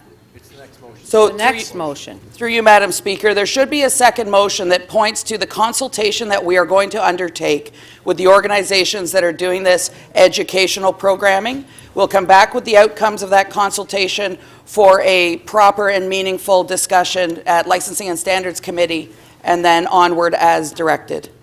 So are you anticipating that consultation may change this outcome that we're voting on here today? Through you, Madam Speaker, that is wholly in the hands of Council, Councillor Fletcher. We will come back with the report that outlines the consultation that we will undertake with businesses doing educational programs. In the absence of anything occurring with that report, this exemption will cease to be available to them effective July 1, 2017. Okay. And the consultation is happening because you think that's the best way to do that? Well, certainly through you, Madam Speaker. When we did initiate this report, we got a bit of ahead of ourselves, but we did become aware that, for example, the Toronto Zoo is engaged in undertaking educational programs off its premises. We were unaware of that happening. We were unaware of the consequence of the deletion of this exemption. We know there are others that have been legitimately operating educational programs in the city. So we need to get a sense of what that looks like, bring it back to you, and have the discussion on how you want to move forward. So it basically is what is an educational program? Well, I would suggest there be two components. What is a components. birthday party? I would suggest there'd be two components. So through you, Madam Speaker, certainly for what purposes would we permit an organization to bring prohibited animals into the city for educational purposes and how that is defined and vetted, because currently we have no oversight. But secondly, what type of prohibited animals would be permitted? So there's really a more fulsome discussion that needs to occur. If any. If any. Because they're prohibited. Correct. And we're not giving special consideration to some agency because it happens to be our agency. Is that correct? That is correct. Through you, Madam Speaker. As I mentioned, we did get a bit ahead of ourselves. There is a noted impact we have determined from the time we released this report. We've heard from organizations such as Earth Rangers, Reptilia, the Zoo, and others. So it's appropriate and prudent for us to provide consultation time provide them notice, the 6 months at least, that we can have a conversation, and then bring to you a report that outlines what we've heard, and council can decide what it wants to do going forward. So the parameters of the consultation and what is education or not would be something that would be available ahead of time. To Yeah, your through you, Madam committee or Speaker. to your chair or to somebody. Absolutely. Thank you. Okay. Okay, that's it. So on the item? Okay, Councillor Palacio, because I thought we just went back to it so we can ask Councillor Ford to ask 3 questions, and now it's turning...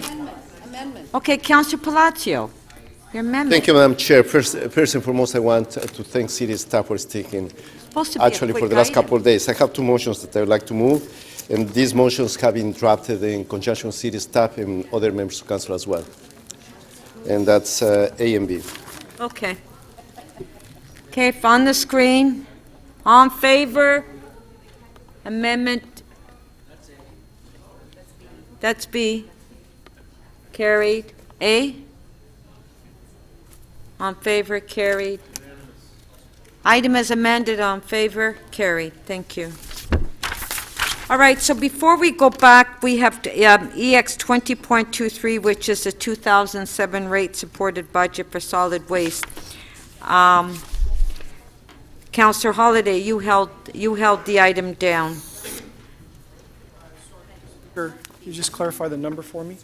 On page 3, EX 20.23, the solid waste management services, 2007. Yes, thank you. It's been a long day. I did have a couple of quick questions. I know Councillor Layton, you're on the board too for this one. That's good. I just wanted to, Mr. McKay, I just wondered if you could elaborate on the rationale for the $8 heavy pickup fee. What's changed from last year to this year that we have to charge the fee? Through you, Madam Speaker, we've done a lot of work on the financial side for the division over the last year or so to try and identify specifically what our costs are and then allocate those costs to the customers who are using those services. One of the items that's line itemed in our budgets and actually in our contracts where there's private contractors collecting is a large item collection fee. This is becoming a bigger and bigger problem and a more expensive line item year and year over in our budgets. So what we've identified is for items like this where we can specifically attribute a cost to customers, we've added this flat fee. We've done some research on it. We've decided on a flat fee is the best approach. Other municipalities go with a call-in type service or an appointment-based service, which would be significantly more for a reduced level of service. So this is the most efficient way to deliver this service at the lowest cost. So is this full cost recovery or is this a surcharge to defray costs? I don't understand. This is full cost recovery for the large item collection program that we offer. So what did we do before? I mean, we've always picked up large items. I mean, as far as I can always remember, you could always throw out a mattress or a couch. We absorbed it in the overall rate increase year over year. What we've added, the reason that we've separated it out this time around is to identify that this is a specific cost that is attributable for this service. And why is it attributable? Why couldn't we fish out this cost in years past? Why did it become attributable now? Like I said at the beginning, we've done a lot of work to develop a cost allocation model to understand the cost of the services that we are providing to the specific customers that we provide those services to. In the past, we didn't necessarily have that information. That's why you're seeing a very different budget this year than what you're used to seeing from solid waste. So does it have to do with having its own truck and collection route, and then you can put a finger on it, or? It does. These are specific Okay. trucks and specific routes. So we changed our delivery model, and presumably we tried to make it more efficient, right? Because before you just had to throw it all in the same truck. So now, because we've changed our delivery model, we can point to a certain cost that was always covered before. No, not necessarily. We've always routed, well, for the most part, we've always routed specific trucks. The model changed when we rolled out the bin-based program. Okay. So is every household going to get this? Through you, This Madam cost? Speaker. Yes, this is a flat fee per household, $8 per year. All right, so I mean, it's a de facto kind of core fee now, right? Like everyone's going to get it. It's not optional. It's there. It's a fee increase. That's correct.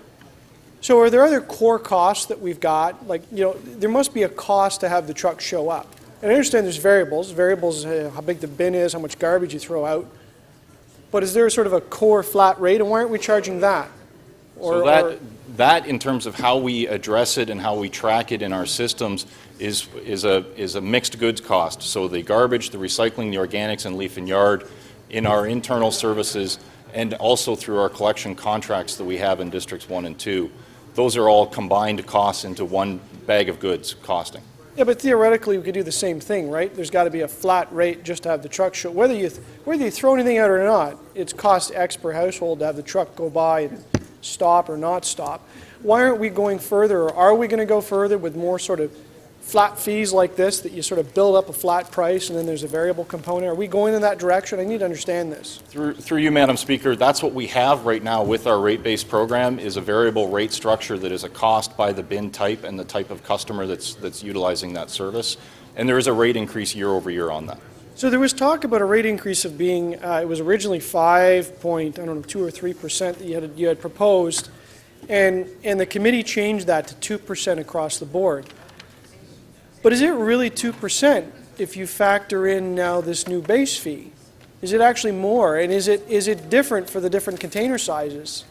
So there's different components depending on the type of customer you are and the type of service you receive. There's a 2% increase coming out of Budget Committee on the single-family customers, a 1% increase on the multifamily customers, and the 5.2% remains on our other customers. Small bin, how much does a customer pay at the end of the day, dollars, cash out to the city for a small bin, and what is the price increase going to be with all the new figures and fees and the 2% that's proposed by the committee? So with the 2% increase, in 2016, a small bin customer paid $17.76 for that service after the rebate. Yep.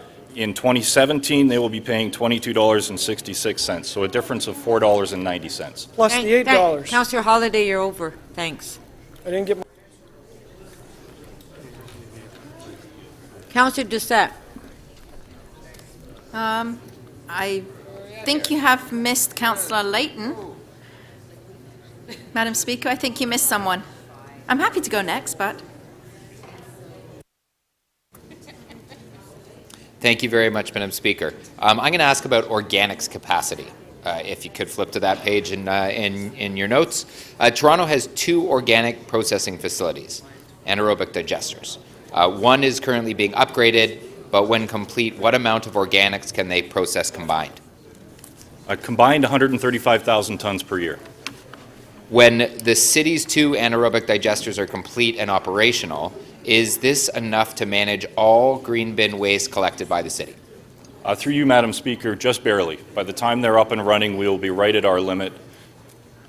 So the city collects around 130, but we expect it to be to increase to 150 a year by 2020, correct? Through you, Madam Speaker, approximately, yes, given our diversion programs work the way we are projecting they will. Now, our long-term waste strategy will include stepping up our green bin program for multi-unit buildings, city buildings and all residents, right? That's correct, Madam Speaker. And if these programs perform well and people start diverting more organics and as our city grows, will Toronto's organic processing facilities be enough to manage all the organics from increased green bin use? Madam Speaker, through the long-term strategy that's been developed, we're planning around year 15 from today. We're going to need new capacity. Once these facilities are up and running, they will both be utilized at full capacity, and then we use contracted capacity until such time as we have enough material to justify building a new facility. So the city won't have the capacity once these 2 facilities are up and running, providing our green bin programs do well? We, through you, Madam Speaker, not owned capacity, but a combination of owned and contracted, yes, we will have capacity. Is it possible that Toronto could make money from accepting organic waste from private waste haulers in Toronto, as well as from other neighboring municipalities who don't have the capacity to manage it themselves? Through you, Madam Speaker, potentially yes, but we have not done a business case to support that answer. So we know that city waste audits that there's a lot of organics ending up in the garbage that should be in green bin, at least 38% from houses, probably higher for multi-unit residential. Based on the total amount of garbage the city collects, what is the tonnage of organic waste that is available if we got all of the organics out of the garbage stream? How many thousands of tons would that be? We're up a little, Madam Speaker, a little over 100,000 tons of remaining organics not being captured today. 100,000 tons of organics not being captured, which will have capacity to deal with 130, 150,000 tons. So there's actually what's not getting captured right now from all sources. So, yes, Madam Speaker, if you add it all up, about 230,000 tons of organic waste is generated in the city that we're responsible for each year. And we're capturing about 130,000 of that. If we captured it all, there'd be another 100,000 tons of capacity. But we've also asked the province to give us responsibility for more organic waste, to allow us to mandate waste collection in multi-unit res and in Through you, Madam Speaker, not yet. Certainly that is one of the recommendations and something the province is working on already. Okay, great. Thank you very much. Thank you. Councillor Doucette. Thank you, Madam Speaker. I'll be very quick. A couple of quick questions. So Toronto's new long-term waste strategy was passed last summer. It includes a number of actions to be taken over the next 5 years. Is it right that a key focus of the first 5-year phase is to make the most of our existing programs by stepping up the education and enforcement of the programs we have in place? Madam Speaker, that's correct. Okay. How many new enforcement staff are we looking to hire to increase enforcement over this 5-year focus to make sure that our programs we're using now are being used correctly? Madam Speaker, I don't know the 5-year number. We're starting with one next year to work more closely with Ms. Cook's team. And I believe at the end of the 10-year period, which the strategy speaks to, we're up over 15 dedicated enforcement staff. So we're only looking at one new person to start this program for 2017. Through you, Madam Speaker, we already have a considerable number of staff dedicated through MLS. We're looking at finding ways to better utilize theirs and more focused opportunities with those staff that exist today. Excellent. And education is always good for our residents. Thank you. Thank you. Okay, members of council, we still have a number of items left. Well, I mean, if we don't have to ask questions. Councilor Palacio. Was that comment directed to me, Madam? It's directed to everybody. So You here just we happen go to then. be the next name on the list. I was going to ask 3 questions. Now I have 10. Thank you. It's what's the diversion rate on residential, on the residential side? Madam Speaker, 52% overall for the city right now. Do we have any numbers, for example, for the single, the small bins, the medium size, the large and extra large? Do you have the percentages? The diversion rate for single family overall is around 65%. We don't calculate a diversion rate by bin size, but we do audits on a regular basis as part of our performance monitoring to understand levels of contamination, how well they're recycling, but we don't actually track it by bin size. Would it be fair to say that the most avid recyclers are those family homes with the small garbage bins and perhaps even the medium size? Madam Speaker, there is some truth to that, but bin size is also a reflection of, say, the number of people in the household as well, so they may just not generate near as much waste. In terms of apartment buildings, what's the diversion rate and how has that changed during the last 5 years? Madam Speaker, today we're at around 27%. It has come up slightly from at least 10% over the last 5 years, so it is coming up. So, but we are not doing great with the multi-residential and the condominiums, the whole thing there. We still have a long way to go. Now, I have another question is, in terms of private collection and on multi-residential, on commercial, and the mixing of the whole thing that's creating a contamination in terms of the recycling materials in relation to the what's happening there? So what can be done to stop that? Because I think that's somehow affecting the. I apologize. Yeah, through you, Madam Speaker, contamination in the recycling stream is probably our biggest problem, and right now that is primarily coming from the multi-residential areas. We're doing a number of things right now and have been over the last year or so. We're working quite aggressively with our partners in. Okay, I'm going to put your time on hold. We only have 15 councillors in the council chambers, so I need quorum. I know, I've counted, we only have 15. And really, nobody is listening to the debate or the questions.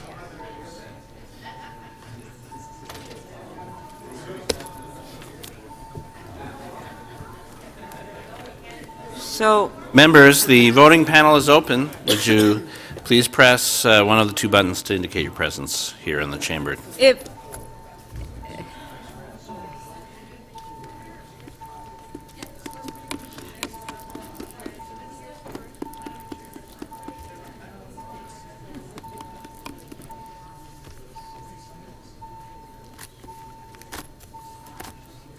Councillor Lee, please. Thank you. Councillor Falion, please.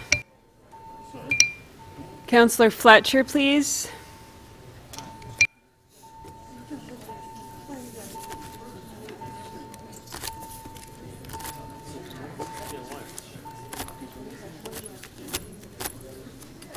Madam Speaker, quorum is present. There are 29 members in the.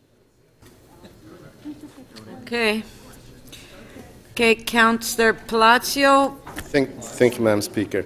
So my question was in terms of the private collection on multi-residentials and the level of contamination that's taking place when that's done. Who determines what's what? My understanding is that very often the private contractors who are picking it up is they will use some sort of discretion if the materials are garbage or just recycling materials. Who determines? What kind of rules do we have that enforces that?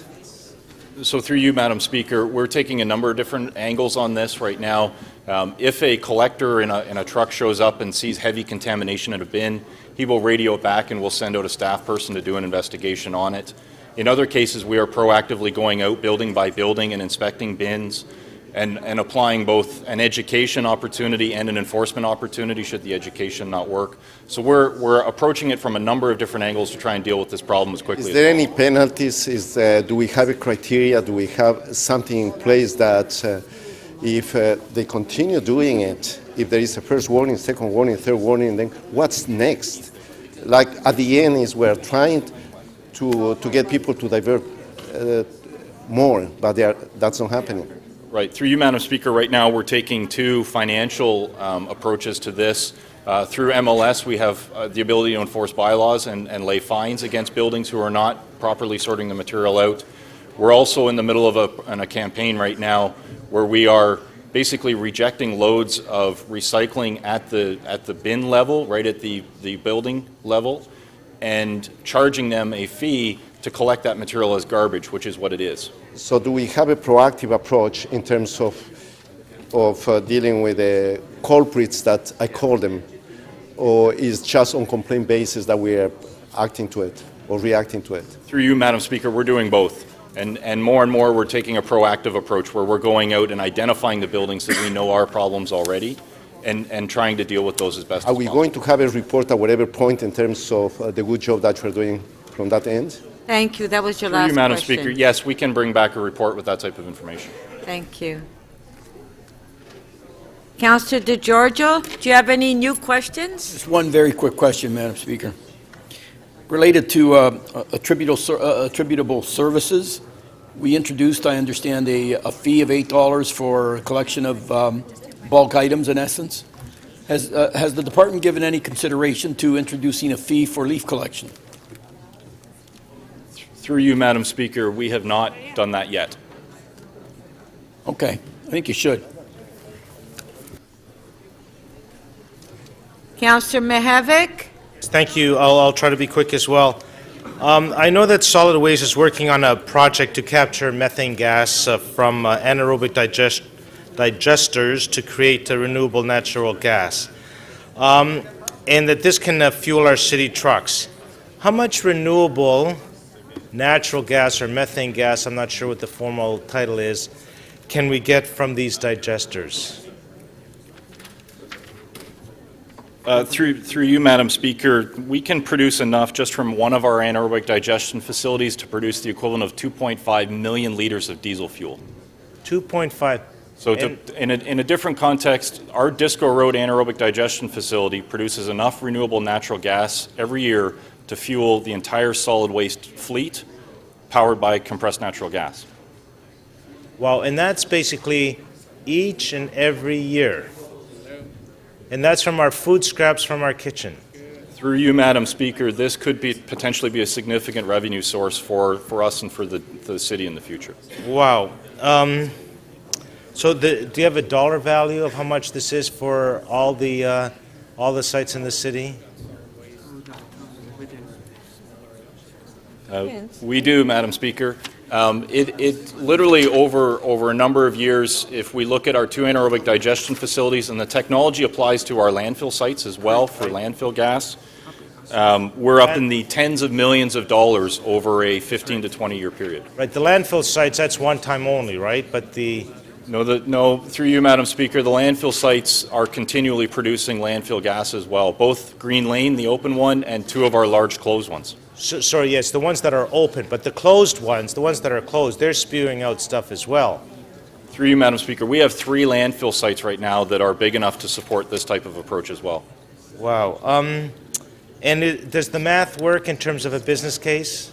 Cost of installing, I'm not sure what the engineering work that needs to be done on this? Through you, Madam Speaker, we actually did bring forward a report in June to Public Works on this. The return on the capital investment that's required to capture and harness the gas is around 2.5 years. After that, it is a pure revenue stream for us. And how about on the environmental side? I'm sure it's got very good numbers as well, right? Through you, Madam Chair, yes, this actually qualifies under what the new cap and trade legislation would be as well. So we are not only generating a fuel product, but we're actually reducing our emissions profile by removing diesel out of the fleet. Well, great. Okay, thank you very much. That's helpful. Councillor Crawford? Mr. the General Manager of Solid Waste. So the committee with the $8 charge for heavy items, how much is that a year? Will you be potentially bringing in? Through you, Madam Chair, that's approximately $7 million a year. Okay. Now, as part of the budget process, we looked at the 5.2% increase on residential rates that you had recommended. Committee actually brought it down to 2%. Now, when we were looking at that decision, along with the decision for the $8 million, that, of course, impacts your long-term viability and strategy. When we brought the 5 down to 2%, was that when you moved the numbers out over 10 years? How did that play out? I know it was fairly close when we're looking at your long-term strategy, but it was manageable from your perspective? Through you, Madam Speaker, yes, dropping down to the 2% rate increase, the only way to accommodate that is to actually remove contributions to our general reserves, which are designed for long-term capital investments.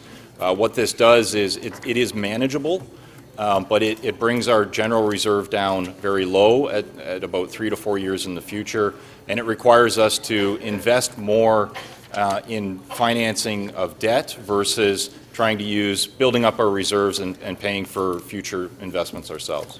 And if council, or if I guess a council at this point, if we support bringing back the $8 surcharge, which is $7 million, that will really, what that'll do is your long-term plan will be very much unsustainable? Through you, Madam Speaker, with the model that we have right now, we would not be able to accommodate that additional $7 million being reduced year over year from our budget. Okay. And one of the other things the committee did is you had a recommendation on a $25 bin fee, or I guess a downsizing bin fee. So when somebody downsizes from an extra large to a large, from a large down to a medium, you had recommended a $25 charge. That is similar to the charge when you upsize. That's correct? Through you, Madam Speaker, yes. Whenever we get a request for somebody to increase the size of their bin, There's a $23 charge that is levied against that customer. What we put forward in the budget for 2017 was the same would apply if you downsize your fee, which is essentially forwarding on the costs of the contractor that we have to do that. Yeah, and budget did not support that, of course. Budget did not, unfortunately, support that. Okay, thank you. Councillor Holliday to speak. You held the item down. Yeah, thank you, Speaker. Guess I can come off the Speaker's list. I just rise to say I'm not going to support the report. I appreciate the work of Solid Waste Management. They work very hard on this. They run a very good system. I have some concerns over the price, and that's it.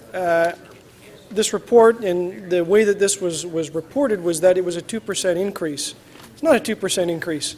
The general manager said on a small bin, it's going to go up $4. He didn't add on the $8 on top of that. And so it's a several percent increase. So we're trying to hold the line on fees everywhere to try to keep things in line with inflation, and yet we're going to go back to the well again this year, like we did last year, and boost up garbage rates once again. And we've somehow hidden this fee in there of $8. It's just an $8 de facto rate increase that isn't reported here clearly. You got to be a mathematician to back out all of the rebates and so on, but I think we know at the end of the day what this will be. It'll be a few dollars more because of the 2% increase. Thank goodness it was knocked down from 5 by the Budget Committee. And then $8 on top of that. And we'll see what happens year after year after year. So my complaint, my concern is this is just simply too much of another fee increase that people always like to get dealt with right now and sort of take it out of people's memory when it comes back to talk about tax increases. At the end of the day, it's the same wallet that pays all these services to the city. The cost of living keeps going up in this city, yet a rate like this just keeps escalating higher and higher.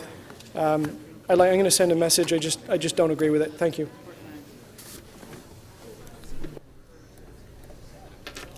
Councillor Layton. Yes, thank you very much, Madam Speaker. I have a motion. If you could have it up on the screen, please.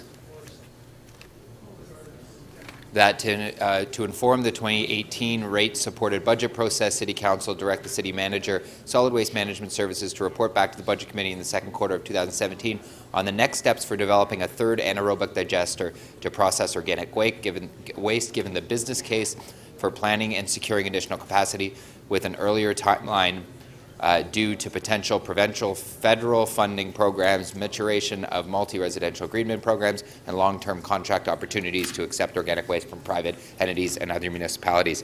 I believe through the discussion here, it's become clear we're actually making a good decision by switching over to the organic processing and increasing that. And it's not only one that will have long-term environmental benefits, but we're able to capture renewable natural gas as a result. And this has several benefits, one being we save a whole lot of money on fuel costs. And that fuel that we're using to drive those trucks around is considered renewable because of what it comes from, the decomposition of our food waste. We are standing to benefit a net annual amount of $1.5 million a year as a result of us making that investment. That is a good policy. That is a policy we should try to exploit. That is a policy that we should try to max out on, to double down on. So what I'm asking here is right now it's not in the plan to build that third digester until we not only have maxed out our two existing ones, because those are maxed out, but until we have the capacity to fill a third. But I'm arguing here that we have that capacity to fill a third. If we do better as a result of our efforts to increase our current green bin diversion, we will max out that third facility. If we are all of a sudden given the responsibility or given the opportunity to increase the amount of diversion from organics from commercial and from multi-unit residential, which the province is considering now, we will certainly max our existing facilities. It takes 7 years for us to build a new facility, anaerobic digester. We need to start thinking about this now, not 7 years from now, when we will already be buying capacity from other private entities. we could stand to greatly benefit financially from a decision we make now. Speaking of the finances, when I was first given a copy of the proposed rates, my eyes almost popped out. I said, "You're going to double the cost of a small bin?" Like, I figured out a way to divert so much in my household. I'm half a small bin now, and there's 3 of us. You're going to double the cost of it in year 1? You're crazy. That's insane. How can the cost be possibly going up this much?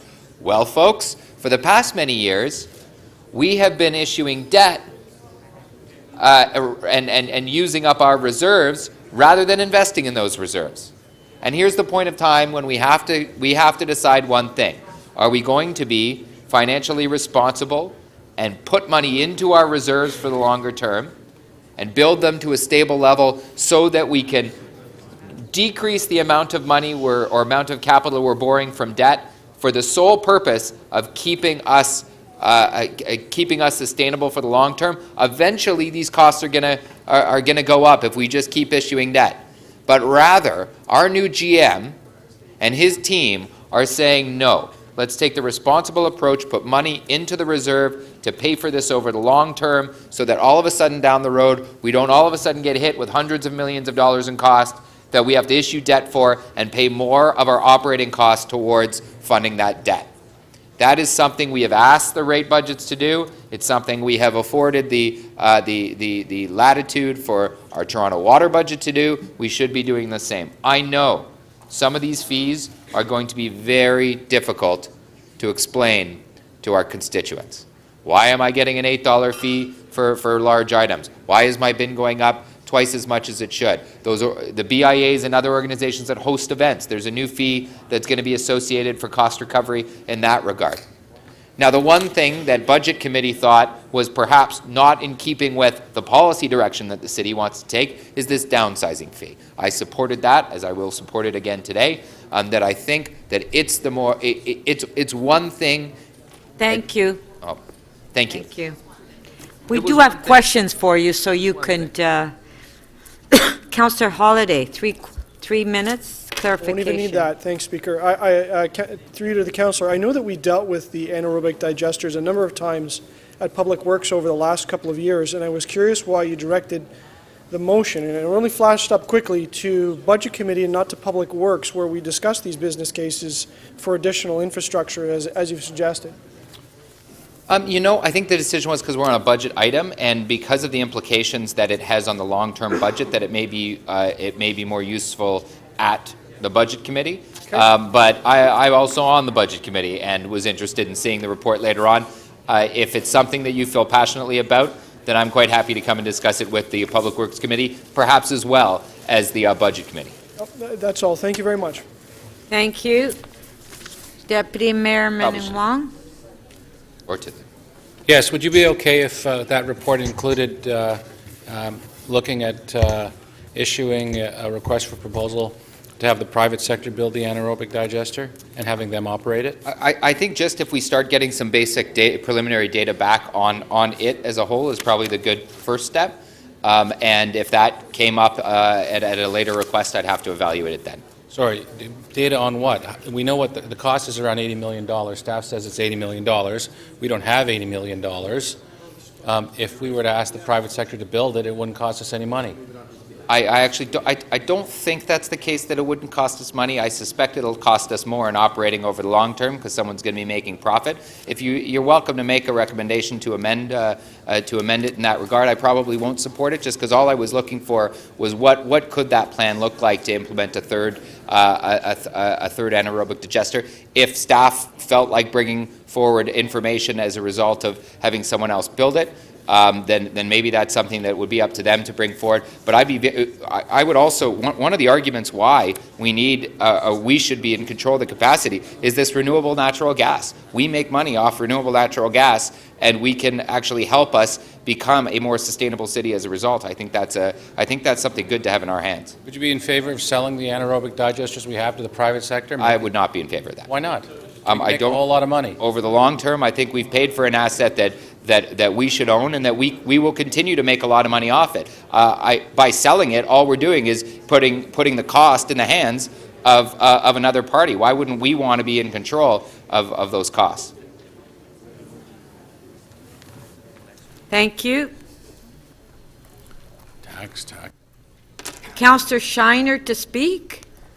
Thank you, Madam Speaker. I cannot support the recommendations here this year for the same reason I didn't last year. When we went to fee-for-service, we committed to the residents of the city that the amount of cost that was currently on the tax base would continue to be there to cover the cost in the new bins, and they would only get the additional cost. And again this year, we're reducing that. I'm a believer that if you make a commitment, you stay with your commitment, and we're not doing that. And on the multi-residential side, we're continuing to reward those that do not promote green bins, the recycling efforts, because we're taking the mixed waste, and when I speak to staff about that, the issue there is, well, we don't want to lose the revenue that we have to our landfill site. Well, I went through that when we had the landfill site up in Maple, where they didn't want to lose the revenue and continued to take the solid waste into there until it was full, and they had to find a new site. So based on the two principles of still rewarding multi-residential homeowners for not separating by giving them the low rates, and taking away the commitment that we had to homeowners to continue to provide the subsidy that they were paying, or the cost that they have paid and continue to pay through their tax bill, because we never reduced the amount of taxes for the waste, I can't support this. Thank you. Councillor Crawford. Thank you, Madam Speaker. Again, I want to first of all, I want to welcome Jim McKay, who a lot of you I think have already met, but this is, it was his first budget that he had brought to the budget, and of course executive, and this is his first budget that he is bringing to council. So I just wanted to recognize and welcome him to council, and a lot of you already know him because he's been here for a little bit. The solid waste budget, $379 million a year budget, has been taking steps to sustain Toronto's infrastructure, support growth, and modernize its facilities and processes. One of the things we also do have to recognize, as I made the comments about water, is we need to make sure that we keep the rates affordable to the residents. And residents need to be seeing what they're paying for. We're achieving that with this particular budget. The committee did look, staff brought to us, it was a 3.9% blended over all the rates, but that actually worked out to be about a 5.2% increase for the residential rates. Staff working through the budget committee working with the general manager were able to bring those rates down to 2%, which were much more reasonable, much more affordable. So we're glad, and that's on the single residential rates, and we're glad we did that. When you look at solid waste, they manage 929 tons of material through the city transfer stations, 550 tons to Green Lane, and 162 tons of recyclables that are managed and sold to bring us a revenue of $21 million. Also at the committee this year, we did look at a number of proposals. One, of course, as was mentioned already, was to eliminate the $25 downsizing fee. That was approximately $600,000 a year that would have been coming into to solid waste, but we felt, again, number one, wasn't affordable, and it really didn't make sense when we're trying to encourage environment recycling and all of that, so we didn't support that. On the positive side, on this budget, staff have managed to significantly extend the life of Green Lane, and when we're looking at the costs of solid waste over the long term, it all rests on how long we can extend the life of Green Lane. That's a critical component to the long-term strategy, and they have been able to move forward quite extensively on extending the life of Green Lane. So, very quickly, I will be supporting this budget, and I hope Council does too. Thank you. Okay, thank you. Okay, so ready to vote.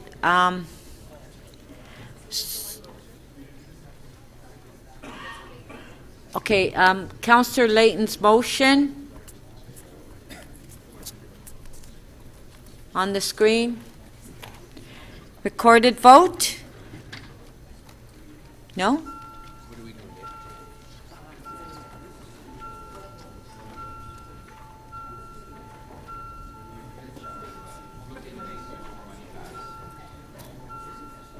Okay, on favor?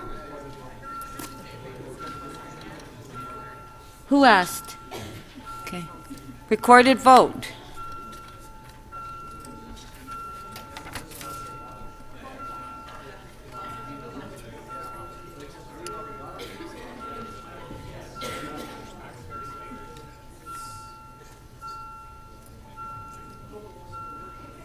No.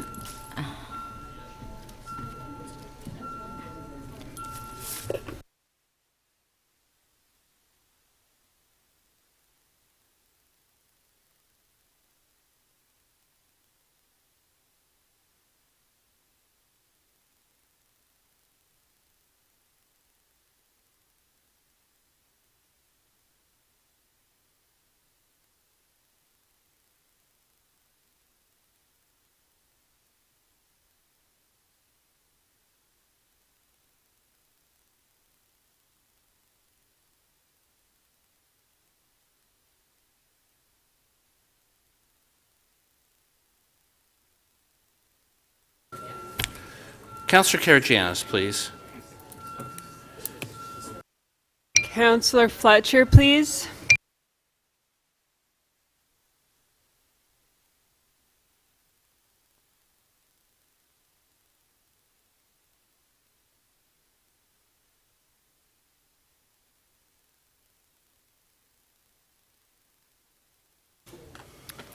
The motion carries 29 to 2.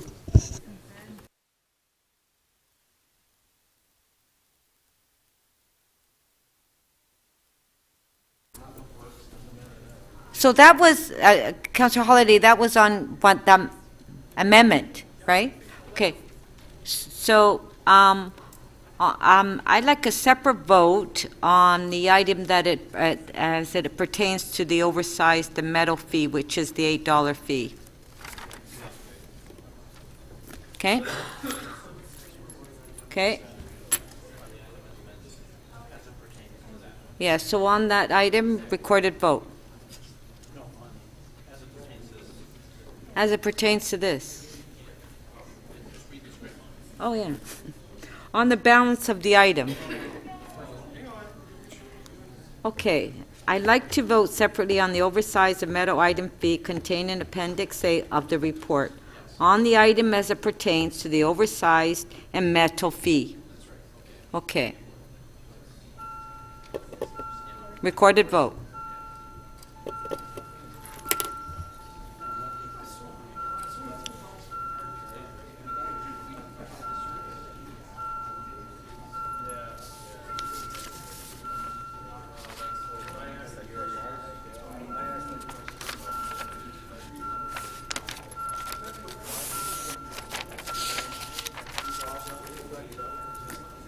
Councillor Perruzza, please, your vote.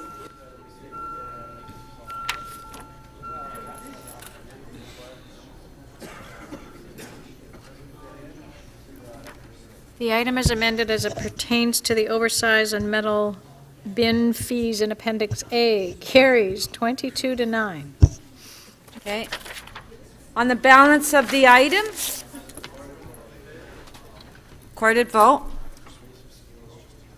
Or do we need a recorded vote on this one? Yeah?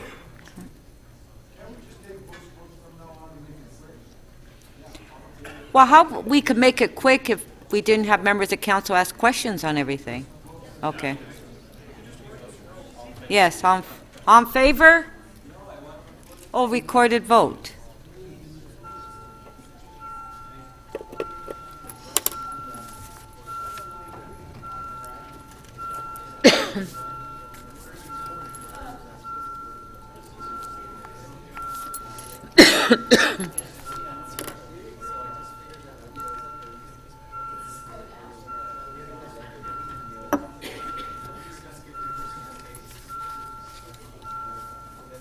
Councillor Perruzza, please. Councillor McMahon.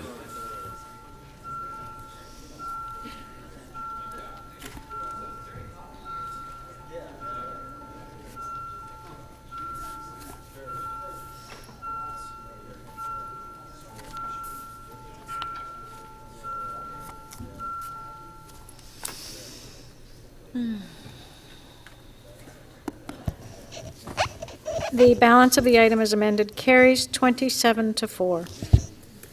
Okay, page 4, EX 20.41. Councillor Holliday, you held the item down. Okay. So, would you like to speak? I would, thank you. Okay. Very briefly. I just rise not to support this. I really appreciate the thought and the consideration of the heritage aspect of the railway stations, but this is exactly the scope creep that worries me at this council. This is sending a message to Metrolinx that we are looking perhaps for some premium work to be done in these stations. Look, I take transit often, and as far as I'm concerned, a cinder block station with a corrugated metal roof is fine for me. I don't particularly like hanging around in these spaces. In fact, the less time I spend at the station and the more on the vehicle, the happier I am. I just don't think that we need to be requesting anyone to put more effort and more cost, frankly, into some railway stations in different parts of the city. Just keep it functional, keep it simple, get on with the business of building the transportation. Do not get caught up in these extra architectural features, because this is the scope creep that causes problems with these large projects. And I just want to point this out to members of council as these things slip in here. And on the surface, it's a wonderful thing, and it's a wonderful discussion about heritage.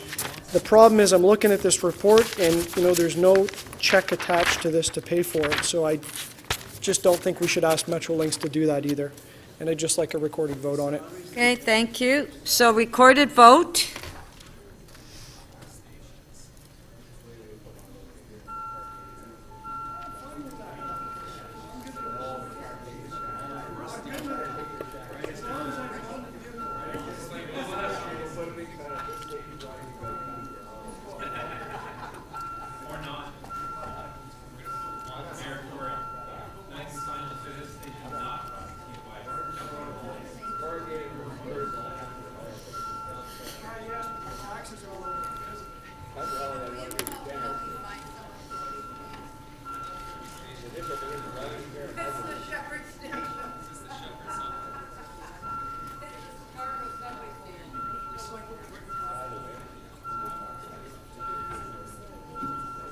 Councillor Bailao, this is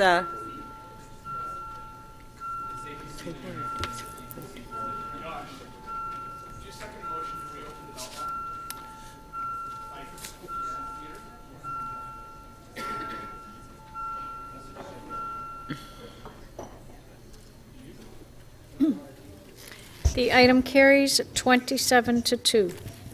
okay on page 4. CD 16.5. Councillor Holliday, you held that item down too. Councillor Holliday? Yes, thank you, Speaker, and thank you to the staff for waiting. I did have a couple of questions I wanted to ask on the floor.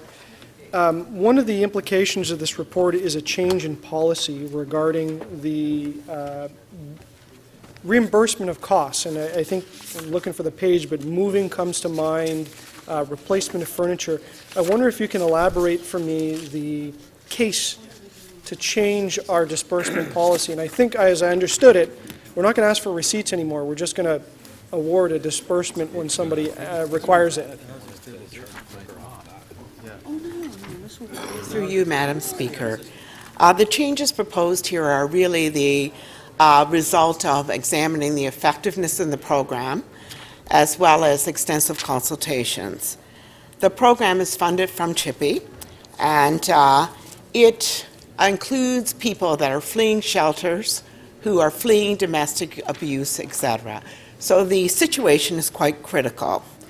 The intention of the flat rate is not to relieve people of the responsibility to prove the need. It's to rather relieve them of the responsibility of providing estimates. So that takes a long time. It creates a lot of burden on individual clients, etc.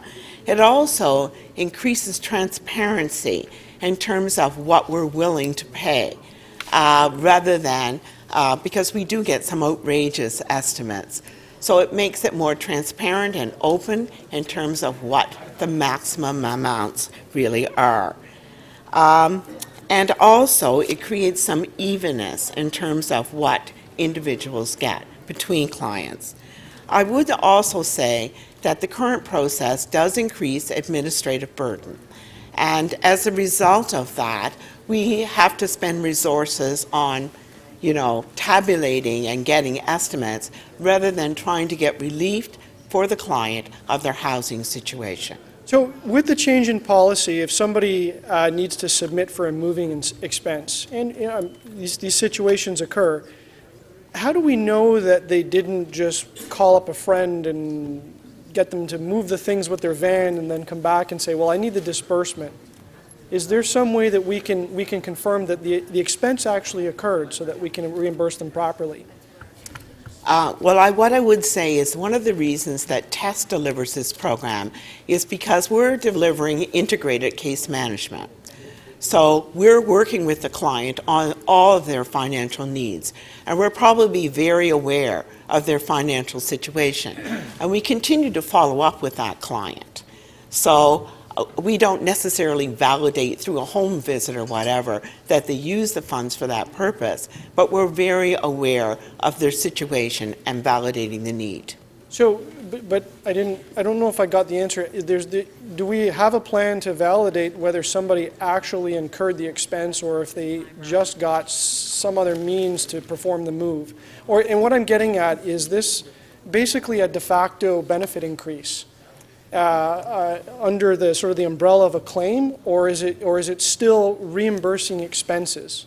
And there's a difference. Well, the current process doesn't validate they actually use the money for that purpose either. I should say that. Okay. But the maximum amount that we allocate is $1,600, and that is only once every 2 years. So it is not an increase in their rates. So that's $1,600 of eligible claims. That's Is that what that is, or is that a complete? a maximum. We issue many benefits that are below that. So if I can just, and forgive me, I'm not going to use up any more time than I have to. If I am in a bad situation, I need to move, I need to replace my furniture, I need a whole bunch of different assistance, I can go in and say, look, I need to claim moving expenses and furniture expenses, and I can claim up to $1,600. Are there any questions asked of me? First of all, it's not just reimbursement of furniture. It would have to be reimbursement of furniture for a reason. So I'm moving from a shelter into a home. I'm fleeing domestic abuse and was unable to take my furniture with me. There was a flood, or there were bed bugs, something that validates the requirement for furniture. Okay. And if somebody gave me a bunch of furniture for free and I didn't really need to buy any, but I still made the claim, I'd be given the money. I don't think that situation would happen, but potentially it's a program of last resort. Fair enough. So generally, if they were able to get the furniture elsewhere or whatever, they would do that first. Campbell? Thank you, Madam Speaker. In regard to the elimination of the requirement of a separate income test to establish eligibility, how will we know that people are eligible if we eliminate the income test? Through you, Madam Speaker. Well, everyone is income tested in order to receive OW or ODSP. This program is only available to OW and ODSP clients. So how do they identify themselves as those clients? Or we already know. Well, we have a record. We have on a the record case of that. Okay, files. thank you. In regard to, I had another question here someplace. Sorry, just bear with me. It says clients will still have to demonstrate their refunding is required to address their. You talk about copies of eviction notices are no longer required. TESS is taking steps to reduce documentation. Copies of eviction notices are no longer required. Why is that? Generally, it's very difficult for clients to get copy of eviction notices. So we're trying to reduce that burden. We would rather call the landlord directly to find out what the situation is rather than seek formal documentation. So you've mentioned that you're trying to reduce the administrative complexity and cost. Has that been quantified? No, we have not quantified that at the moment. I would tell you that the total amount of money that we get from Chippy for this program is distributed to clients. We charge no administrative costs at the moment. Okay. So we are absorbing that within our case management approach with a client, trying to deliver an integrated human service.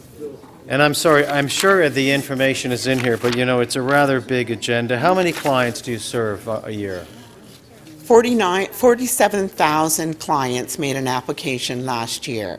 About 15% were denied.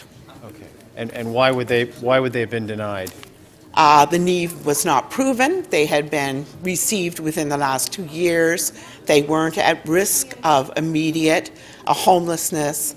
Those would be the kinds of reasons. Or they're asking just for furniture replacement of worn furniture. We don't act on those kinds of situations. Thank you very much. Thank you, Madam Speaker. That's all my question.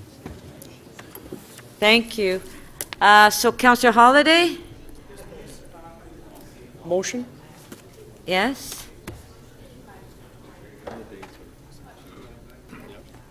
What? Excellent. So I'm just simply going to request a report back in a year with a comment that, I appreciate work of staff to find innovative ways to deliver services to what I heard today was a more efficient way of dealing with administration. And I'm fine with it. I think we should test it out.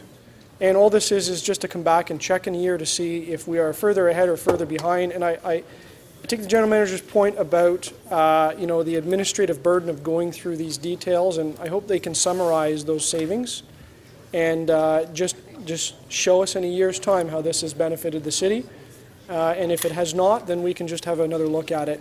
That's my motion. I hope you support it. Thank you. Okay, thank you. Councillor Perks, did you want to speak? I should be careful here. I'm a little bit frustrated with what's just gone on the floor.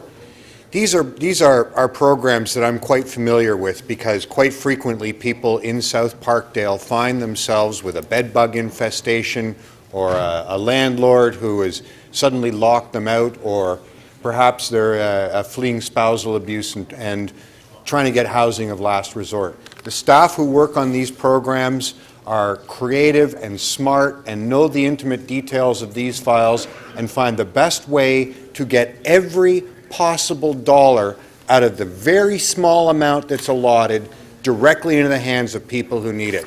And running around counting beans like this just adds to the administrative burden, the frustration that staff have and the case managers have in trying to actually spend public money to a good result.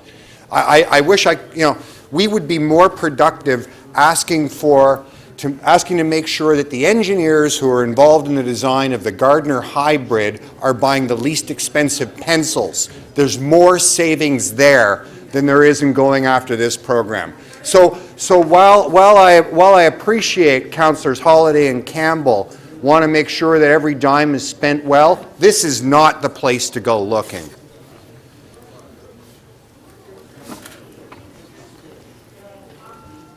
Thank you. Okay, so we'll put the motion on the screen.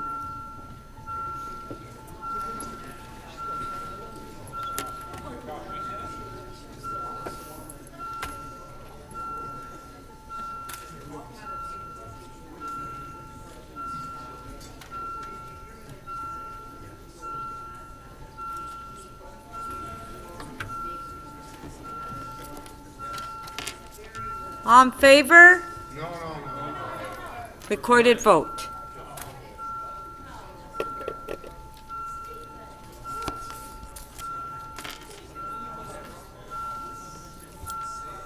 Councillor Karygiannis, please. Councillor Perruzza. Councillor McMahon, please.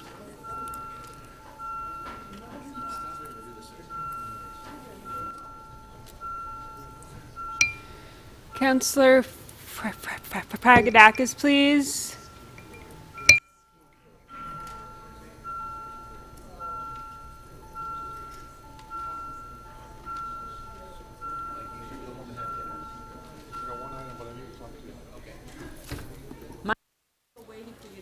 The amendment does not carry. The vote is 9 to 21.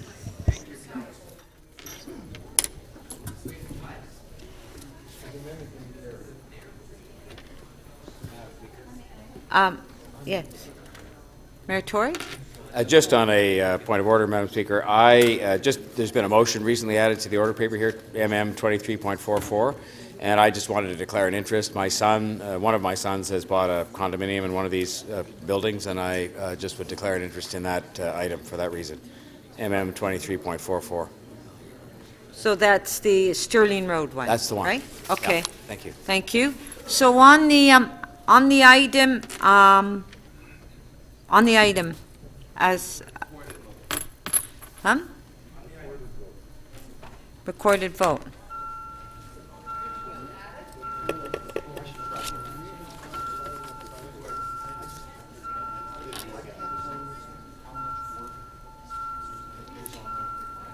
Councillor Thompson, your item's coming up.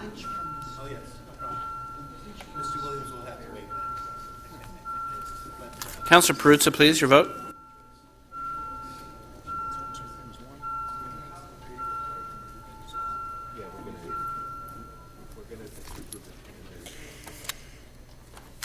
The item carries unanimously, 30 in favor. Page 4, PE 15.1. Councillor Layton, you held the item down. Yes, thank you very much, Madam Speaker. I can go straight to speaking if there are no questions. No? Nope. Councillor Campbell. Sorry, that's... Questions, Councillor Campbell? Thank you, Madam Speaker. It's just one question. It's of staff. I tried to find this out before the meeting by sending an email to the People's Climate Movement. I just was wondering if this was a report that was voluntarily submitted or if this is a report that was commissioned by City Council. Councillor, the Transform TO report was commissioned by the Subcommittee on Climate Change Adaptation and Mitigation, which is a subcommittee of Parks and Environment. And what was the cost of this report? The cost of the report? Basically staff time. I think when you look at what staff was able to do, we were able to attract well over $200,000 of external funding to support this. No, so it says it was prepared for the People's Climate Movement by, and then it names 3 individuals. I don't believe they're employees of the City of Toronto. No, I don't know. It's this report here. You're all. Oh. Yeah. I know I shouldn't be asking questions of staff at this hour on, how they might have spent our money if it was our money that was being spent, because heavens, that's not our job. Okay. Sorry, Councillor, through you, Madam Speaker. The report that you have in front of you that you provided to us, this was a report that was prepared by a community group as a contribution towards the Transform TO initiative. This was not something that the city was involved in. Okay, that was the only question I had. Thank you very much. That's good you had that clarified. Thank you. Councillor Fletcher, questions? Councillor Fletcher, you had your name up? It's okay, thanks. Okay, Gone. thanks. Okay, to speak, Councillor Layton. 2 other names up there. No, just me. And you. Okay, thank you very much, Madam Speaker. I have a motion that City Council refer item PE 15.1 to the Budget Committee for consideration as part of the 2017 preliminary operating budget and 2017-2026 capital budget and plan. The short version of my speech: climate change, important. Action, important. Everything we can do, important. We have a list here of priorities that we can be taking. We should be taking that action now. I want to be part of a council that takes action to fight climate change. I don't know for sure, but I can probably guarantee at some point in their lives, all of your children and grandchildren will want you to have been a part of a city council that took action to fight climate change. So, that being said, we don't have any new resources allocated within the current budget to do just that, fight climate change. We should do that, fight climate change. So let's do that by referring this to staff, referring this to the budget committee so that we can see what items we might be able to include in next year's budget so we can actually do something to fight climate change and live up to our international obligations. Thank you. Councillor McMahon to speak. Hi there. Thank you very much, Madam Speaker. I have a motion.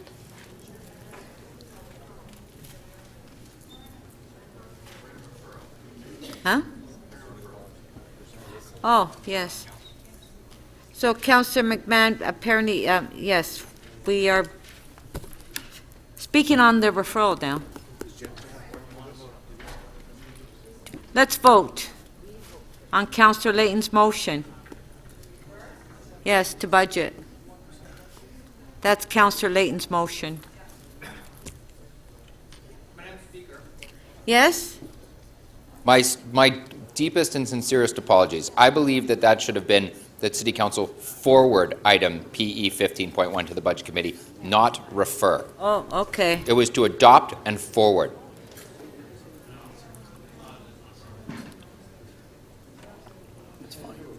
Why not? All of the members of council. Because my original motion was to forward item B, that list, to the budget. So, yeah, do just the supplementary. Refer just the supplementary. Refer the supplementary report, which is, I think, adding that B back in that I had.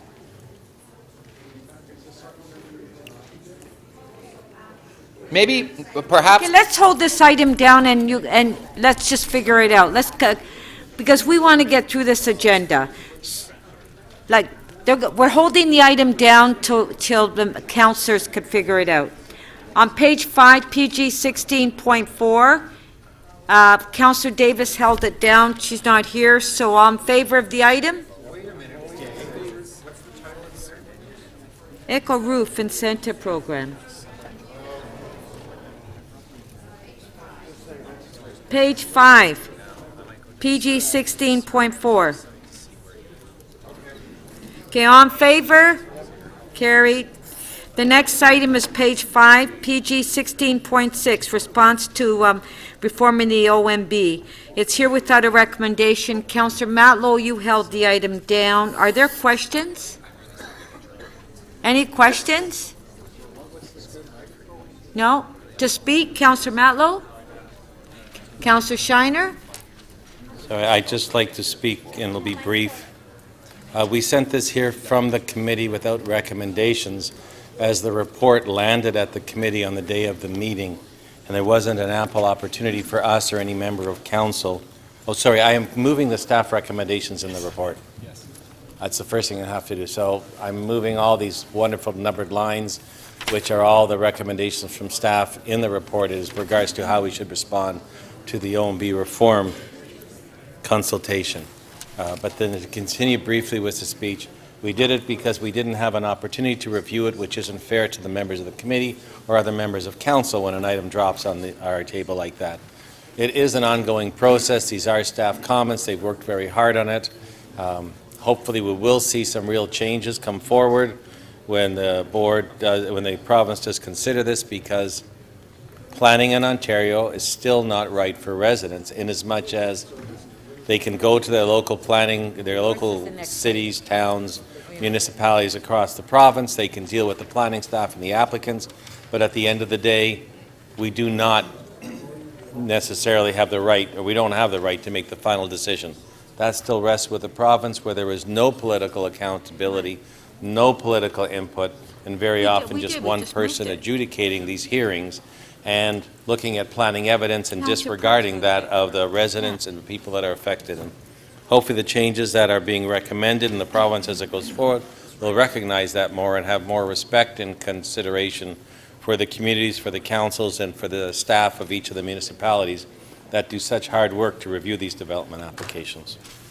And I know my colleagues have a few minor motions here. That's totally staff.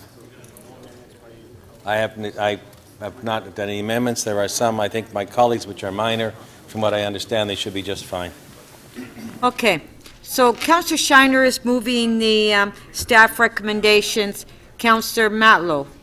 Thank you. So I, as chair of the committee, Shiner said, I have some amendments that have been worked on along with the chair with staff and staff's support.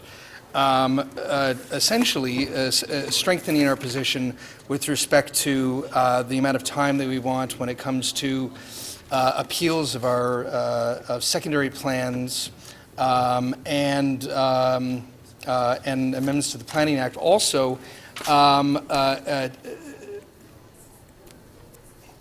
ensuring that the term de novo is highlighted in the recommendation. And along with this, by the way, this is a kind of a coalition effort with Councillor Wong Tam. She added municipalities' decision falls outside of a range of reasonable outcomes on item 16. I'll just explain this to you. The province of Ontario is undertaking a significant review at long last of the Ontario Municipal Board. For at least twice now, this council has made it very clear that our formal position is that we would like to see the Ontario Municipal Board abolished, that we would like to be free from the OMB. And we stand by that. That being said, though, I want to acknowledge Minister Bill Morrow and Premier Kathleen Wynne for demonstrating that they are actively listening to some of the most substantive concerns that we've raised. One of which is, and I believe the most important, is the fact that we falsely use the moniker appeals body when we refer to the OMB. It is not an appeals body. In fact, in many cases, it's a do-over body. If one party, often the developer, doesn't like the outcome of council's vote and decision, they simply just go to the OMB and say, we want a do-over. That's not an appeals body. So what the province is seriously considering, and by the way, this is I encourage all of you to read this. This is a booklet that I picked up when I actually went to their consultation meeting on November 15th at the Convention Centre. It was very well attended. Residents from all of our wards were there. And not only are they looking at changing, really eliminating de novo hearings and making this a genuine appeals body, but they're looking at ways to give communities a stronger voice, a focus on transit, and a number of other specific wordings that ensure that decisions are even more consistent with the provincial policy statement. Here, we also want to see a focus on deference to municipal decision-making. In other words, simply having regard to our official plan doesn't really cut it. Why should we be working on a plan in consultation with our community and then try to implement it, see it through to fruition, and then see a developer's appeal simply just change it every time that they don't get their way? The OMP right now is an unelected, unaccountable, quasi-judicial body. And it very rarely is able to contextualize the decisions they make. At council, we are able to not only look at the rezoning consideration, for example, but we also have to think about, is there transit nearby? Are the schools over capacity? Is there enough public realm? Is there affordable childcare in the area? How do we build a community? How do we build a community rather than just a place for another condo?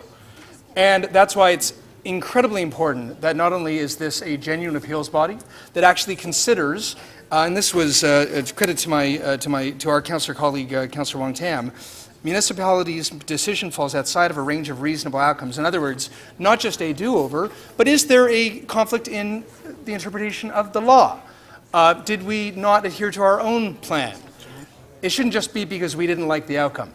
So I encourage you all to read this. I want to, before I conclude, I want to give a lot of credit not only to Chair Shiner and the Planning Growth Committee, but no one more than Carrie Boumvakis from our Planning Department. Carrie if we get these significant reforms passed by the province, Carrie should be remembered for, not that she's going anywhere, I hope, anytime soon, but as the architect for some of the most important reforms that have brought empowerment back to the communities, back to our city, back to the democratic process, and improving good urban planning throughout the province of Ontario, if the province listens. I am able to say with good confidence, though, that we haven't arrived there yet. Keep the champagne corked for the moment, but a real review is happening, and I encourage all of us to watch this very closely. It will affect every one of your residents and our neighborhoods. Thank you. Thank you. Councillor DeGiorgio? Yeah, just very quickly, Madam Speaker, I agree with most of the recommendations, but I do have a couple of recommendations that I do not want to support. So I've given you a list of about 6 or 7 recommendations that I want to specifically break out. Okay, we will do that when we vote, okay? Okay. But I'm also in favor of retention of the OMB, just for the record. Thank you. Okay, so if we can put the recommendations on the street, on this screen. Councillor DeGiorgio, if I can give this to staff. He wants these recommendations voted on separately. He gave me a list.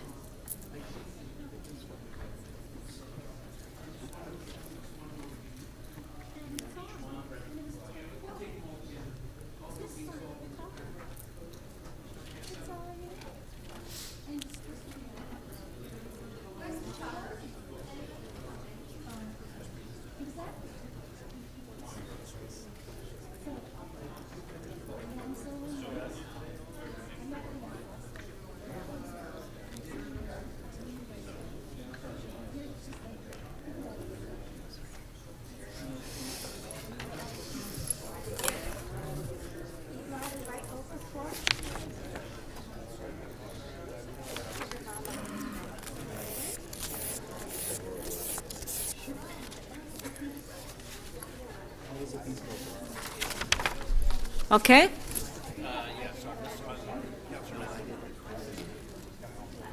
Okay, on Councillor Matlow's motion, recorded vote?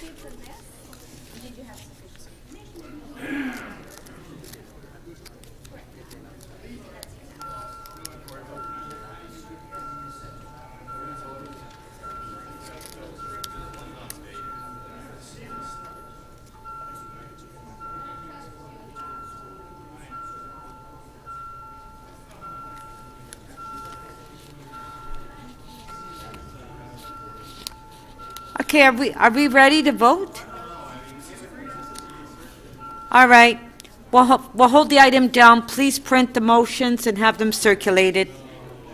I'm sorry, this is what, that's what happens when it's the last minute and there's these recommendations brought forward and... No, Councillor Shiner, let's just hold the item down. All of the recommendations that I moved are in the report. This is Councillor Matlow's. Fine, but you said have all the motions done. No, okay. There's no Councillor need to- Matlow's motion to be circulated. Thank you. Our next item is, members, I want to try to move this along. On page 5, PW 17.7, Councillor Thompson, are you ready for maintenance fees for pavers? Clerks are just typing up the item so that we're not ready yet. Perhaps you can come back. All right. Thank you. And thank Our next item. Okay, just one sec, Councillor Layton. The next item is, yes. Yes.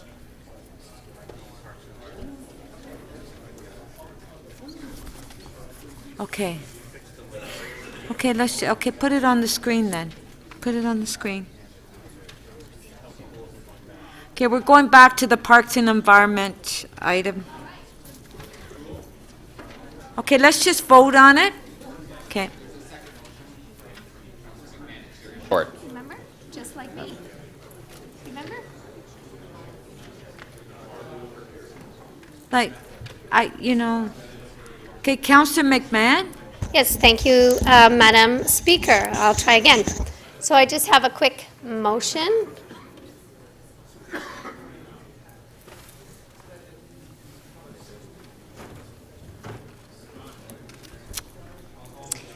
There it is. So basically, that City Council direct a copy of our council's decision be forwarded to the Chief Resiliency Officer for consideration in his or her, preferably her, but work plan upon hiring. So hopefully you'll support that. Very excited about our new Chief Resiliency Officer. Looking forward to working with him or her. And just as Chair of Parks, I would just like to say that one of my key items would be making our great city climate change resilient. Thank you. Okay, so on Councillor Layton's motion, Councillor Dissett, is this, you need to speak on this? 2 seconds. Okay. You know, we have so many items still left over, members of council. I just want to say a big thank you to staff, because the staff worked really hard on this project. They had a very short timeline on it. We did a lot of public consultation. We brought thousands of people out, thousands of really engaged people. We listened to them, and this is what you're seeing in this report. So I hope the motions you're going to hear from Councillor Layton and Councillor McMahon are unanimously voted on. Thank you very much. Okay, can we put the motion by Councillor Layton on the screen, please?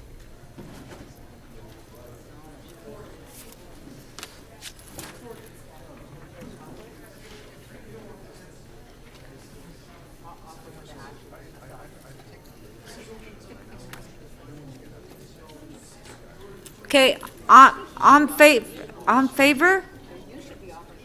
On favor? Okay, are you asking for recorded vote, Councillor Holliday? No, I just want to vote no. Okay, well, recorded vote. Well, how could he vote no if he doesn't ask for recorded vote? Come on, everybody's getting very tired here. Maybe we should defer every item that's on the agenda. Okay?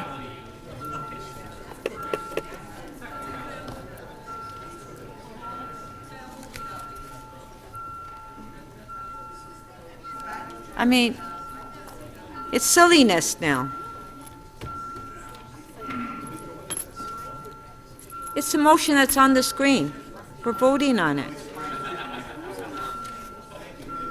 Oh my God, I know. That's why it's so confusing, because we're going back and forth.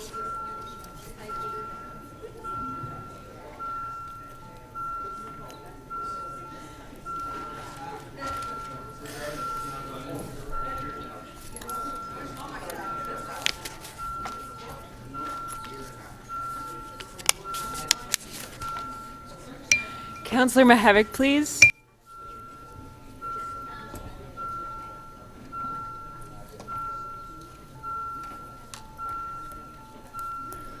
Oh, Councillor DiCiano, please.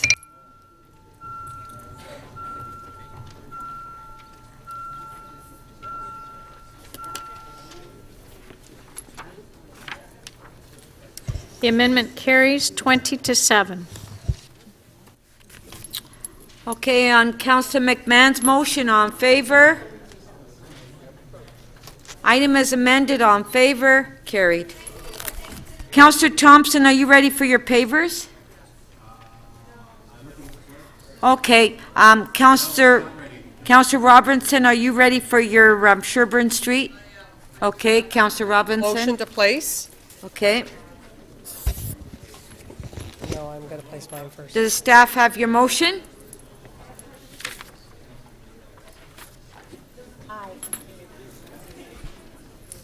Councillor Robinson, does the staff have your motion? They do indeed have the motion. They don't? Pardon? Oh, okay. All right. You accepted it?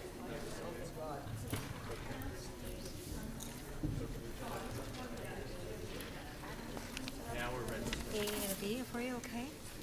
No. Councillor Robinson. Well, I mean, because you were amending an item, and you're adding. Counselor Robinson? Oh, I see. Okay. And did you add in the TTC stuff in there? Yeah, it's all in there. Whatever you guys gave us, we did, so I just need you to sign that. Oh, okay. Shite. This is Josh Cole's fault. Okay, do we want to skip your item? I know. Counselor Robinson, are you ready? Ready. The motion is there. It just needed to be signed. So you this have is, two motions. there's two motions. One is just to amend the report that's before you. There's been some concern around this report, but what I'd like to share with you is we've added some words that will give you comfort if you were concerned about accessible parking permits in the bike lanes. If you look at the third line, you see the addition we've made, or the fifth line or fourth. I'm too tired to remember what line it is, but as an interim measure to address site-specific accessibility concerns in advance of the development of the on-street bikeway design guidelines. So we've added that just to give people some assurance that this is an interim measure, and we're going to look at things in a site-specific way. And we're going to continue to develop the on-street bikeway design guidelines with lots of input, which is the next motion. If you could just put the other motion on the, and so this is just to make sure, so Councillor Cole, who's the chair of the TTC, came up to me just in the last few minutes to say he'd like to see the TTC added to this. So we've got all sorts of inclusiveness happening here on our advisory group to make sure that we have input from all parties as we move forward. And so this should give, anybody who is concerned about this should give you comfort. This has been written by our cycling staff, and this should address concerns moving forward. So I won't say much more than that, except that this is a very reasonable motion, and I hope you'll support it. Thank you. Counselor, okay, what are all these names? Counselor Mihevik, do you have a question to Counselor Robinson? So I just need to understand it. And Sure. not 3 as minutes part of- clarification. This is not rhetorical. So your motions, the sum total of your motion is allow for the interim encroachment onto the bike lane, but study it on the go-forward basis. Yeah, so people aren't getting ticketed. Allow it to move forward, but we're using the word interim. Right. Where the report actually was permanent. And to be fair, then the alternative is, if we don't vote for that, is to just allow it permanently. I guess the other alternative is to say, no, not allow it internally, but then do the consultation on best practices. Yeah, so to be fair, to be forthright, Councillor McConnell is going to put forward a motion next, I'm assuming, that suggests deferring it. Right. Staff aren't recommending deferring it. We want to make sure people aren't being ticketed, and so we're the kind of, I worked a little bit with, I don't know if you want me to say it, but don't say it, I won't. So I worked with a few other councillors on this and staff. Okay. Come up with the interim measure, and then the site-specific accessibility concerns, and then this whole new motion that was just up there that talks about extensive consultation with various parties that have been identified by all parties. Okay, thank you. Done. Okay, Like dinner. so Counselor McConnell, you have a question? No, I'm not going to ask. Okay, so you want to speak? Counselor McConnell? So if I could, Madam Chair, I'd ask Council to refer the item back to the General Manager for further consultation. I'll explain why. I think that the beginning of this, we thought that this was all about bikes. It actually has been a concern of the Disability Committee. And so regardless of whether or not one of the motions carries and we have an interim, or we decide not to do an interim until we get it right, it is essential that the Disability Committee, community, really, that their ideas and their transportation needs be placed in this. I have a very different issue in the community that lives on Sherburne Street. And for any of you who know it, 155 Sherburne is full of people in wheelchairs and scooters, as is 200 Wellesley Street.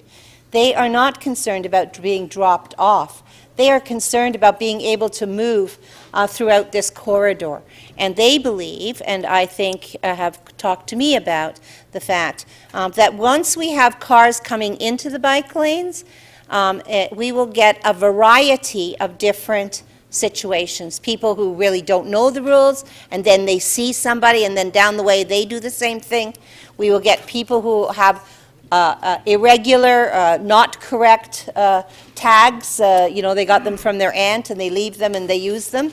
And we will also have a situation where we will have a very hard time turning this around.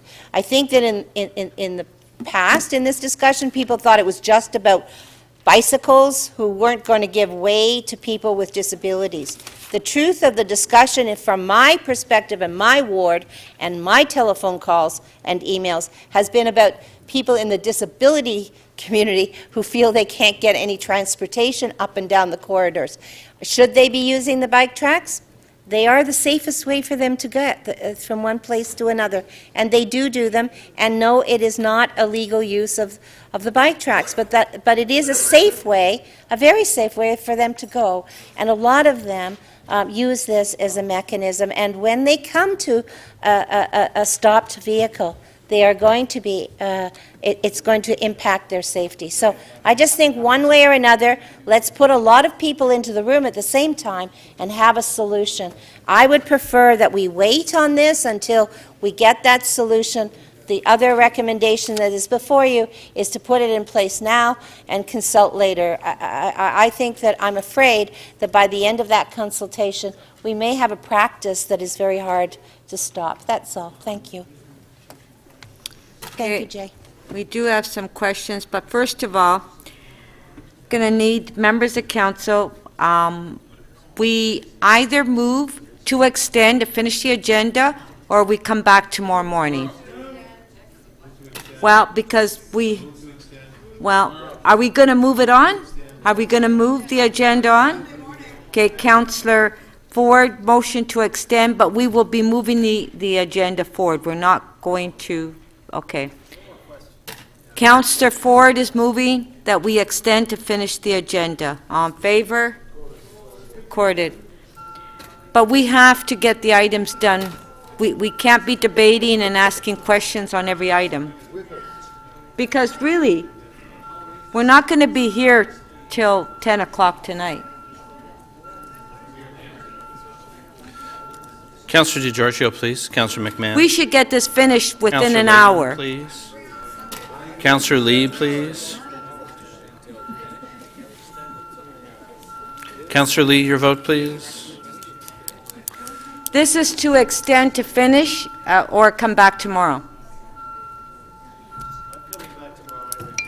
Councillor Mihevik, please. Why don't we just stay down here tonight? We're coming back tomorrow.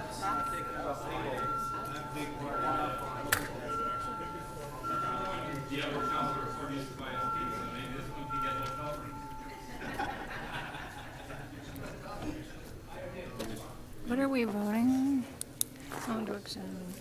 The motion to extend the meeting carries 24-4.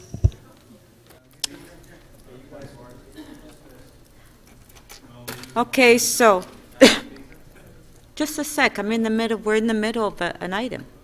Councillor Fletcher, you have a question to Councillor McConnell? Sorry. 3 minutes, clarification of the motion. Correct.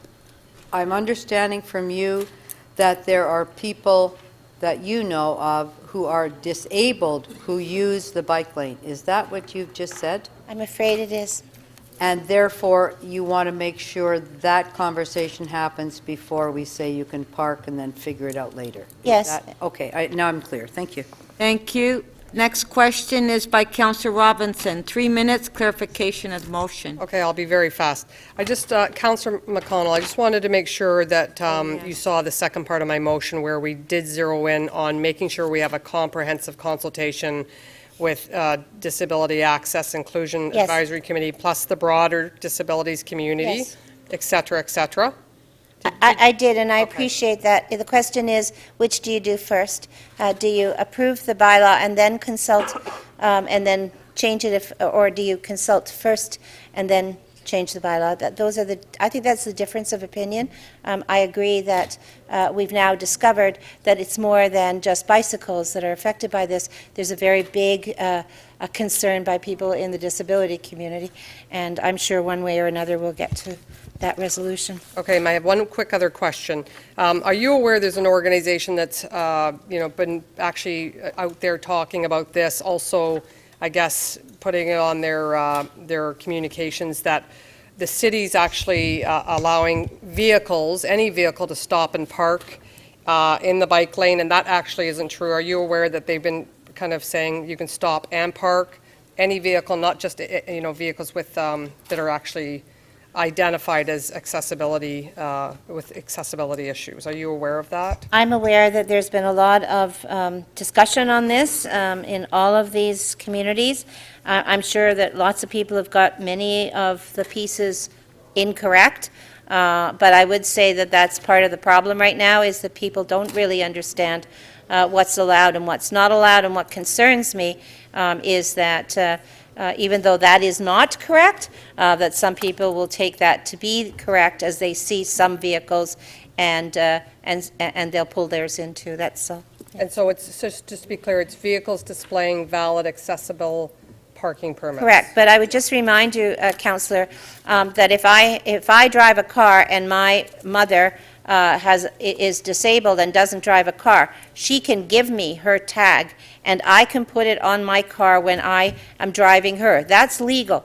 But quite often in these circumstances, and we know the province is looking into this, people use that all the time, and that's a big problem. No, it's 2 minutes. We're talking on the referral. I'm sorry. Yeah. Yeah. Thank you. Okay, so can you put the motion on the screen?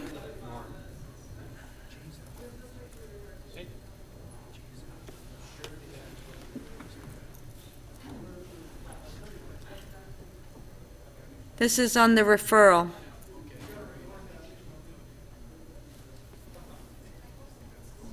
Recorded vote. A recorded vote was requested.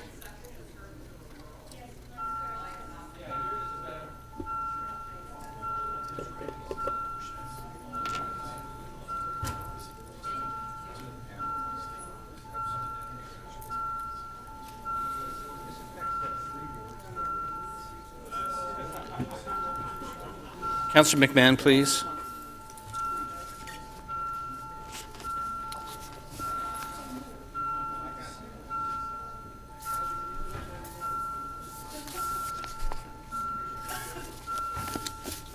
Councillor Fletcher, please.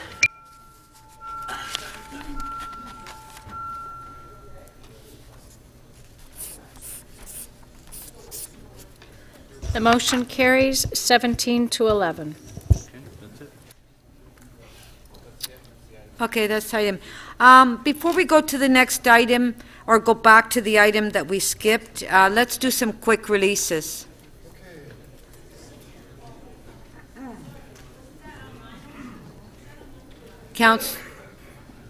Councillor Perks. Thank you, Speaker. I can do a couple. First, on behalf of Councillor Cressy, who is ill and had to go home, he had held TE 20.7. He has a motion that the consideration of the item be deferred until January 31st, February 1st, and 2nd council meeting of council. Do the staff have the motion? Staff have it. It's been vetted through planning. They just aren't ready to finish work on this file yet. Okay, this is on page 6, T 20.7. On favor, carried. Thanks. Councillor Perks? Yeah, turning over the page to 7 TE 20.13. Members, you will have had circulated this afternoon a supplementary to this, TE 20.13A. So I'm going to move that we approve both the report and the supplementary.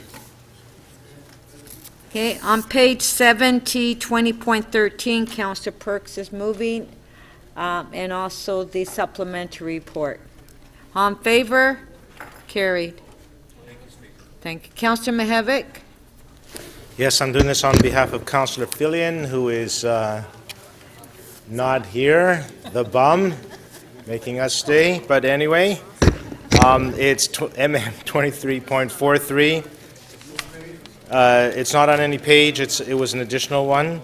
It's 293 Bogart Avenue, request for solicitor to attend an Ontario Municipal Board hearing. It's his ward, so I can't defend it, but I'm sure it's defensible. Okay, on favor? Recorded vote.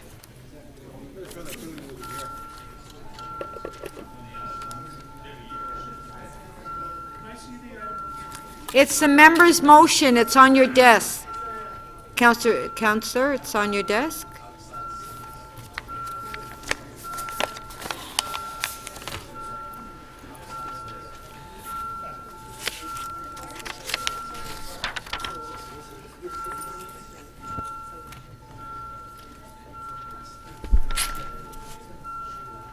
Councillor Perks, you still have another member's motion you held, right? Yeah, I did. Yeah. Councillor Robinson, please. Councillor McConnell, please.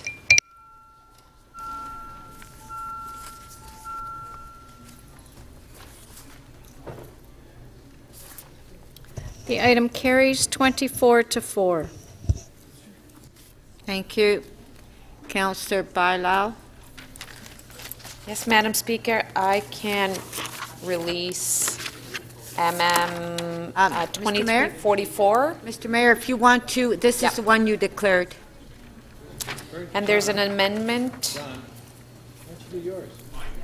So this is member's motion MM 2344. With the amendment that was worked with the city solicitor. Where is the amendment? It was circulated. Oh.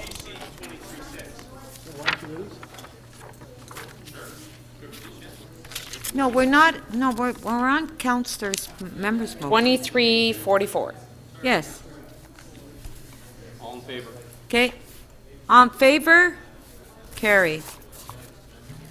Item as amended, on favor? Carried.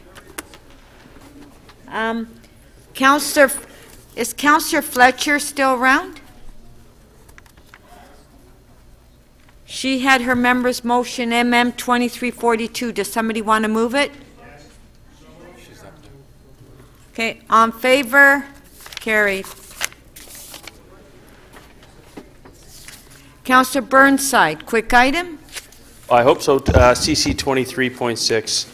I have a motion. It's an amendment. Yes, it was circulated. It's the green, right? Yep. Okay, on page... We're not ready yet. It's not a come on. The chief planner is right there, right at the top. I will go right now. She's right behind you. Okay, once Councillor Mihevik speaks to her. No, he can talk to her offline. So it's not a quick item? Well, he's going to talk to her offline. And then come back. And it will be. Well, it's not now. I thought it was. I thought he had already spoken. Okay. It's all about learning, eh? Okay, let's move on. All right, so we'll go back to the, on page 5, PW 17.7, maintenance fees for pavers on city streets. Councillor Thompson. Thank you very much, Speaker. There is a motion. There's been great discussion between the planning staff, transportation, the chair of the committee, and economic development, and we have come up with the following.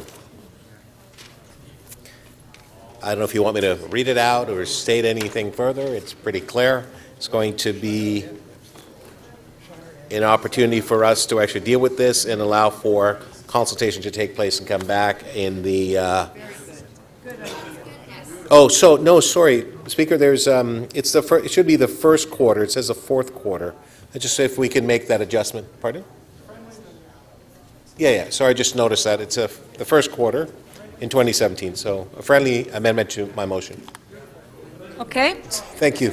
So, and Speaker, can I just, before you turn my mic off, I want to thank the clerks because it's kind of been very challenging for them, and thank you all very much. Please. Thank you. Thank you. So, recorded vote on the amendment by Councillor Thompson. All in favor? Recorded vote.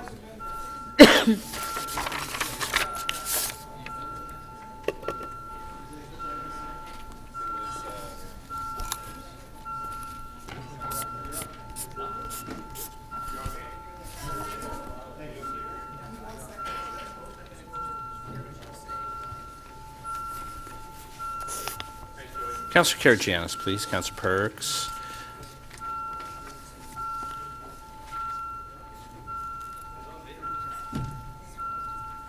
Councillor Cole, please. Councillor McConnell, please.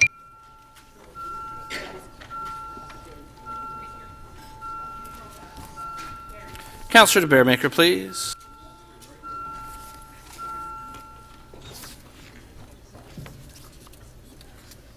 The amendment carries unanimously, 29 in favor. Just one sec, we're in the middle of a vote. No, we just voted on the amendment. Item as amended. All in favor? Carry. Wow, everybody's so anxious. Councillor Mihevik. Yes, thank you, Madam Speaker. CC 23.6, Councillor Burnside has it. I'll tell you what the issue was. There's a certain height and density that is part of this proposal, and my interest was whether it conflicts with the planning study that we did with Eglinton Connects. Now that the Eglinton LRT is going through, we did a very detailed and good planning study, and this site was actually identified as being able to take more density. So there's actually no conflict. What he's proposing here in terms of height and density will not impact some of the fights that Councillor Burnside will have to the west and further to the west that certainly I will have, and perhaps Councillor Cole as well. So this is all good.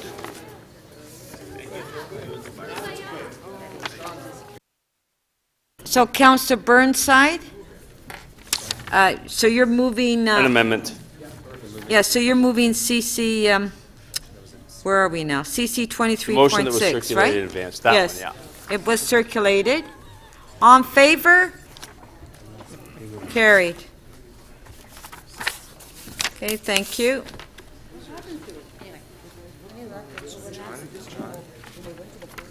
That's it, right? That was the vote? Yeah. Okay, our next item, we're going to skip to page 7. We have one item on page 6, but we're going to skip that one. We'll go to page 7. We'll go to page 7, and we'll go to T 20.17, application to consider appeal at Signage Master Plan, 380 Front Street. Deputy Mayor Menon Wong, you held the item down? This is the advertising sign? Yeah. Okay, I have a few questions of staff. Okay, questions to staff. Where are they? So, the final proposal for this sign is much smaller than the original sign, and it has the support of staff. Is that correct? Through you, Madam Chair, yes, that's correct. Okay, so this also went to the sign, I guess the sign, is it the sign variance? Or that's sign variance committee, yes? And this was, this is an organization that we appointed. They're citizens, and they're supposed to make an impartial decision. Is that correct? Yeah, for clarity, the CBO supported 3 signs, 9 associated variances. The applicant, the proponent, was seeking additional signs and variances. So they appealed the decision of the chief building official to the sign variance committee. But they settled on something smaller, right? They recommended something smaller. The sign variance committee approved the variances that were exactly the same as were supported by the chief building official. Okay, so the chief building official and the sign variance committee, so staff and the board that we selected decided that this was an appropriate sign. Yes? That is correct. Okay. Thank you. I'll speak. Or, you know. Councillor McConnell, you have a question? Thank you. To the Chief Building Official. So there are several tests, all of which must be met in order for staff to approve these particular, and for the sign variance committee, in order to have a sign move forward. Is that not correct? Through you, Madam Chair, yes, they are correct. There are 9 criteria in the sign bylaw that need to be established as being met before a variance is supported. That's right. And so you saw at 380, I submitted a letter to the sign variance that indicated that this did not meet the compatibility with the development of the premises surrounding and so on. But I wanted to just move forward rather than wasting everybody's time. So you saw that we challenged all of those. There were about 4 of them that we challenged, correct? That is correct. You did not agree. That is right. We did not agree. But the last one is, it is not in the opinion of the decision maker that is contrary to the public interest. At the time in which you made this decision, did you have all of the facts and understandings of what the public interest was for the future as well as the current situation?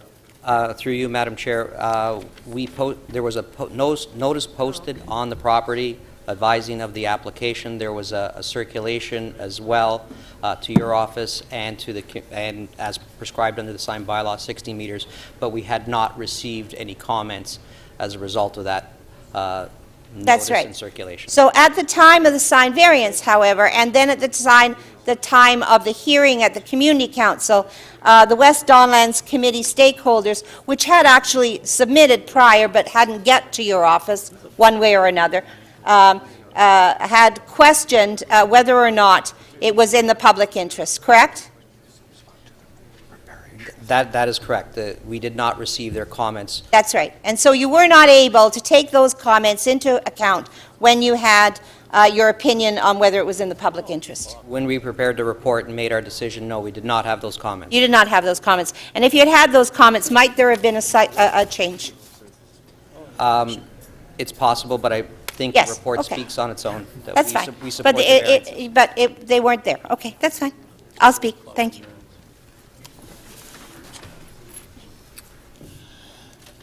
Councillor Perks? Thank you very much. There are 9 tests or criteria that a sign has to meet in order to, that a sign has to meet in order to be approved. That's right? Through you, Madam Chair, yes, that's correct. Yeah, and one of them is the signs contained in the proposed signage master plan are compatible with the development of the premises and the surrounding areas. Is that correct? That's correct. During the hearing at the Toronto East York Community Council on this sign, your staff gave evidence that this sign actually suited a very different kind of urban form than the urban form we have there. What was the phrase that your staff used to describe what this is more typical of? No,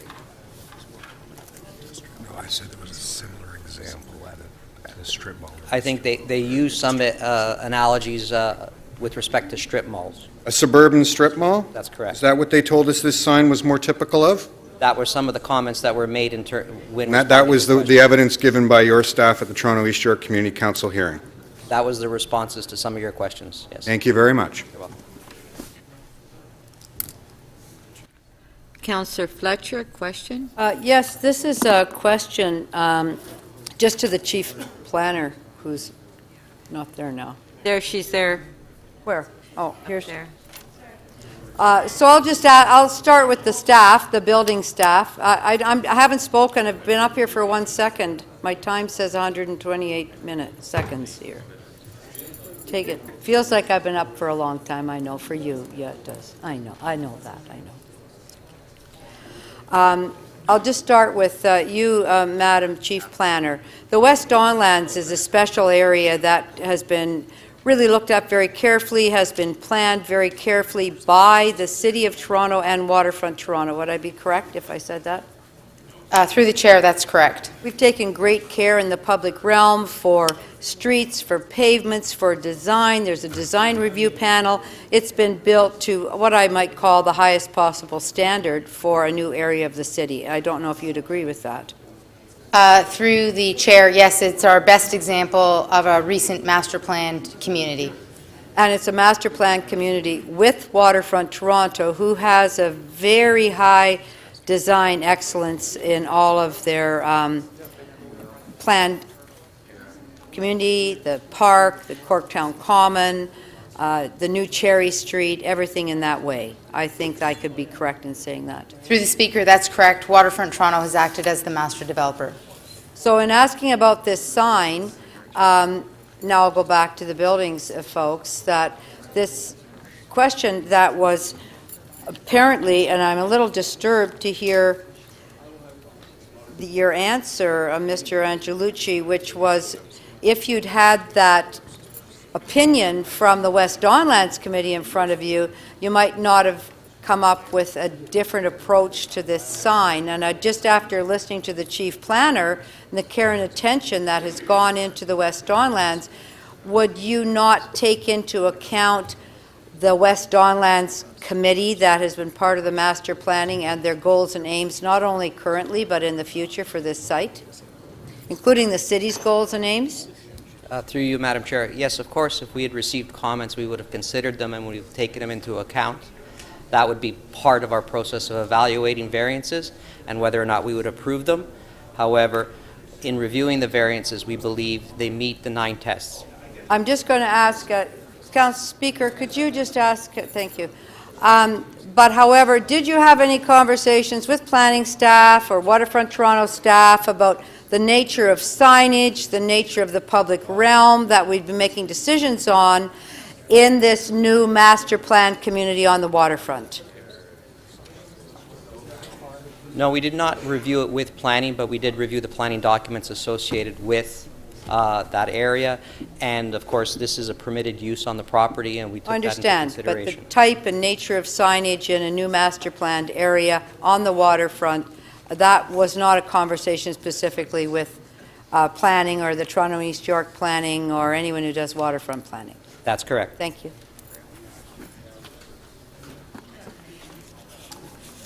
Councillor Karygiannis. Madam Speaker, I just can't help but ask a couple of questions through you to staff. If I'm not mistaken, this is at the bottom of the Gardiner, driving down on the left-hand side. I'm just asking staff. No, it's not. It's on Front Street. Thank you. Hey, I asked a question. Okay, Councillor McConnell, it's okay. Yes. All right. Deputy Mayor Minawong, you held the item down to speak. Oh, did Councillor Holliday have questions? Oh, I'm sorry. I didn't see Councillor Holliday. Councillor Holliday, It won't be long, but if I can just understand, the proposed depiction in the sign, if I got it right, it's photos of cars, but there's no text or reference to the dealership or the brand. It's Through you, Madam Chair, that's correct. There's no text, and one of the conditions is that the sign be substantially in accordance with the illustrations that have been provided as part of this application. okay. Can the sign continue to exist if the dealership leaves? No. Okay, so it's linked. What's the difference between the photographs of automobiles and public art? That is really subjective, and I can't really answer that question, sir. And forgive me, I'm not completely an expert with the process, but what was the original staff recommendation when the item was first considered before it went to appeal? There was several proposals by the proponent which staff did not support. There was significantly more signs on the original application, 7 in fact. We did not support that. It was modified down to 6. We did not support that. It was further, we could support 3, and that is what was approved by the chief building official and eventually was appealed. The proponent was not satisfied with the approval granted by the chief building official and sought to appeal the approval of the 3 signs that are shown to the Sign Variance Committee in order to get additional signs that we originally did not support. The Sign Variance Committee did not support the additional signs and agreed with the chief building official and approved the 3 signs that were approved. So the variance committee is 100% in line with what the staff recommendation was throughout this process. Yes, sir. And this was overturned by community council. The Or sign I- variance committee supported the chief building official's decision, including all the conditions that were associated with the 3 signs. The application was considered, bumped up, if you will, Bumped up, to, right. to Toronto East York Community Council. Where it was, there was a different opinion reached, and then it was brought here. Thank you very much for clarifying. New hearing at community council, and it was defeated in its entirety. Understood. Thank you very much. Thank you. Deputy Mayor Minnan-Wong to speak. Oh, you must have put your name on after.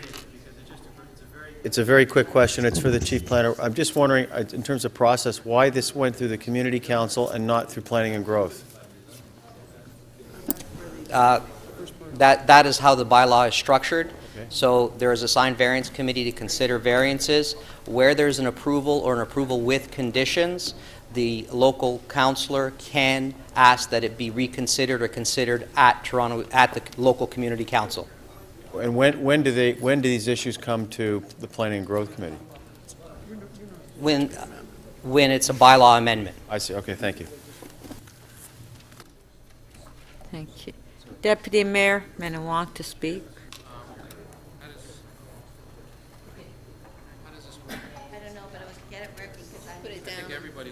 I don't know. Can somebody show how that works? They will turn it on from upstairs. Can we turn on the presentation? It's going to, yeah. There you go. I'll flip it up.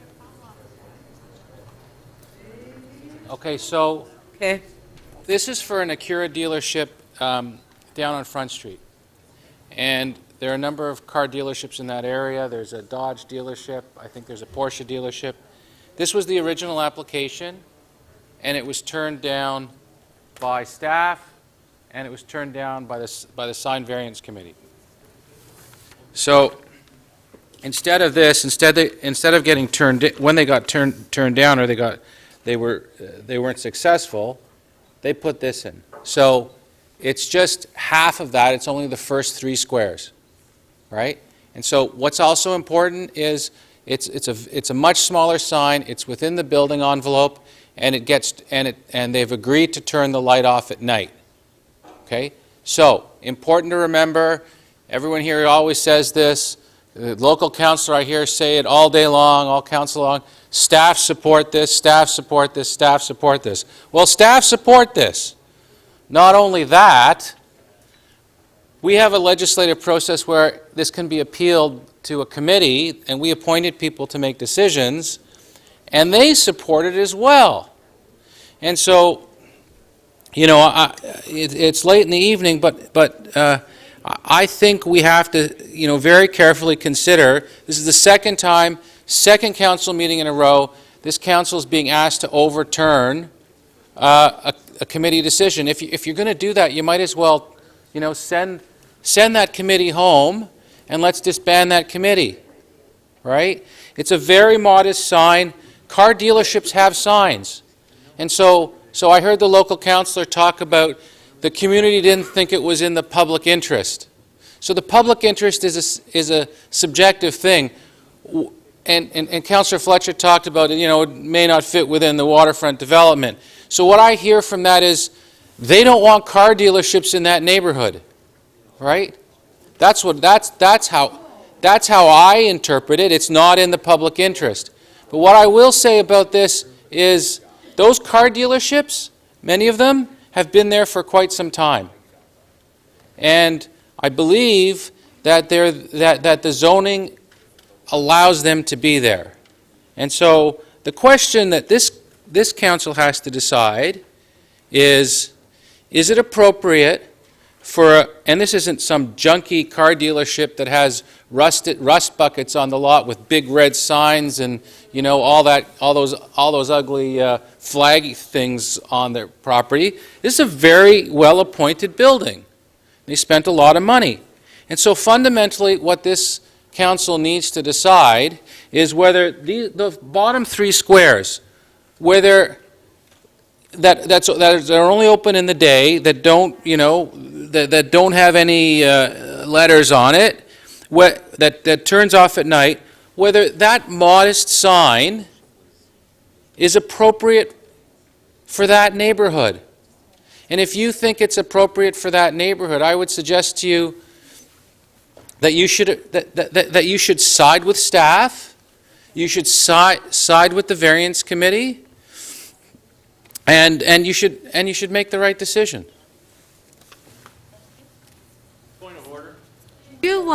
Just a question, did you move a motion?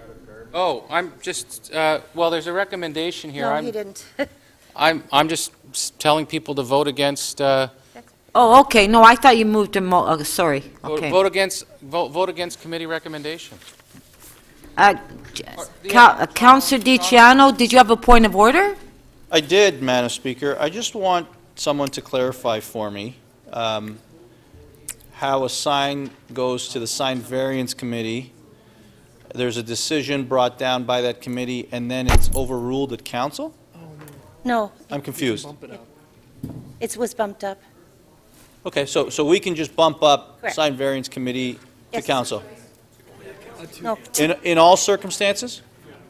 Just as a, Okay, It thank has to you. have a judicial. it's, look what happens to our trees, comes here and it gets, you know.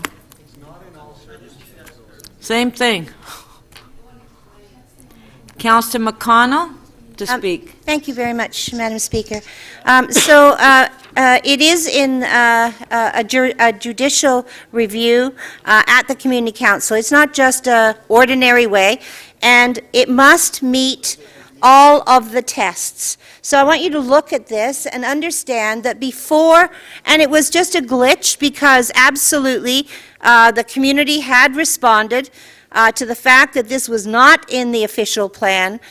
It was not in compliance with what was going on. And if I could just show you that across the street from here, the developers are exceedingly worried because there'll be thousands of bedrooms and living rooms that are being built across the street from this.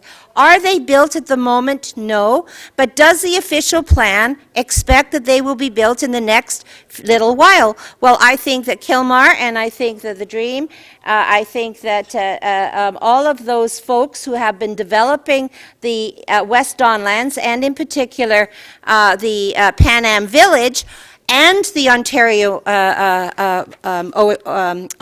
Infrastructure Ontario, intend to build out this community within the next 5 to 10 years. And this will affect, and is in the public interest, not within the public interest, this will affect the selling of those buildings. They already affect a condominium and their living room windows, and they have objected to it too. I understand that in this case, there wasn't all the facts before the building officials. But I did put this letter, as you can see, in front of the committee. But the committee short-shrifted that and did not look at it in the way in which I believe that they should have, which is all of the tests. It doesn't say most, it says all. So I've talked to you about the public interest. Yes, from the very beginning, our office was given information from the West Don lands, from Gooderman Warts, from the local developers, from many, many people in this area that said it was not in the public interest. We sent it, they didn't receive it. I understand that. I take some responsibility. I'm sure they take some responsibility. It just was a glitch and it didn't work. But the other thing is that even if it did, even if that didn't come till the end, the community still have the right to question the public interest. And what you have to decide is this in the public interest across from people's bedrooms, across from their living rooms? And by the way, yes, it'll be shut off at 9 o'clock, but let's look outside. Do you think that that makes a difference in the middle of winter and 3/4 of the year? And when I went through, and Councillor Menon Wong might be interested in this sign is already placed in. They haven't even got permission yet. But in addition to that, I walked by at 20 minutes to 10, and it was still on. So they're not adhering to that either. So from my perspective, what you must do is be very methodical about this. You can't just say, I don't like these guys, I don't like signs. We have approved this huge sign that says Acura. Of course we would have approved a first sign like that. And 3 times or 4 times the size that it was permitted. But these This is a new developing area. This is a new building that they have put up, and these are new signs. And it must adhere to not only what's there today, which is 6 or 8 new buildings, brand new buildings, and George Brown College's residence, but in addition to that, what is coming? So is it, for example, does it alter the character of the Pan Am Village and the West Donlands? And the answer of that is, of course it does. It has to fit in seamlessly with that community. It can't be sticking out like a sore thumb. In the opinion of the decision maker, is it contrary to the public interest? How is it not, when all of the public have come forward and said it's not in the interest? Is it, will it be in compatibility with the official plan amendment? You've heard from the chief planner. There are millions and millions of dollars that are going to be placed in this by developers and by the Ontario government and by ourselves. And this jeopardizes that, and it is not in compliance with the official plan amendment. So from my perspective, I think the Community Council heard it properly. We were very careful about it, and we dealt with the facts of the 9 points of contention that we must hit, and you must hit every single one. And I hope that you agree that this does change the nature. It does not fit with the official plan. It is not in the public interest. There's 3. It only had to be 1. Thank you. And then we go let the PTC put Coca-Cola on the side of our fucking PTC. Okay, thank you. Members of council, I got to tell you, it's, we still have items, so let's try to speed it up. If you don't need to speak, please don't speak. Councilor McMahon. Thank you very much, Madam Speaker, and I'm just standing up to actually basically be a character reference for the local councillor and to tell you that this at Community Council, Toronto East Shore Community Council, we supported the local councillor unanimously, 12 of us. And I know the local councillor to be independent thinking. I know her not to pander to her residents. I know her to weigh everything when she's making thoughtful decisions, and I know her to work well with the business community and in the best interests of the city and the community. And so I would just ask you to support her. Thank you. Yep. 55 seconds. Thank you. Okay, come on, we want to speed it up. Councilor de Bearmaker. Thank you, Madam Speaker. Councilman Menenwang had omitted to move his motion that he wanted, so I'm just moving that motion. And certainly my 2 cents worth from Scarborough, if it was a no-frills store or a Metro store or a Shoppers Drug Mart, it would have a bigger sign than this. So I see no harm in the sign, so I'm happy to move that motion. I'll be supporting this motion. Thank you. Which is the staff recommendation. Yes, and that's why I asked the question when the council was speaking. Yeah. Councilor DiCiano? Yeah, thank you, Madam Speaker. I'm going to support Councillor de Bearmaker's motion and echo the same sentiment that Councillor Menenwang brought forward. I just did not find that sign, at least the way the Sign Variance Committee approved it, offensive in the least. Now, I understand the impact that these signs bring, especially on residential communities, but the way that sign there was proposed, the showroom lights are allowed to be on all night, and those showroom lights would shine brighter than that sign. I mean, it's getting beyond the absurd to be that rigid and say that a company like this, employing these kinds of people, tons of people, bringing renewal to the area, it can't bring a little bit of animation to their building below the roof line. It's gone to the absurd in this place. I'll be supporting, and I hope everybody here is rational enough to say yes, just like staff and just like the Sign Variance Committee. Thank you. Thank you. Councillor Karygiannis? Call the question, Madam Speaker. Okay, the question's been called.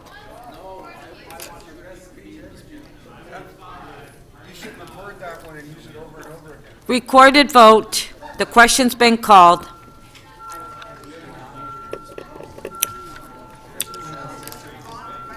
Yes. To call the question, we have to get out of here by 9. This is a question, this is a motion to call the question.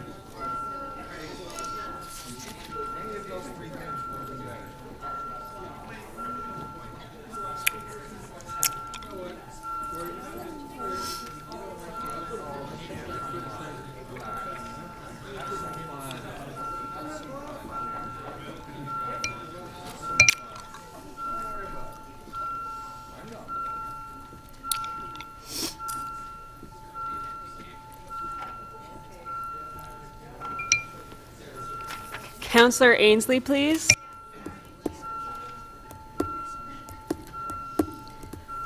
The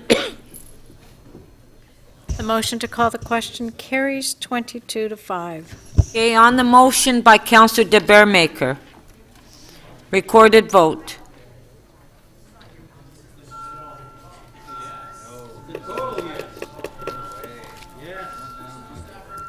Yes, we always should support staff recommendation.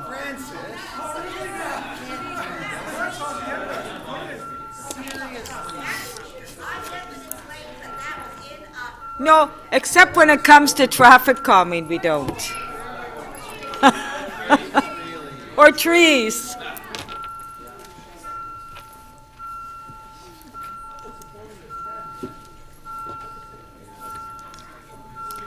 It's getting very late.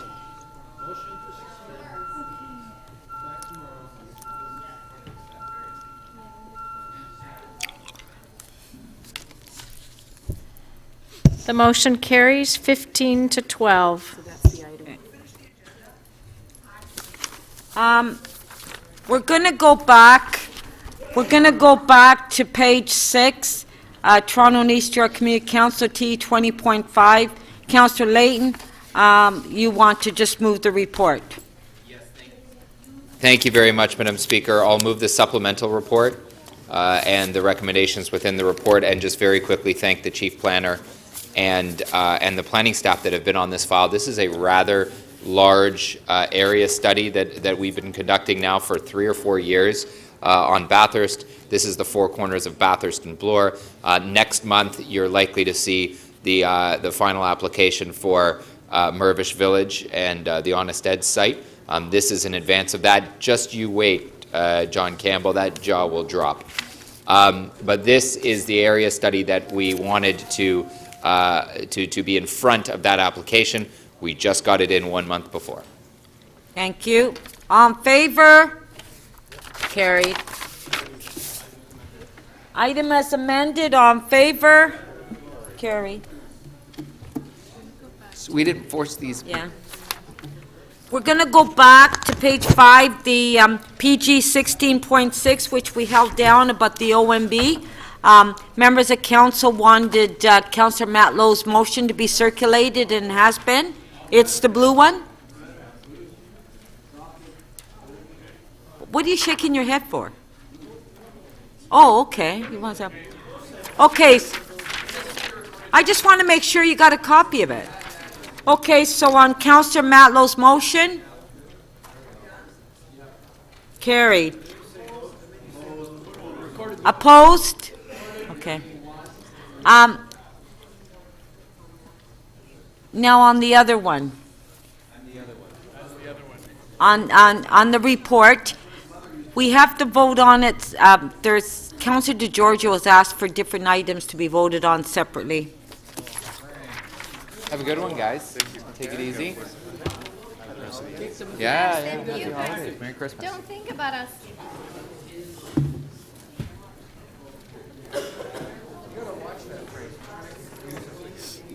I'm just voting against them, that's all. Okay, where are we? Have we got it on the screen? Councillor DeGiorgio, is there a reason why you want these all separated? Ask for them to be separated. I basically have 7 recommendations that I want to vote against. So if you can just put all 7 together in a package, I'll vote together. I'll vote against all 7. But I've given them the numbers. I know, but they're different numbers. They're not in sequence.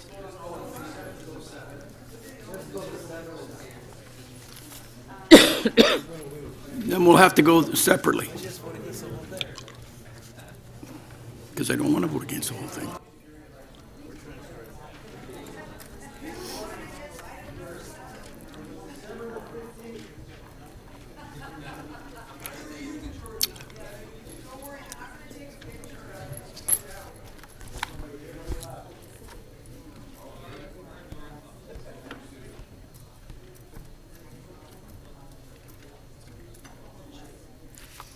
Okay, are we able to do it, or we just tell Councillor DeGiorgio?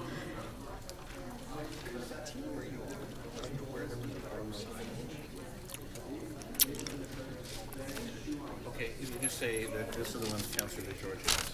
We're going to vote on those first. Okay, Councillor DeGiorgio wants to vote on recommendation 3, recommendation 5, recommendation 7, 11, 17, 21, and 28 separately. So you want to vote no against these ones? So he wants to vote no against these ones. Can we do this, sir?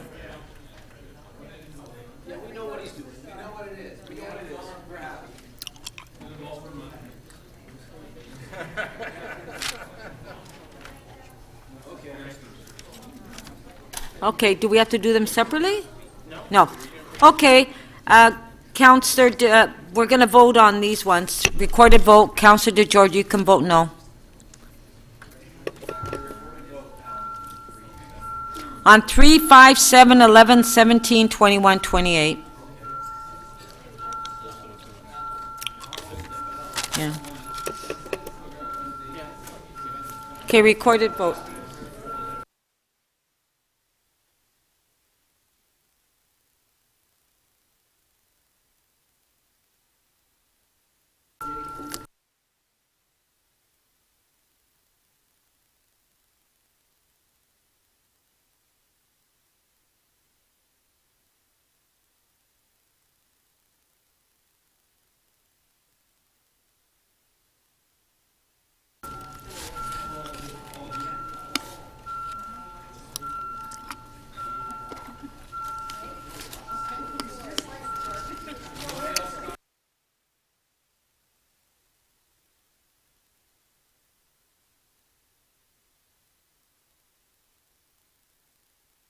Push your buttons.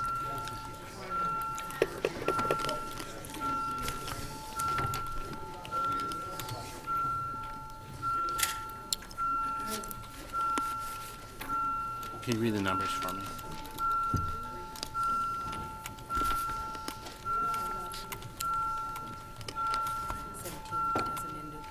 And what, 28? Okay.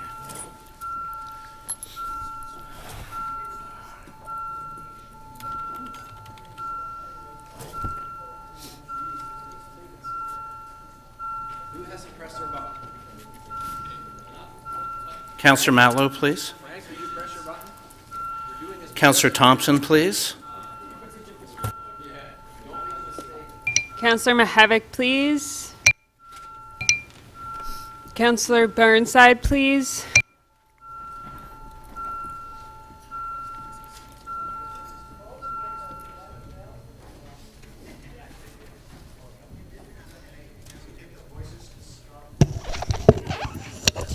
The motions on the sections that we specified carries 25 to 1. Okay, on the item, all on favor, carry. Okay, on page 7, T 20.44 road alterations, Deputy Mayor Menawang.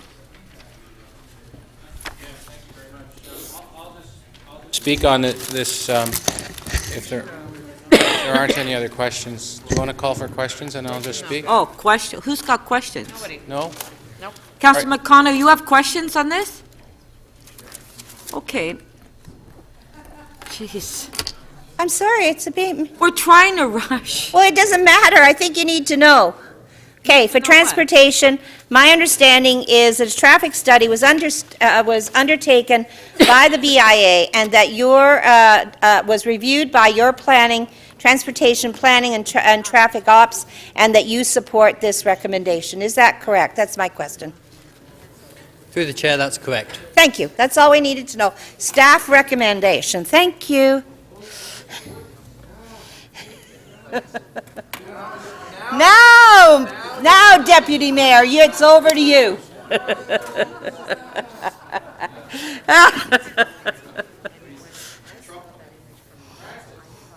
You, I'm pissed with. Okay, Deputy Mayor Minnan-Wong. Thank you. I find this, I find both Councillor McConnell and I on different sides of the staff argument here. So yes, staff are recommending this, but what this is the reason why I stopped this. So if you're coming into the downtown core, there are less and less options during rush hour. We all know this. Traffic's getting tougher and tougher, and so if you're coming down, I can't speak to the West End. I don't know that well enough, but I know it's very difficult for everybody to get downtown. And the reason why I stopped this was this is another measure that will make traffic and congestion more difficult in the City of Toronto. So what this does, if you come downtown, you've got options down Gerrard Street, which is pretty rammed. You can maybe get off and go down Queen Street, which is pretty difficult. Richmond is very popular right now, but we just approved one lane closure for 2 years. Plus, we put bike lanes in. So Richmond's been narrowed to 2 lanes, and now here we have this on Wellington. So what this does in Wellington, where we used to have 4 lanes of traffic, they've taken another lane out, down to 3 lanes of traffic. And so the reason why I'm not supporting this, now staff will, when you talk to staff will say, well, this was their opening position when I talked to them. Their opening position was, no, this isn't going to affect traffic because there's parking there. The only difference with this they didn't contemplate was during the morning rush hour, there's no parking allowed there. So all those cars use that lane. And so once again, we're squeezing traffic and funneling them in. And I think all of us know when you're driving downtown, for those of us that drive downtown, how bad traffic is. And I think we should try and keep that lane open. And I'd ask you to vote against the recommendations. Thank you. Councillor McConnell, you would like to speak? On this one, the staff agree with me, so that's terrific. We've done the traffic studies. We've already looked at this, but I just wanted to put this on so you could see where it is. It's around the Flatiron Building. We have traffic that's coming in on 2 lanes on the north of Front Street and going out on 2 lanes on the south of Front Street. And what strangely happens is that those lanes turn into 4. And that's the reason that in this one block, it is not overutilized. And part of it is that, and traffic folks are nodding their head, part of it is that it is this strange configuration that starts to happen when you come at Church Street. And if any of you have driven there, part of it is that people are trying to come straight through on their 2 traffic lanes, but then they're kind of going in different directions on the other 4 lanes, and then it turns into these 4. So really, this allows us several things. The first thing is, look at Bursey Park. It's so beautiful, you're going to love it. Look at what's south of it and the Flatiron Building, and we're going to be able to make it a very, very expanded a little bit into the sidewalk, make it beautiful, put more trees in it. Take 1 lane out. 1 lane. It's not the end of the world, because that lane is never hardly used. It's only 1 block long, and then it changes again. So when you're coming in from Front Street divides. And so it goes into 4 lane at the top and 4 lane on Front Street coming out. So this is a reasonable solution. Traffic need this agreement from council so they can move on with the design. They all have agreed. The community has agreed. The BIA has agreed. Everybody's been busy on this. And it would seem a shame to this really important beautification opportunity without impacting any sort of traffic congestion. And that's what your staff, your expert staff have told you. This is not going to be a problem. Don't listen to me. I would suggest you listen to them. Thank you very much. All right. Thank you. All right. Counts. Okay, so on the item, recorded vote.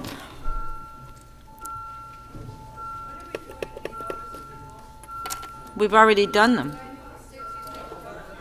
Yeah, we passed it. You were upstairs doing a press conference.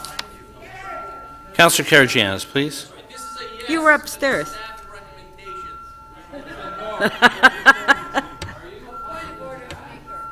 Councillor McMahon, please. I'd just like to point out to Deputy Mayor Minnan-Wong that if cars are going slower, they all get to see the signs for longer.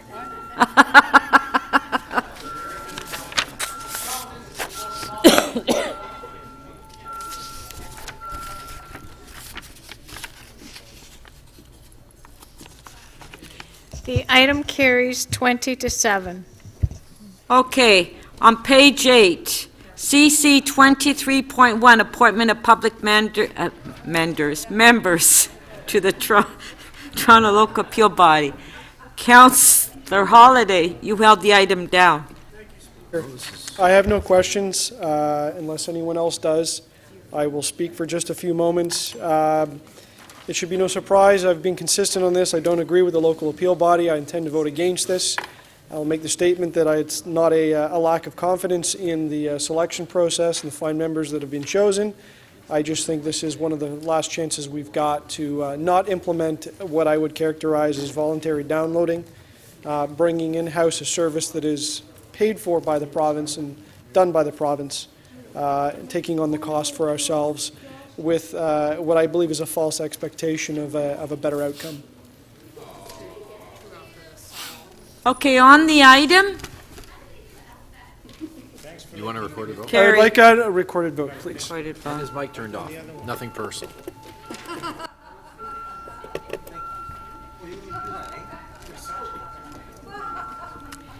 Councillor Robinson, you're next.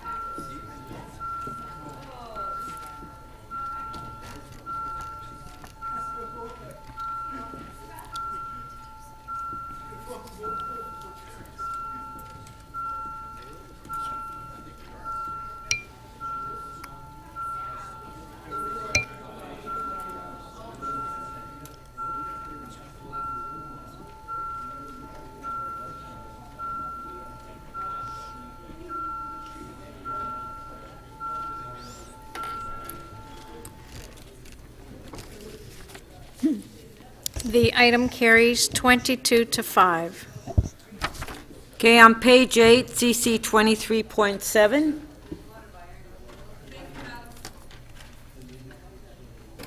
Thank you, Madam Speaker. In the interest of time, I'll just ask for a recorded vote. Okay, this is on 740 and 750 York Mills Road. Recorded vote.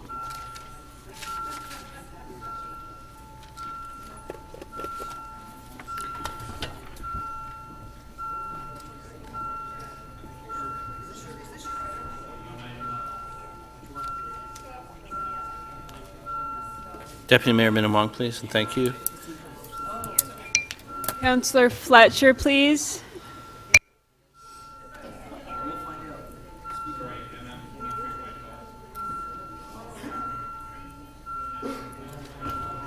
Councillor Fletcher, please.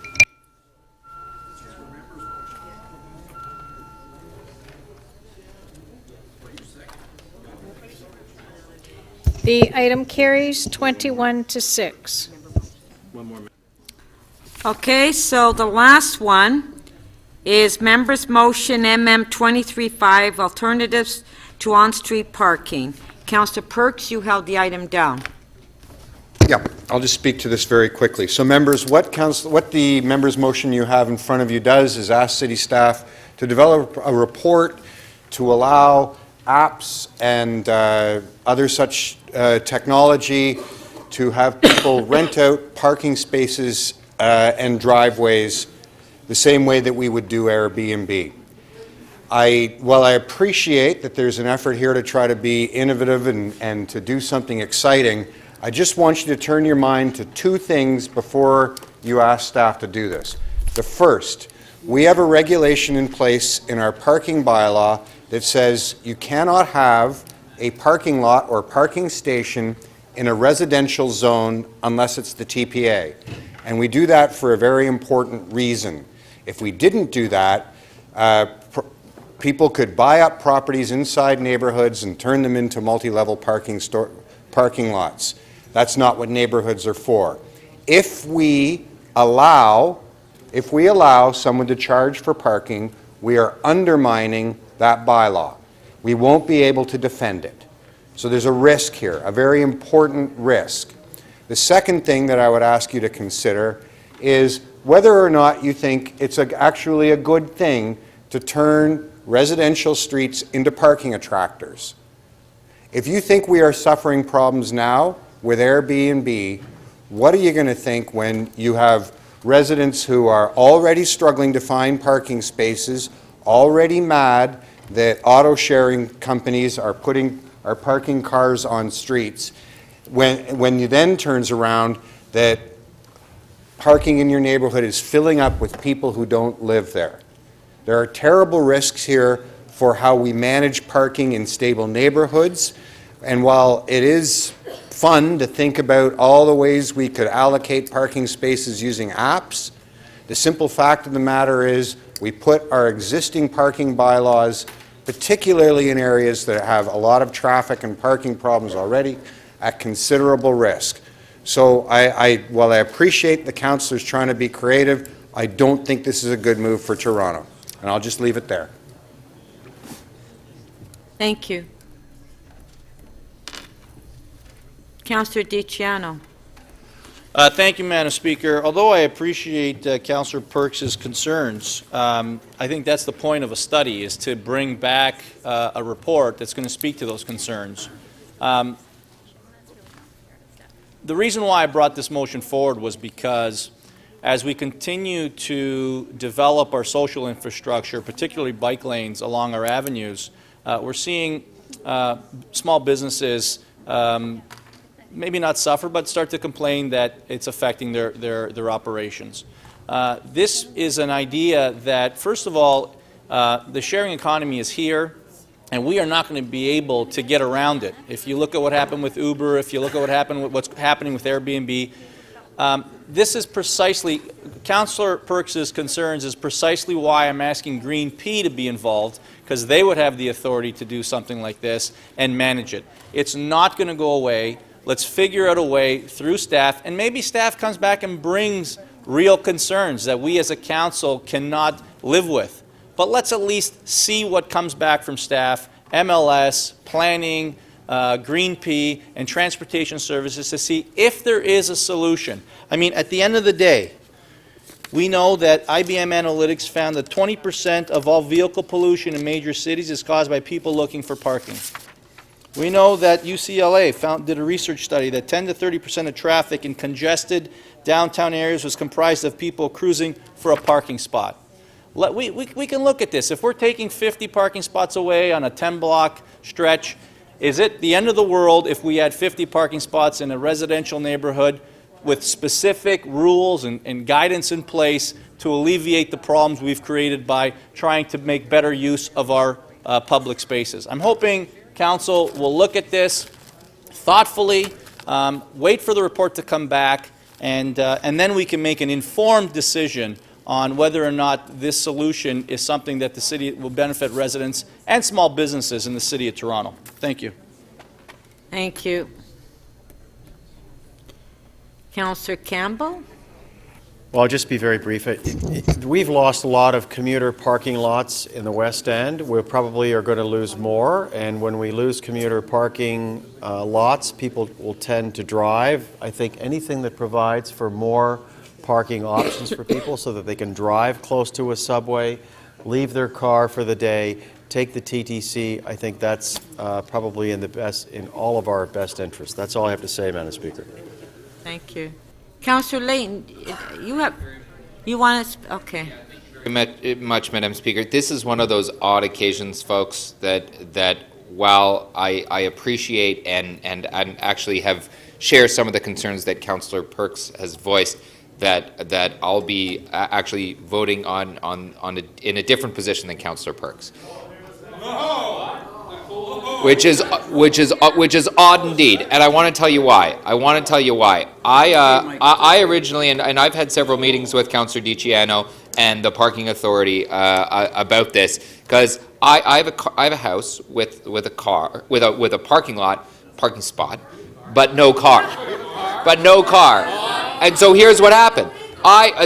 We've been getting all these new auto share and zip car and spots on our street. The problem is we have spots sitting empty, and I've gotten calls from residents that said they used to house car share spots, but inspectors came and told them they couldn't. And so I called, interested, I'm a member of several of these car share organizations, and I called one and saying, you know what, I've actually got an empty spot because I just had a child. I said, you put a car in that can fit a car seat, I'm going to be a happy guy. So why don't you put it, why don't you see about one behind my house? And they immediately said, no, I'm sorry, we can't do that. It's against the city bylaw, which is good to hear from one of these companies. I'm glad they were forthright with me, but it got me thinking, well, you know what, I'm not the only person on my street that chooses not to own a car.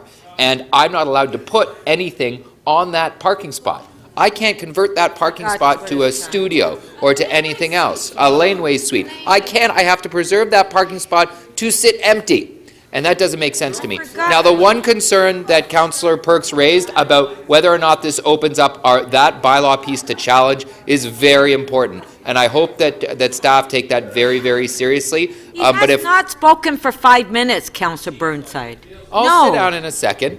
No, it's interesting. I just want to make sure that people understand why I'm not following the sage advice of my colleague Councillor Perks, which I normally would. And that's because I would like to see if we could, given that it's the TPA that are allowed to do this, as long as that bylaw would stand, then perhaps the TPA could stand to benefit a little in acquiring some new revenue sources. If we can't do it that way, and if it opens up our communities to parking lots, I won't support it further than that, but for now, I'm comfortable supporting it. Councillor Shiner?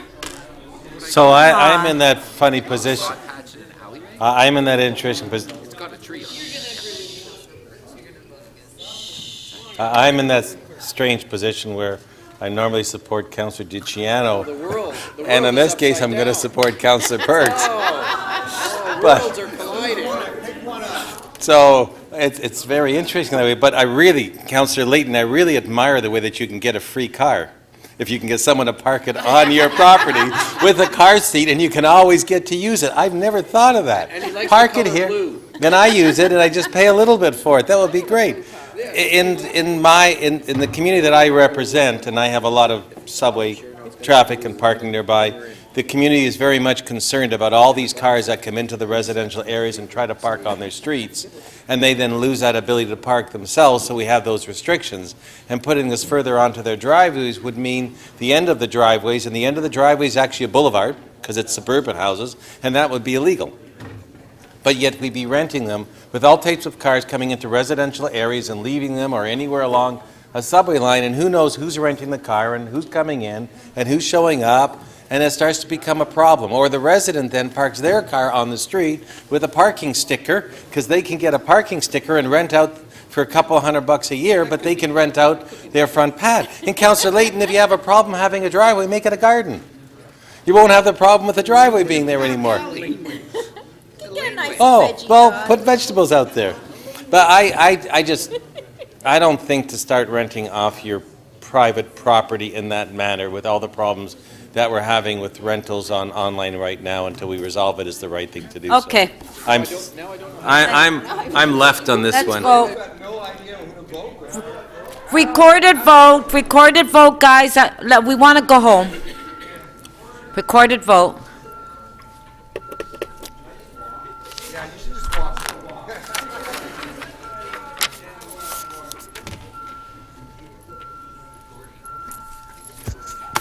Councillor McMahon, please.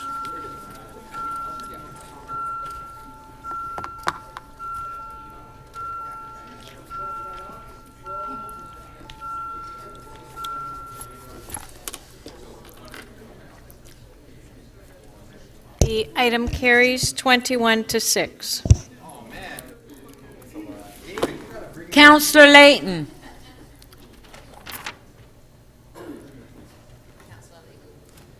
Okay. Members, before I ask for motion to enact the general bills, may I have a motion regarding the consideration of submissions on zoning bylaw and official plan amendments? Councillor Layton? Certainly you can. Thank you, Madam Speaker. That committee and council consider submissions in making a decision on zoning bylaw and official plan amendments. All in favor, recorded vote.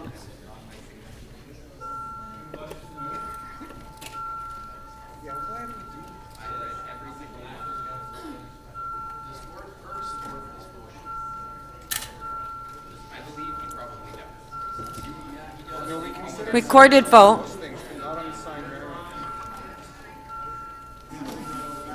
Pam, you might want to vote no because council didn't consider submission from your community here. Never mind.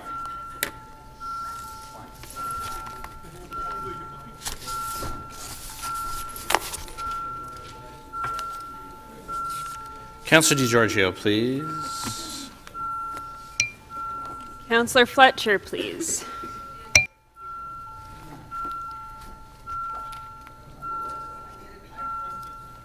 Oh, we're good.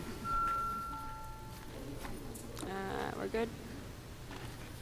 The motion carries unanimously, 27 in favor. Councillor McMahon, you have a motion to introduce certain bills. Yes, I do, Madam Speaker, that leave be granted to introduce bills 1177 to 12, trying to read without my glasses, 36, and 1238 to 1280 inclusive. Thank you. All in favor, recorded vote.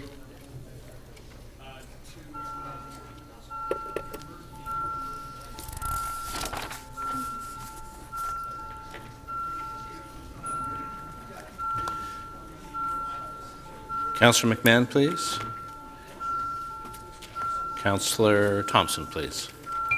Councillor Mihevc and Councillor Cole, please.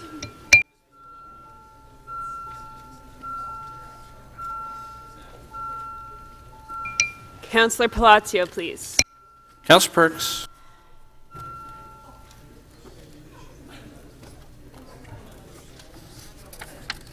The motion to introduce the general bills carries unanimously, 27 in favor. Shall these bills be passed and declared as a bylaw? Recorded vote.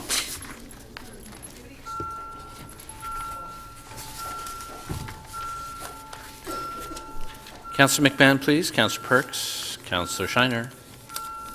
And Councillor Matlow, please. Councillor Matlow.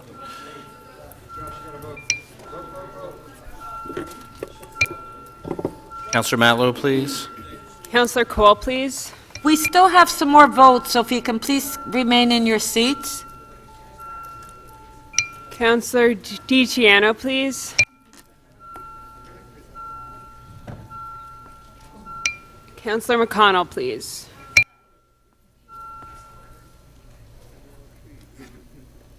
The motion to enact the bills carries unanimously, 27 in favor. Councillor Kergianis, you have a motion regarding absentees. Thank you, Madam Speaker. The motion reads that the city excuse the absence of Councillor Ron Moser from the December 13th, 14th, and 15th City Council meeting. All in favor, recorded vote.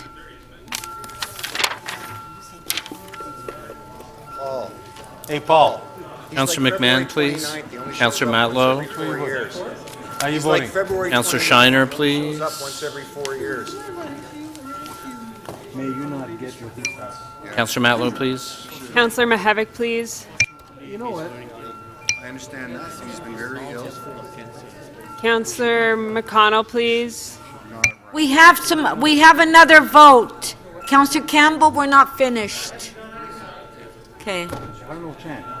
Councillor DiCiano, please. He ran. Yeah, it's not right. He's not right. His constituents have not been represented for 6 years. The motion to excuse absentees carries unanimously, 27 in favor. Councillor Mihevc, you have a motion to introduce the confirming bill. Leave be granted to introduce a bill to the point of the motion, the proceeds of City Council meeting on December 13, 14, 15, 2016. Shall leave be granted to introduce this bill? Recorded vote. We have one more vote. Councillor Burnside. One more. Councillor McMahon, please. Councillor Cole, please.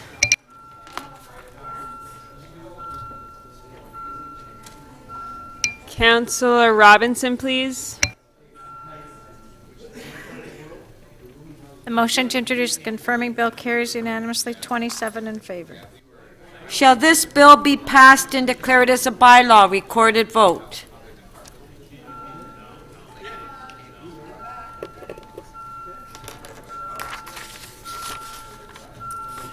Councillor McMahon, please. Councillor Layton.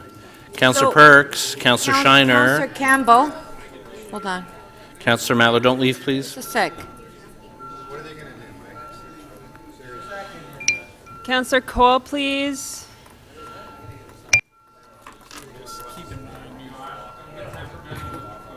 Councillor Giuliano, please. Councillor McConnell, please.